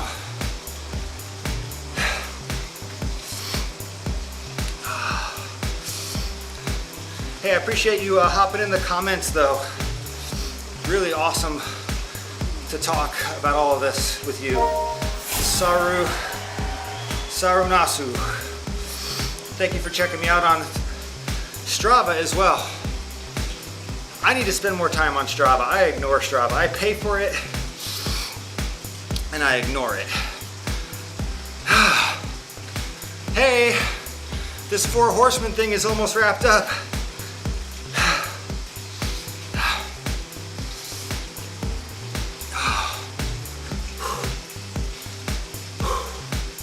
100%, I'm gonna stop this ride when I finish this route. I don't care what time it is. I'm not stopping before I finish this route. And I'm not gonna ride anymore after I finish this route. It's gonna be done. I don't care what time it is.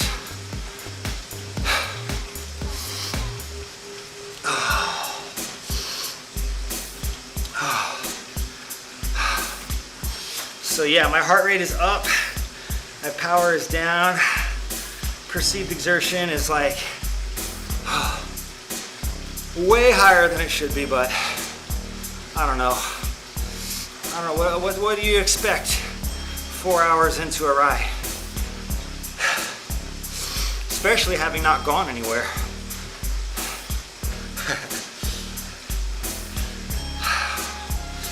All right.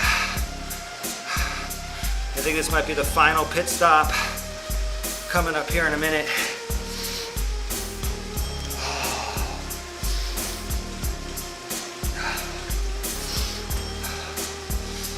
Hey, we're sitting at 14 likes. That's incredible. absolutely smashing previous record of 9.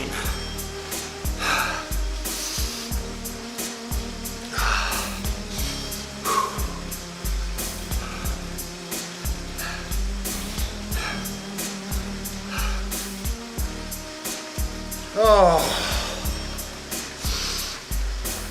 30 seconds here.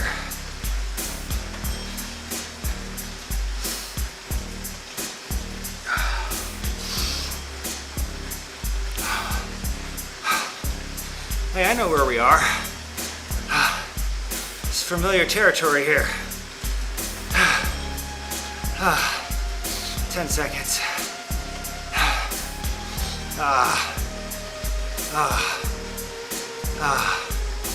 Nice. Woo! 4 hours.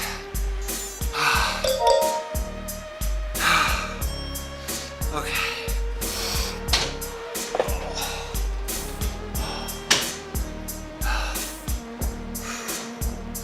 4 hours and 4 hours and 40 minutes of elapsed time since I started, so started at 7:50. All right. Oh wow. The bulk of this ride is done. Starting to get excited about going for a run. So close.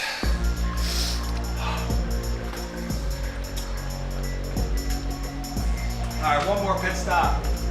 Oh.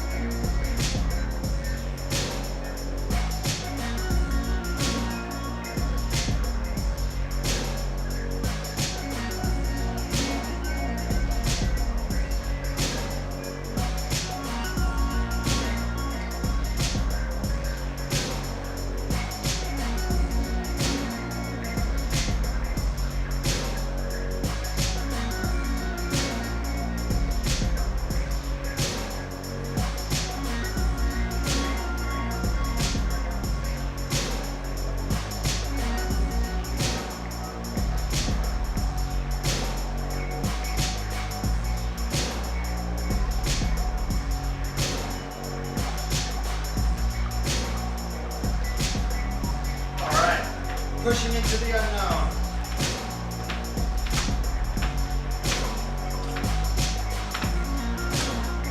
This is officially the longest indoor training ride I've ever done in my whole life. Bro, 5 hours. Yeah.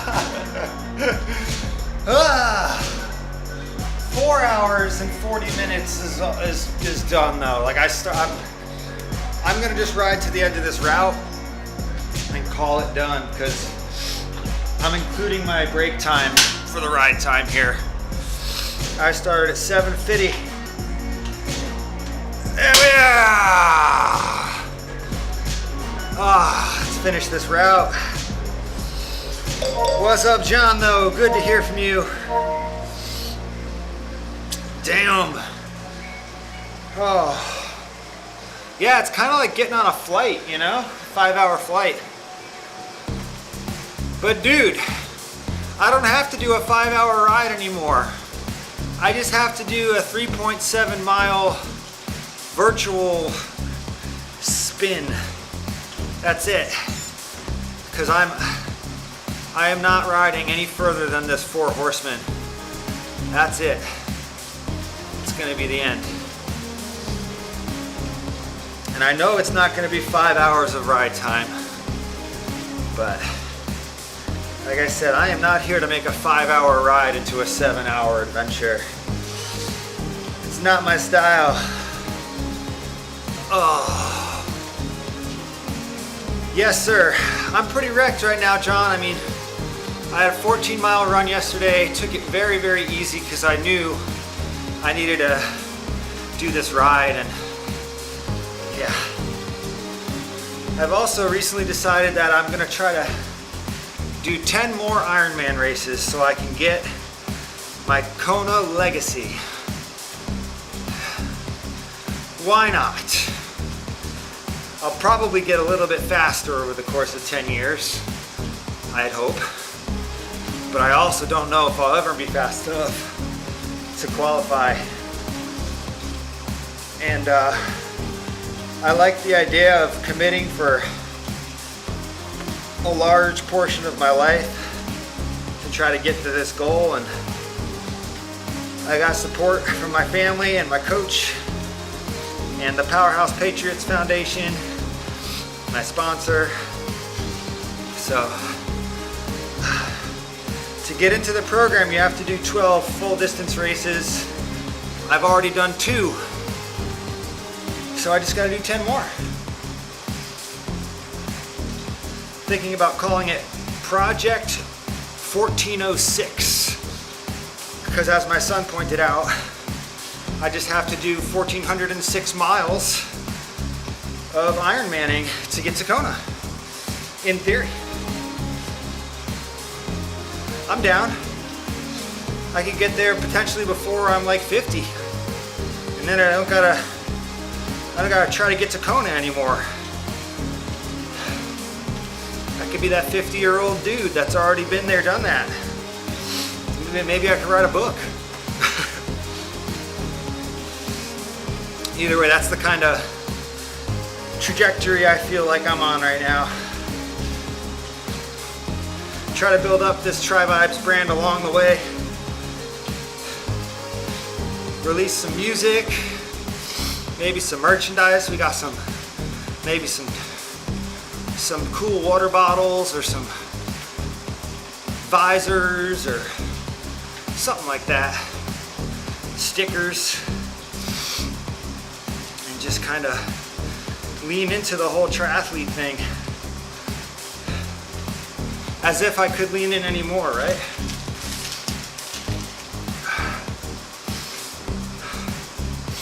I love the sport though. I'm not doing this for any other reason.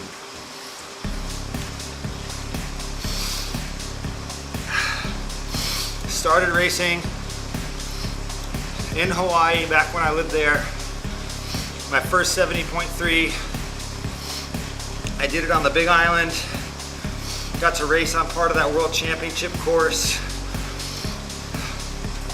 So in some ways, my journey to Kona started in Kona. So it's just such a nice full circle goal to focus on.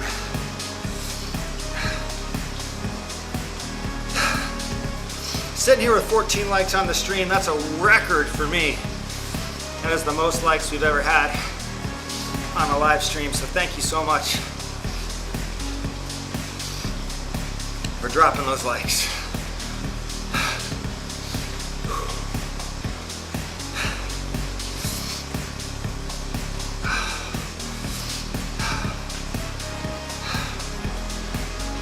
Feeling good.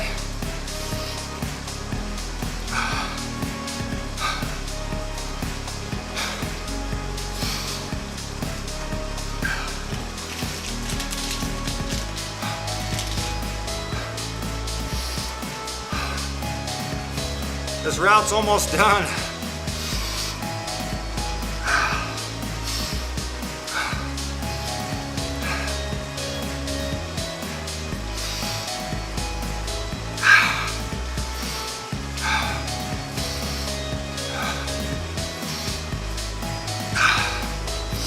Average cadence for the ride sitting at 91. Average power 189. Average heart rate 136. The last 90 minutes though, my heart rate has been elevated. But still within the range that I'm looking for.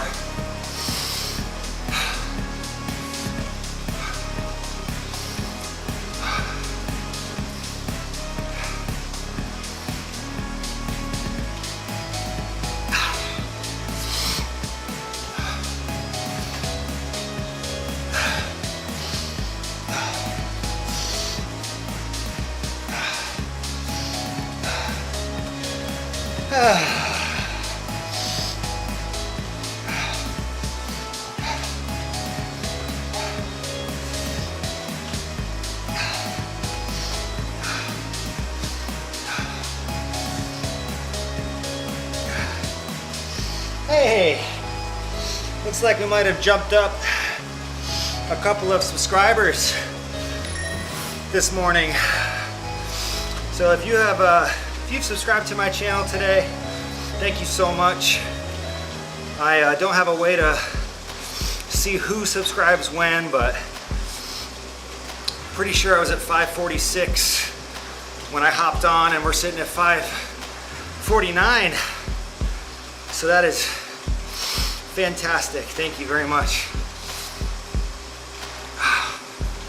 I'm doing weekly training vlogs every Monday, documenting this whole process. Also doing at least 1 or 2 of these live streams a week on the bike. Always happy to chat about training stuff here. And then I am playing with some new toys in my studio here, some synthesizers, working on producing a number of YouTube shorts. I'm up over 500 shorts. I've made over 500 of them, and it's a lot of fun. It's helped me grow this channel quite a bit. So the only thing I want to do more of around here is more gaming content. I enjoy playing games. I just have been so busy. But hopefully I'll get back into streaming some games here. I hear Borderlands 4 is coming for the Nintendo Switch 2. I'm pretty committed to trying to play that one. I've beaten all the Borderlands games. Some of them I like a lot more than others. Alright, Borderlands 2 is the best. Borderlands 2 or pre-sequel. Both of those are better than 3. And honestly, 1 is just clunky. Once you've played 2 or 3 or pre-sequel, going back to 1 it's just kind of bleh. I mean, I'll always have a little bit of a soft spot for it. I remember playing it on PS3. And but man, Borderlands 2, hell yeah, all the DLC they released for that game, fantastic. There was one DLC, it was like Tiny Tina's Dungeons and Dragons quest or something. That could have been its own standalone game, man. It was so much fun. And Borderlands 3, I enjoyed the feeling of power that you've gained eventually by the end when you have your skill tree maxed out. I mean, you're doing a lot of things, causing a lot of damage, and it's pretty fun. But the story in Borderlands 3 and just like I don't know. I played through it like 3 times, and it just kind of got worse. But number 2 is just fun. Good balance of everything in number 2. Anyway, I'm just rambling to try to keep myself distracted here.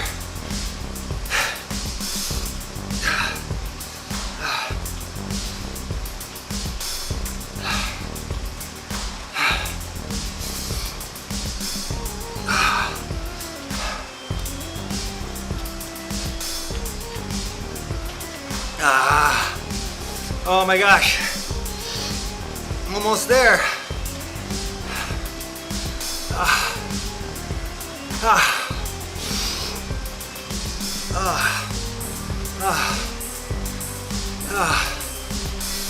Almost there.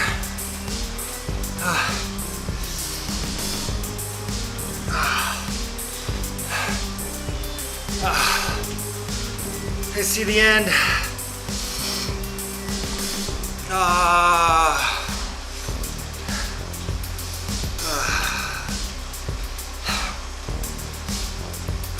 We're gonna start the cool down as soon as we cross the finish line, and I'll ride the cool down. Is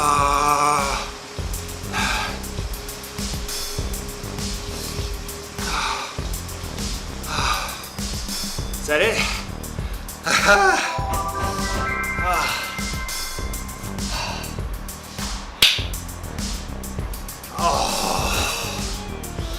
All right. I know I said I was gonna stop, but I'm gonna do 10 more minutes because I can. I think I can.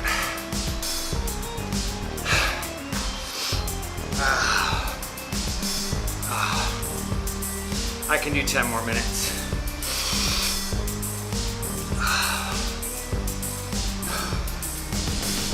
I can do 10 more.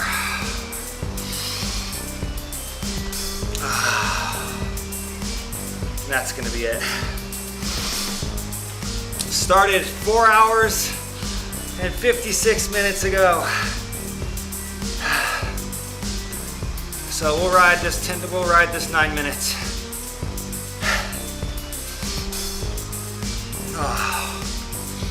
I'll put myself over 4 hours and 20 minutes of ride time.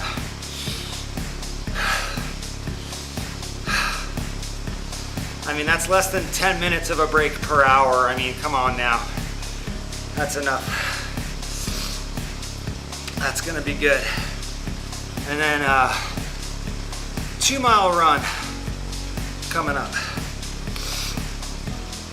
Just 2 miles. Gonna do a 2-mile run. We're gonna eat some food. And then we're gonna watch the Texans. Hopefully the Texans can beat the Patriots today. Oh my gosh. That would be incredible.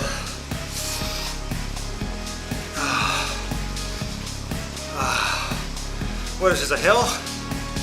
Nope. Nope. No. No. Turn around. Turn around right now, young man. I ain't got time for that. Oh. Okay. Okay. Erg mode off. Come on. No, this is okay. I need to ride for probably at least another hour on race day. It took me 5 hours, 35 minutes to go 112 last time, and feels good to be 12 weeks out and getting these big rides done.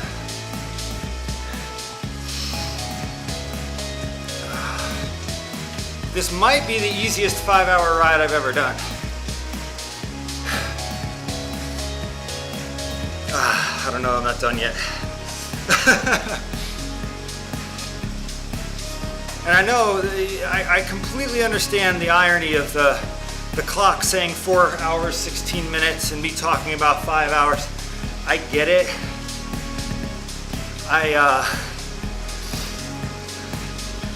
My approach to this right now is really just to look at elapsed time, and 5 hours of being focused on riding my bike. In my mind, that's the same as 5 hours of actually riding my bike. So, I don't know. My philosophy might change down the road, but for now, I'm not just gonna force myself to do this for another 40 minutes, because that would mean I'm really riding like the ride would take more like 6 hours, you know? I don't want to ride for 6 hours today. I think the longest ride I have on my plan between now and race day, I have a 6-hour or 120-mile ride, whichever comes first. That'll be the longest ride of my life. But it feels good to know that like if I had to, I could do this for another 90 minutes. Like, I don't want to. I'm not going to. But it feels good to know that I feel like I could.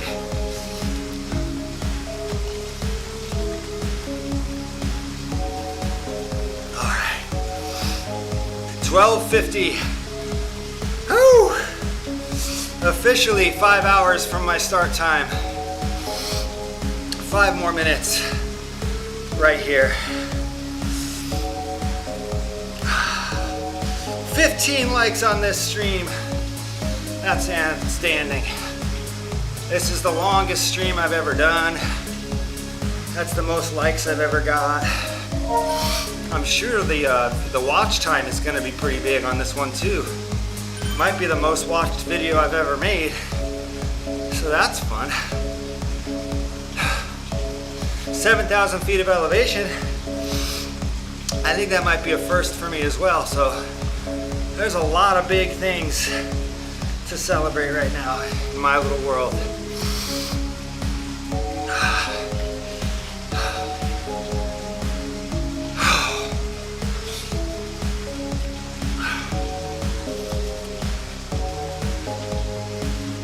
Less than 5. Average cadence 91. That feels good. Knowing that I was able to spin like this for so long.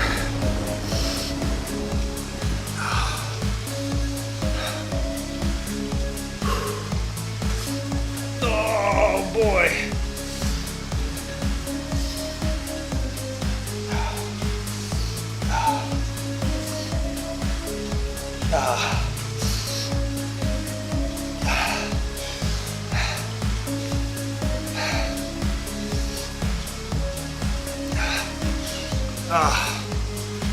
Upper body's really tired. My shoulders. I've been doing a lot of push-ups and pull-ups.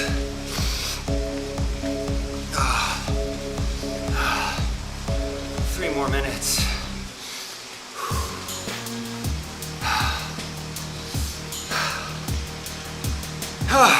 Getting ready to go for a run.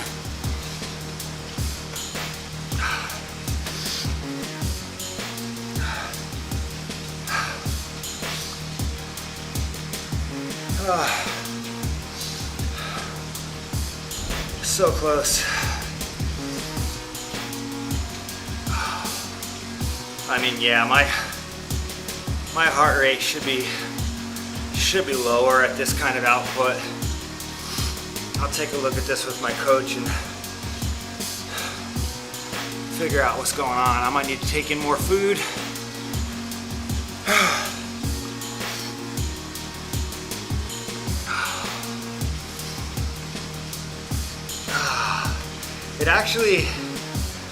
It doesn't feel good to drop this power down. It's like painful to go lower power right now. I don't know how to explain it, but I thought it would feel good to let the power slowly drop down. It's almost like I have less to push against. I just feel my skin on the saddle more because I'm not as engaged. There's some TMI for you.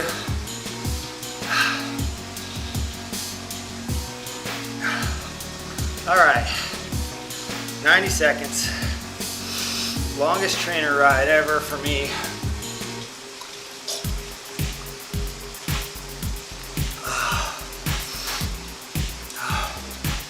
Oh, this, oh.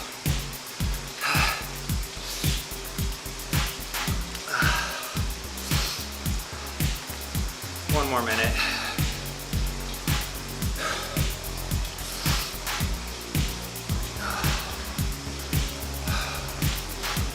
Hey John, if you're still here, thank you so much for this bike frame. I really love my bike and I'm very appreciative. I love this base bar too, man. I'm still rocking the same base bar, same brakes. It's a great setup. I added the tri-rig extensions and cups, but still rocking the Vision base bar, baby. Oh, 20 seconds. Oh.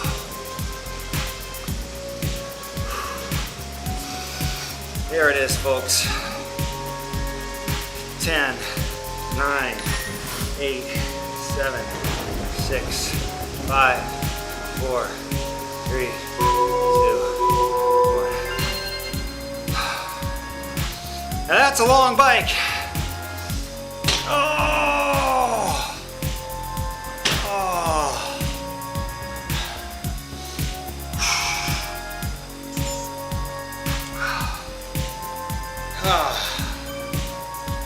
Oh. Okay. If you look at that, look at my heart rate. It stops recovering after a certain point. Very interesting. Very interesting. All right, it's time to go for a run. Oh yeah? Training status, unproductive. Thanks, Garmin. Gotta love Garmin. Straight up. Whatever happened to telling me that I was, you know, recovered and ready? My Garmin was so nice to me this morning. And now it's all, hey, good job.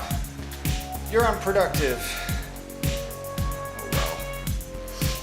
Oh well, you don't know me, Garmin. You don't know me.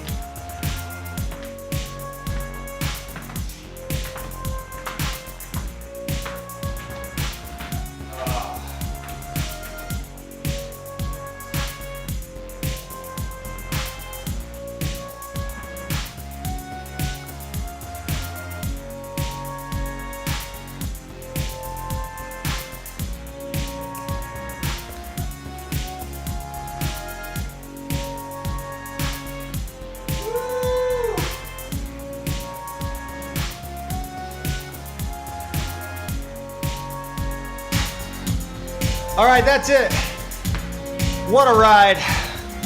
Thank you so much for checking out the stream today. Sitting at 15 likes, 6 people here right now. Thank you to each and every one of you. That was hard, but I feel like I didn't have to do it alone, and that's huge. So thank you very much. Hope to see you again sometime. Have a great rest of your weekend, and go Texans. Woo! Peace.